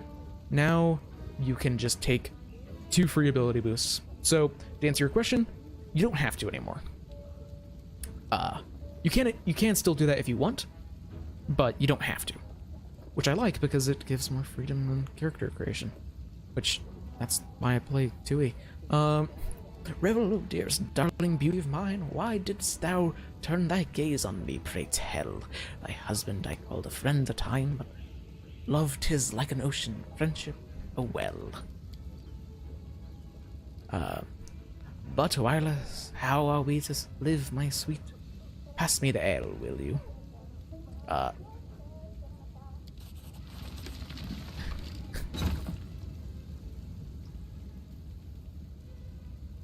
Pile shifts easily, revealing an entrance to some kind of cellar. Some fun stuff. These are like Easter eggs. These people are just hidden throughout every single act of the game, and you can find them if you want. Look, the door is open, and now we are completely at the mercy of whoever's up there. If it really is a demon, we have nothing to fear with the power of inspiration, after all, but... And my ladle. And the rolling pin. Yes, there is an option for additional flaws if you want to get additional bonuses to your ability scores by taking penalties. Now look, it's not a demon after all. Greetings, kind friend and rescuer. I am Grandma Gretzen, theater director, and these are the members of my company. It's rather small. Granny, that's not a ladle. That's one of the props for the 11 Lich performance, the one that Tina made. It's a scepter or something? Yeah, it's 2 flaws to 2 different ability scores for 1 bonus to an ability score of your choice. It's a scepter or something. She made it out of my ladle. She wanted to use a broom handle, but I put paid to that daft idea. That is weird. Also, apparently, no matter what, all of my accents have like voices have a chance to get into the kind of hoity-toity kind of British thing. No matter what. Oh, no problem. Problem cancelled. It's entirely fair. It's a good question. Oh, I've seen your show. You're really funny, especially when you play the woman who slowly climbs on the chair while singing, then falls off again. I don't think... I'm betting that wasn't an act. Well, that was actually a great tragedy about unrequited love. The chair, you see, it represents a tower of rock rising above the raging sea, like the finger of a giant. The woman, she isn't supposed to fall, but rather gracefully cascade into the swirling abyss below, like I showed her 100 times, but I'm glad you liked it. What were you doing down there? We were rehearsing. Our art distracts us from our fear and panic. Really? When I'm scared, I eat. Fair. Absolutely fair. Yes, don't run on our account. We'll be going to the basement in the next street. That's where our Lambkin is. We're not afraid of the demons with Lambkin around. Who's Lambkin? Lambkin. Our male lead will protect us. Don't worry, we know what we're doing. I don't believe you. But I do have to go. Great service to Mendelian culture and perhaps the culture of Algalarian. You will certainly be remembered in future eras as the one who saved the critically acclaimed Next Door Theater. Okay. And I believe that is everything for this area. Meaning, we can leave. We've spent the entire stream here. So, I honestly don't know how much longer I'll be able to continue streaming because I've been doing this for 4.5 hours. But we're not done yet. I just want to look through, see if I've missed anything I want to grab. My voice is starting to kind of get to the point where it hurts. I did miss a Masterwork Glaive.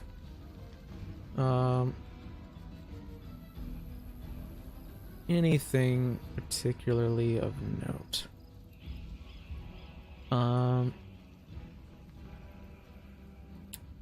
Don't believe so. Doesn't seem like it.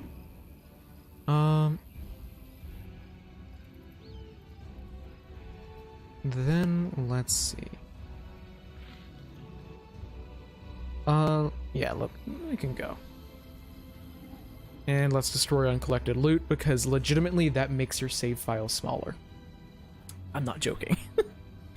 Because it saves that if you ever come back. So you really want to clear out the loot from places that you have a chance to return to, because it'll make loading your save file quicker. This game can be weird.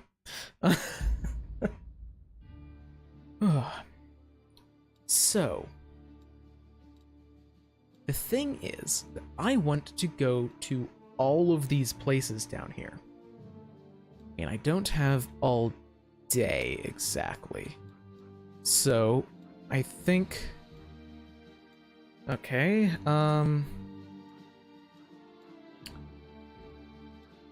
long would this take? 1 hour. 2 hours. I forgot how short of a time it is to travel around the city. I'm so used to traveling around in, like, the overworld. So, okay. The last thing I'm going to be doing for this stream, before my throat commits mutiny, is that I'm going to be going to the Erende Party House. Because this will... Oh, encounter on the road. I might know what this one is. It wasn't skippable. I might know what this one is. Yeah, there are a ton of great YouTubers. And, like, the Discord and the Reddit's also pretty good. There's just a lot of information online. Huh. They don't allow you to leave this one. Any good loot? There's a reason why they don't allow you to leave this one. Because this is a companion. This is a companion that people love or hate. I love it. I love this character so much. Wearing a robe? Check. Baphomet symbol around the neck? Check.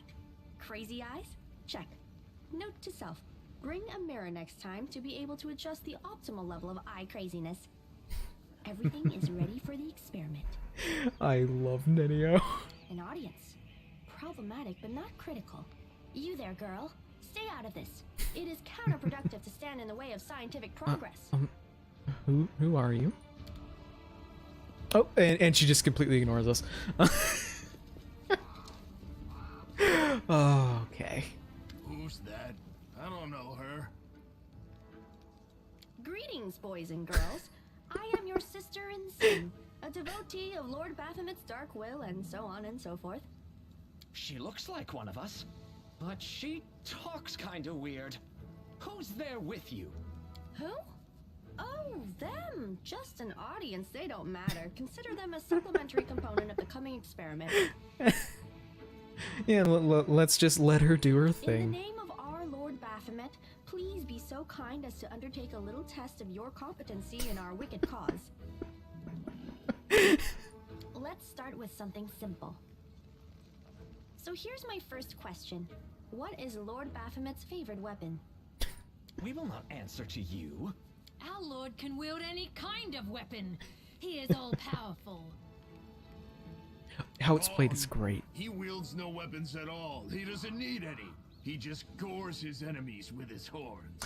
Well, actually, it's as her call, a glaive made of red adamantine. That is correct. But still, girl, no prompting, please.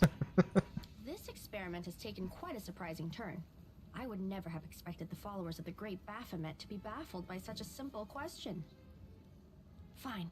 Let's recalibrate the difficulty and proceed with the next question. Please name Lord Baphomet's sacred animal. This is Ninio's character, by the way. A bull! Of course, everybody knows that. Yep, and a cow. Actually... I'd like to ask you to stop prompting them, but it seems they could do with a prompt or two. It appears the experiment has yielded results which are as unexpected as they are incredible. Baphomet's cultists have not the slightest idea about who Baphomet really is. She's such let an alone asshole. Any in-depth knowledge of It's his not ideology or intentional. philosophy. I'm positive that this news will cause a sensation in widest scientific circles. Sure it will, She's Ninio. right. I'm a shitty excuse for a cultist. And my mother used to tell me to become a plowman. Hey, take it easy. We've only had 2 questions. Yeah. You there, come on, ask another one. What is the next one? Yeah, give them another one, Ninio. It might be Is helpful. there any sense in continuing? You cannot answer the simplest of questions. I am ashamed of all of you, as cultists and as individuals. So, Ninio is a character that I feel like, if you like her, you kind of have to view her in a particular way, that I will talk about after this Please, whole ask thing. again. I can answer. I'm sure I can. Sure you can, buddy. How do you spell Baphomet's name? Okay, but I would fail this. B-A-F-A... Screw it. To hell with Baphomet. I thought it was gonna be fun, but instead there are all these questions. I'm They done don't here. use I'm going confusion. back to my It's home super village, back to my effective. mother. Hey, wait! You there! How dare you stir up discord in our ranks? Grab her and tie her up, and her entire entourage too! Oh The god. experiment is complete. Unable to deal with the questions, the cultists decide to deal with the examiner instead. Oh my god. A typical reaction for a person who has never been burdened with any intelligence. Now you're gonna start hitting each other, aren't you? Please, proceed. I won't interrupt. She does join the party. She's great. Okay, let's see. Who's the one that goes first? Fighter. Would be worth going in, particularly. Oh, especially since I don't have mage armor on Woljif. Mage armor is pretty important for something like this. Yeah, this guy's the one that goes next. Screw you, bud. Oh god, he's slow. Okay, Spot. Use the fun trick I taught you earlier. Kill.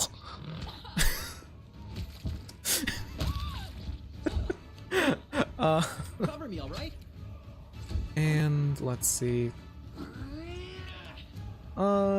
This is not a fight that requires rage.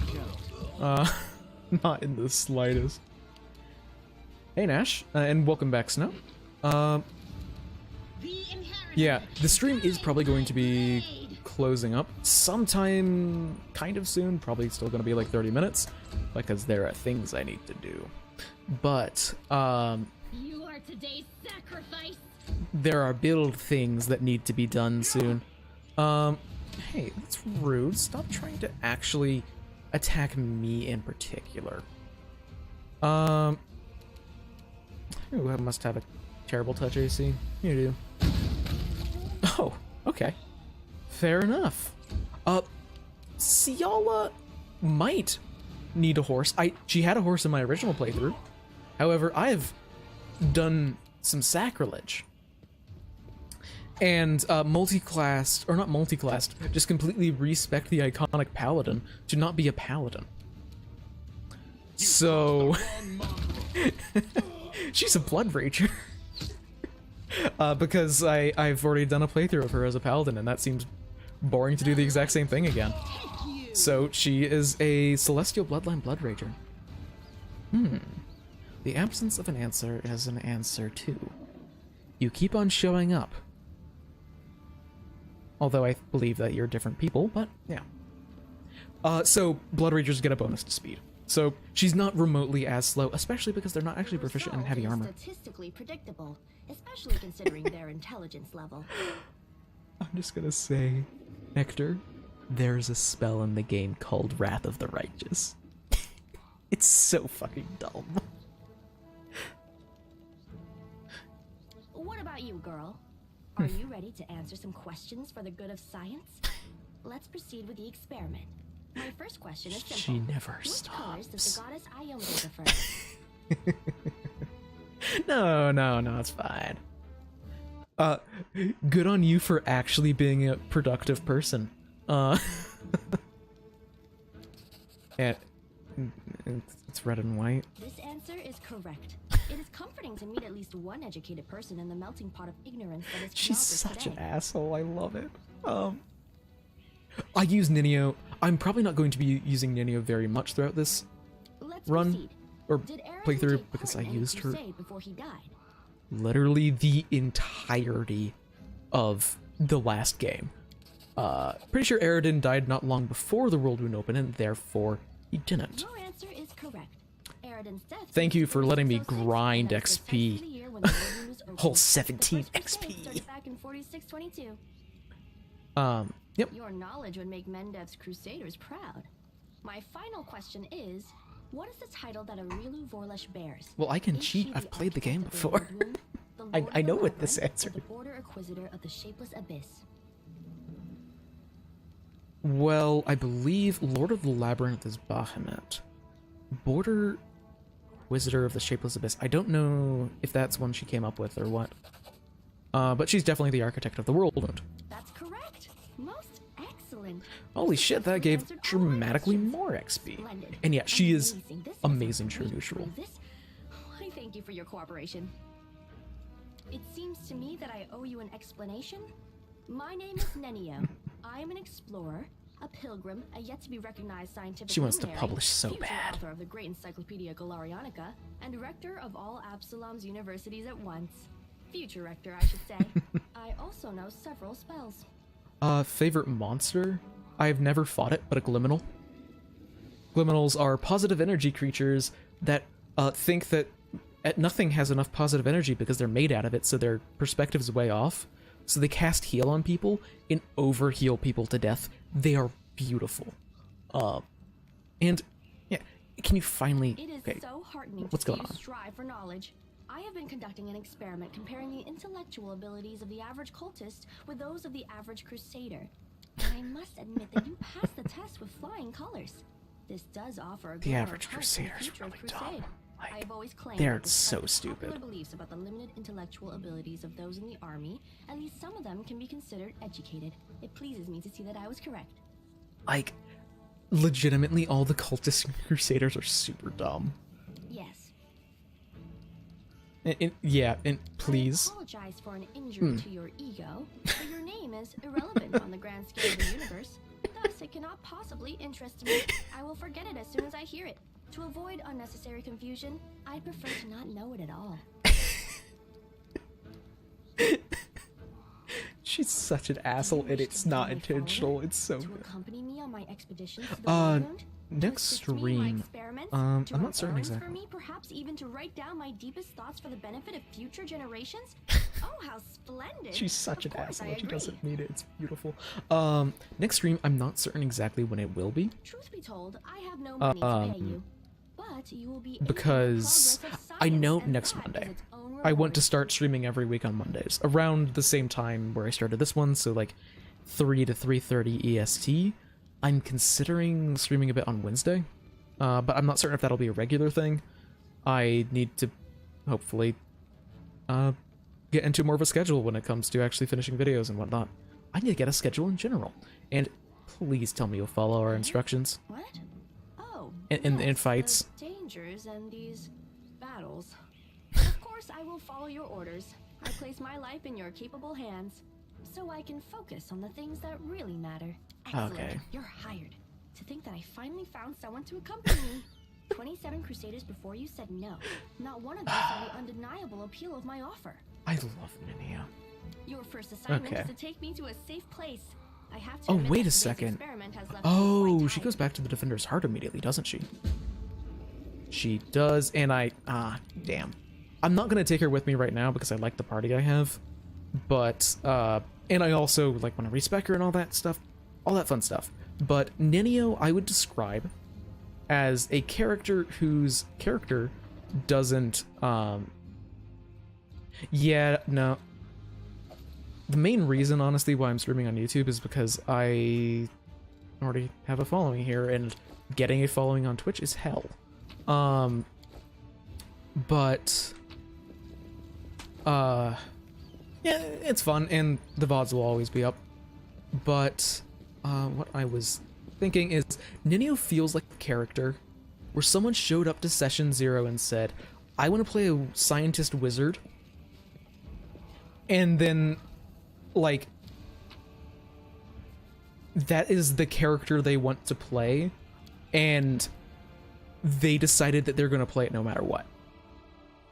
And they kind of also at times feel like they aren't always paying the most attention to what's going on at the table, but they also have the ability to get the best fucking one-liners. Because Nenio, I actually think I don't care about random encounters. Like, Nenio has legitimately some of the best one-liners in the game. There is legitimately one of the boss fights, because like, party interactivity is basically how often a character interacts with the world as you're exploring. And This war must end. oh, maybe I should have double checked what was on the buff. before pressing that. Because I know the mage armors are good, but protection from evil, that's a waste. I mean, for right now, it's actually fine, but because there's like only one real fight, or there's 2 fights, I mean, but like the first one is against 2 dretches, so like, is it really a fight? You won't survive me. But basically, how often a character actually interacts with other people is like character interactivity, and Ninyo has some of the most in the entire cast because she interacts with absolutely everybody. Like every boss fight, she interacts, and it's great because she just like it's both great and sometimes a little bit of immersion breaking, but it's fun. I describe Ninyo actually as like a TV show.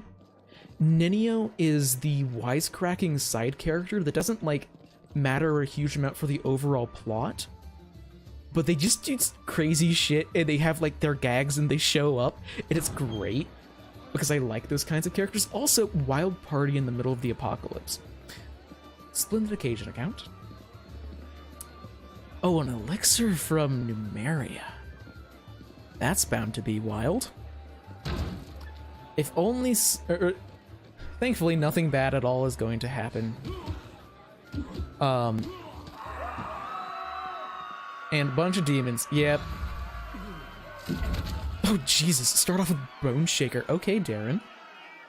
Yes. Legitimately... Chameleon's not long for the party because she's an asshole to Ember. That is my reasoning. Like, she is mean to Ember, therefore she is not gonna be around for a very long time. Okay, who do I focus on? Probably the wizard. Also, look at this turn order. No sane GM would ever do this.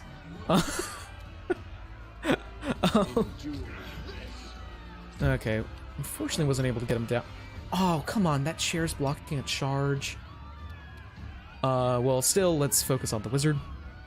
There's an achievement here for letting everyone survive this encounter, like all the civilians, which is hard.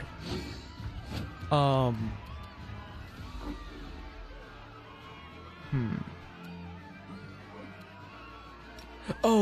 no, every single person here has their own initiative order, which is insane. Like, legitimately, what were they thinking? Huh, a named character. I wonder if they may or maybe are not associated with a quest that we have. Why did that courtesan decide to have fisticuffs with a fucking demon? That's what I mean when I said it can be really, really hard to actually get that achievement where no one dies here. Because they're just like, oh yeah, giant demon. 1v1 me, bro. Oh yeah, but Ninyo isn't law, or not Ninyo, Distract them for me. oh yeah, mutagen's gone. I can't wait. Damn, nice shot, dude. You needed an 18 to hit, and you got a crit. Oh, well, it wasn't. That wasn't. Okay, there goes that achievement. Because they just run around like a chicken with their heads cut off. Oh. Fuck off. Okay, we're on Ciala. Do I trust in Ciala's fortitude saves? I mean, yeah. But if it's already going to be a double move, I can just avoid the stinking cloud. Apparently not, actually. Because I want to get next to these fuckers. Okay, Drunk Noble, don't go up and try and stab someone. You're not a good stabber. Yeah, let's get the wizard. Oh, he might have shield. No, he doesn't have shield. Okay. I almost don't know how you would win this without anyone dying. Yeah, sources of cannon parties. Yeah. Yeah, there's so many cool like encounters or just creatures in this game. But the Glimminal's just like that's a fight that operates under literally different rules where you don't want to get healed, which is cool. I like it. Wait, what happened where I needed a 16 to hit? Oh, do they have class levels? No, they're just CR5. Oh, mage armor.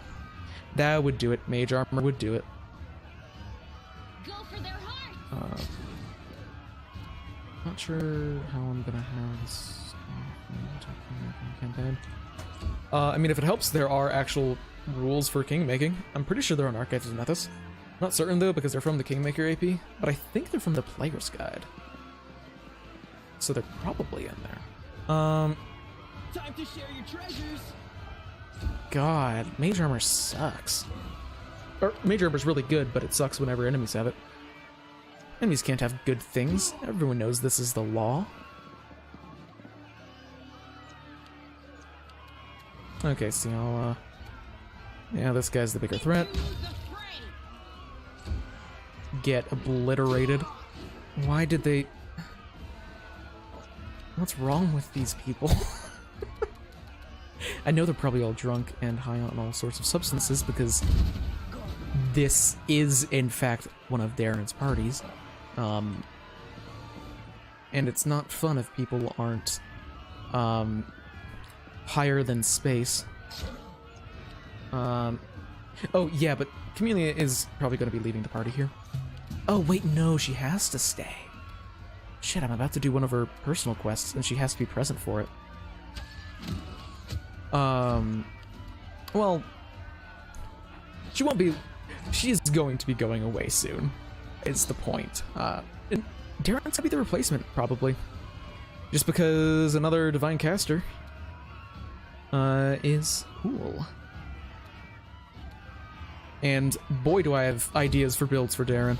Because I didn't use him in my last playthrough, so I want to see him. He's just an utter asshole. He's great. He's an asshole in an exceptionally different way than Camellia is an asshole. Oh, this one... Oh, there are 2 dretches left. Okay. I was gonna say this one dretch isn't gonna know what hit it. Cover me, all right? But, now this one dretch isn't gonna know what hit it.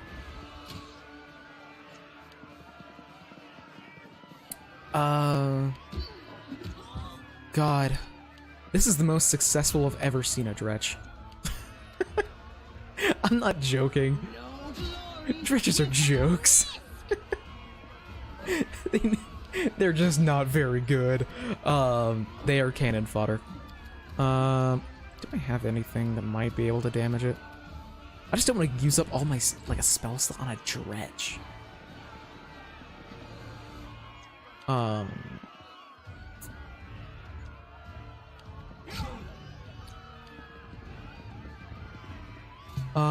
Yeah, so let's see. Is this gonna be it? Okay, I was gonna say, Lan, you have a problem if you actually missed that shot. Masterwork Scimitar, Blood Vial. Oh. Decimation. +1 cooldown and pre-arch, the commercial critical. 1 damage to con on a crit. Not bad. Not bad, but it's an exotic weapon. Oh no, it's martial, I don't know what I'm talking about. Yeah, and the Game Master Guide is great. I have not read it, I'm not a GM, but I've heard that it is a really good book. It's actually useful for GMs. I am the master of this house. Count Daron Kale, myriad mellifluous monikers Aronde. No need to introduce yourself. I find remembering insignificant details, such as the name of passing acquaintances, such a bore. He's so Such an asshole. And that's the reason why he's gonna be in the party, because I'm gonna have, like, all good people in the party. So I need someone to add some spice. Wow. Bonafide blue bloods and unparalleled aristocracy. All this makes me itch to do something really crass. Ooh, like blow my nose on the curtains. What are you waiting for, my squamous squire? The curtains in this room are velvet, but we have some excellent silk ones with gold thread elsewhere in the house. Take your pick. My soft furnishings are yours to do with as you wish. I'm quite sick of the place, truly. I shall either sell it, or burn it to the ground and build a new mansion in its place. I just want to say that Darren, I think, he's not the highest charisma character, because there is another companion later in the game that cheats, but he is the highest charisma companion that does not cheat. If you know what I'm talking about, you know what I'm talking about. There's literally there's a companion leader that has an uncalculable point buy, because multiple stats start above 20. Darren, weird name, weird Paizo name.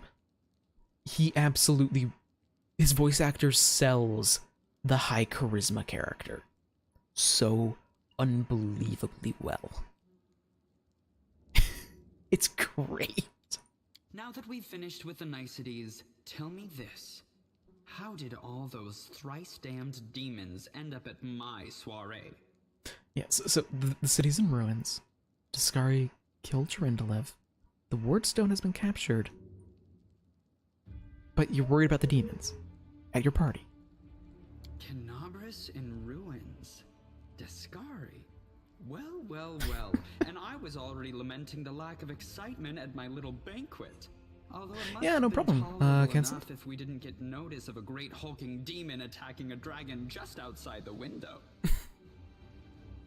Yeah, I am not convinced that everyone in here is not high on like 6 different It things. seems as though Daskari's occasion was altogether more of a crush than mine, if you will pardon the pun. As a child, I had my very own pony, but I always dreamed of having a lamb. I was never allowed one. Sheep were seen as peasant animals, utterly unsuitable for the scion of a noble line. The trauma haunts me to this day. I think of it every time I have roast lamb He's for dinner. such an asshole. It's great. I'm sorry that happened to you. Such a sad story. I had not even the slightest intention of upsetting such a lovely child. I'm not lovely. Some people have even called me a scarecrow before. That's patently absurd. Why, you can't possibly be a scarecrow with a crow following you around. I'm sorry if I failed to sate your curiosity. I loathe talking about myself to people I don't know, even more to those I do know. The only thing worth knowing, aside from the fact that I am highborn and filthy rich, is that I dislike Puritans and demons in equal measure. Well, perhaps demons a tad more. Oh, I just remembered another way to perfectly describe Darren's character. He's just a troll. He's an internet troll in real life that doesn't care about the consequences of what he says. Yeah, you don't really seem concerned about the people dying outside. I have no friends here whose untimely demise I would care to mourn. The only alarming thing is how easily all this happened. I don't care for the thought that demons could come calling at my door at any moment. And just think, everyone had so much faith in the Wardstones gifted by Iomede's herald. Oh, Magus is a lot of and fun. It is our very huge high risk, high dragon, reward. As if there had been no Dresden And you or a dozen other routes don't. where the demons overcame every defense. Yeah.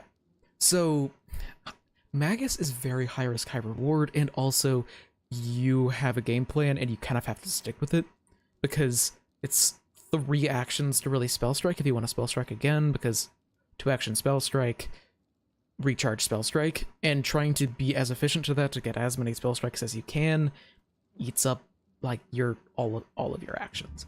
But also you one-shot people. So it's really fun. You have no idea how satisfying it was. We're like, oh no, this is a really dangerous encounter. Oh, we got a crit with a spell strike cantrip, and I one-shot them. Oh. Oh, that's why I'm playing the class. The Orendes are one of the most ancient and noble families in Mendiv. They are related by blood to Queen Galfrey herself. The Count is the last remaining member of his dynasty. The rest all perished around 10 years ago. In the tragedy at the family seat, Heaven's Edge, the demons got past the defenses and massacred everyone inside. I thank you for providing your friend with that helpful summary, my lady.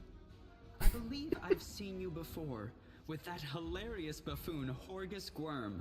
I sincerely hope you are not engaged in any kind of sordid arrangement with him. The thought of something so splendid in proximity to something so grotesque makes me feel quite ill.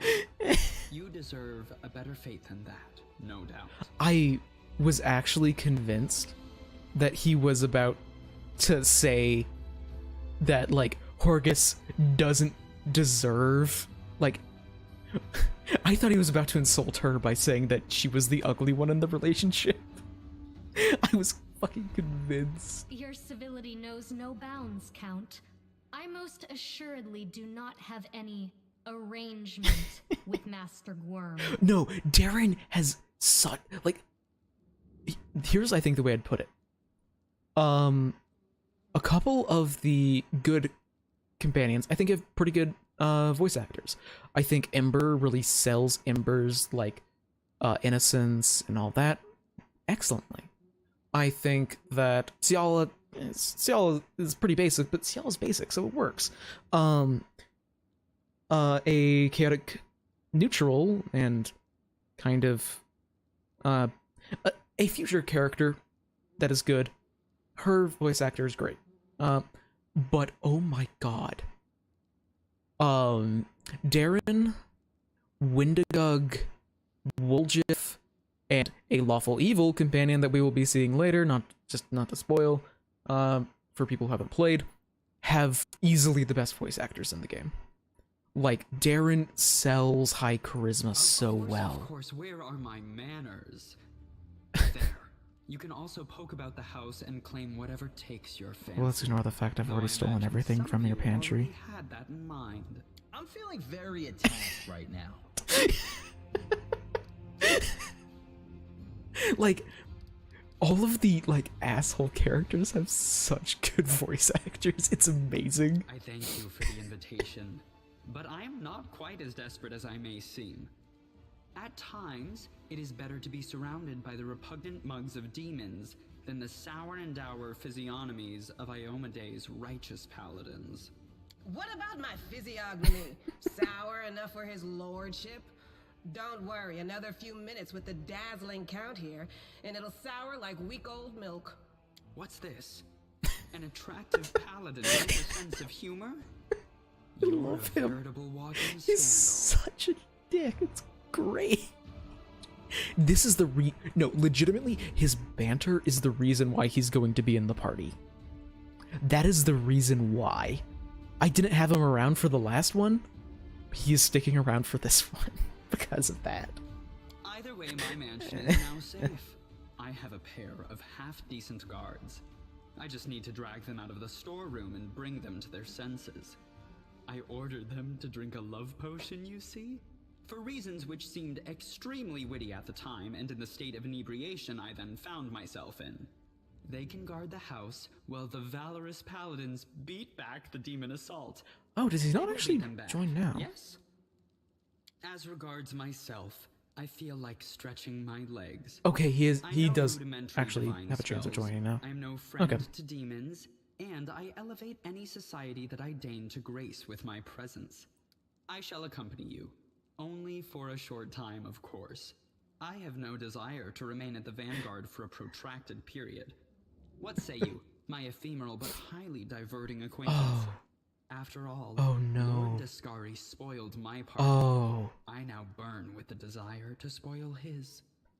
Oh, I just realized that if, like, you were playing in an actual campaign and like in a in-person or online campaign or something, and someone showed up with Darren as a character, what would probably be going through every single person's head is, oh fuck, why would my character stay with this person? It's I great. don't like this guy much at all. Not even because of his personality, but just I sense something dark about him. Oh, you're imagining things, so there's nothing wrong with him. I guess thumping him one next time he comes out with more aristocratic witterings is not allowed? All the more reason to take him with us. If we don't kill him, the demons surely will. He has all these friends at his party, and he still looks so lonely. We can take him with us. Maybe it will make him feel better? This is why Ember is my favorite character. She's just, like, her actual alignment is insane good, not neutral good, because she is insane. But it just feels like her alignment is capital G good. And it's so good. Don't ask me. Having him tag along would be like going for a nighttime stroll through the back alleys with a diamond tiara. But what you guys are ignoring is he's the best healer in the game. The Count's presence can only benefit us. Oh, I think that's we should say yes. interesting. He doesn't look like a whiner, and he can hold his own, so he won't be dead weight. Yeah. Capital. Good acquaintances that begin and end at just the right moment often leave the most pleasant memories. Wouldn't you say? And I'm not adding him to the party yet because I am really close to actually being able to pull off a not pull off, but there is a there's a oh my god, I am tired. My brain is melting out my ears. This is my kind of work. Yeah, just some like Desna stuff and some Queen Golfery stuff, which is his cousin, I think. Great cousin, aunt, something or other. Queen Golfery is like over 100 years old. Family relations get weird after a certain point. But let's talk to Aranka real quick, because another person we need to talk to. Thank you, stranger, for saving me from the demons and your timely entrance. I swear, I don't know who has enraged me more today, the demons or the oh so affable master of the house. And I'm a friend of Ilk's. He asked me to find you and try and protect you. Oh, he's alive, and he's made a brilliant new friend. It's a shame it had to happen now when the city's under siege by demons, and those pig-headed inquisitors are pursuing us again instead of doing something useful. But do you know where the third of your group is? Wallflower, no idea. If he knows about the demon attack, he won't just hide away. He'll go out and try and help people. If he doesn't, well, you have no chance of finding him. He's a pretty skilled mage, but I doubt he'll risk using magic. He'll probably do something the Inquisitors won't expect, pose as someone, disguise himself. We had a great selection of masquerade costumes at the temple. Oh, I know. I'll tie my shawl around your arm. Wallflower gave it to me. He'll spot it right away and know that you're with me. And try checking the market square. We have to go to the market square. We have to go back to the market square anyway, because it's like the crisscross point that you have to pass over to go to certain areas of the city. So, yeah. There's a reason why I went to this place first. And, yep, how did he get here? Kind of ran away and ended up sneaking into a party because she's a good singer. And what can tell me about the master of the house that I just asked to come with me on adventures? Want to smash a jug over his head? Yep, matches what I've heard.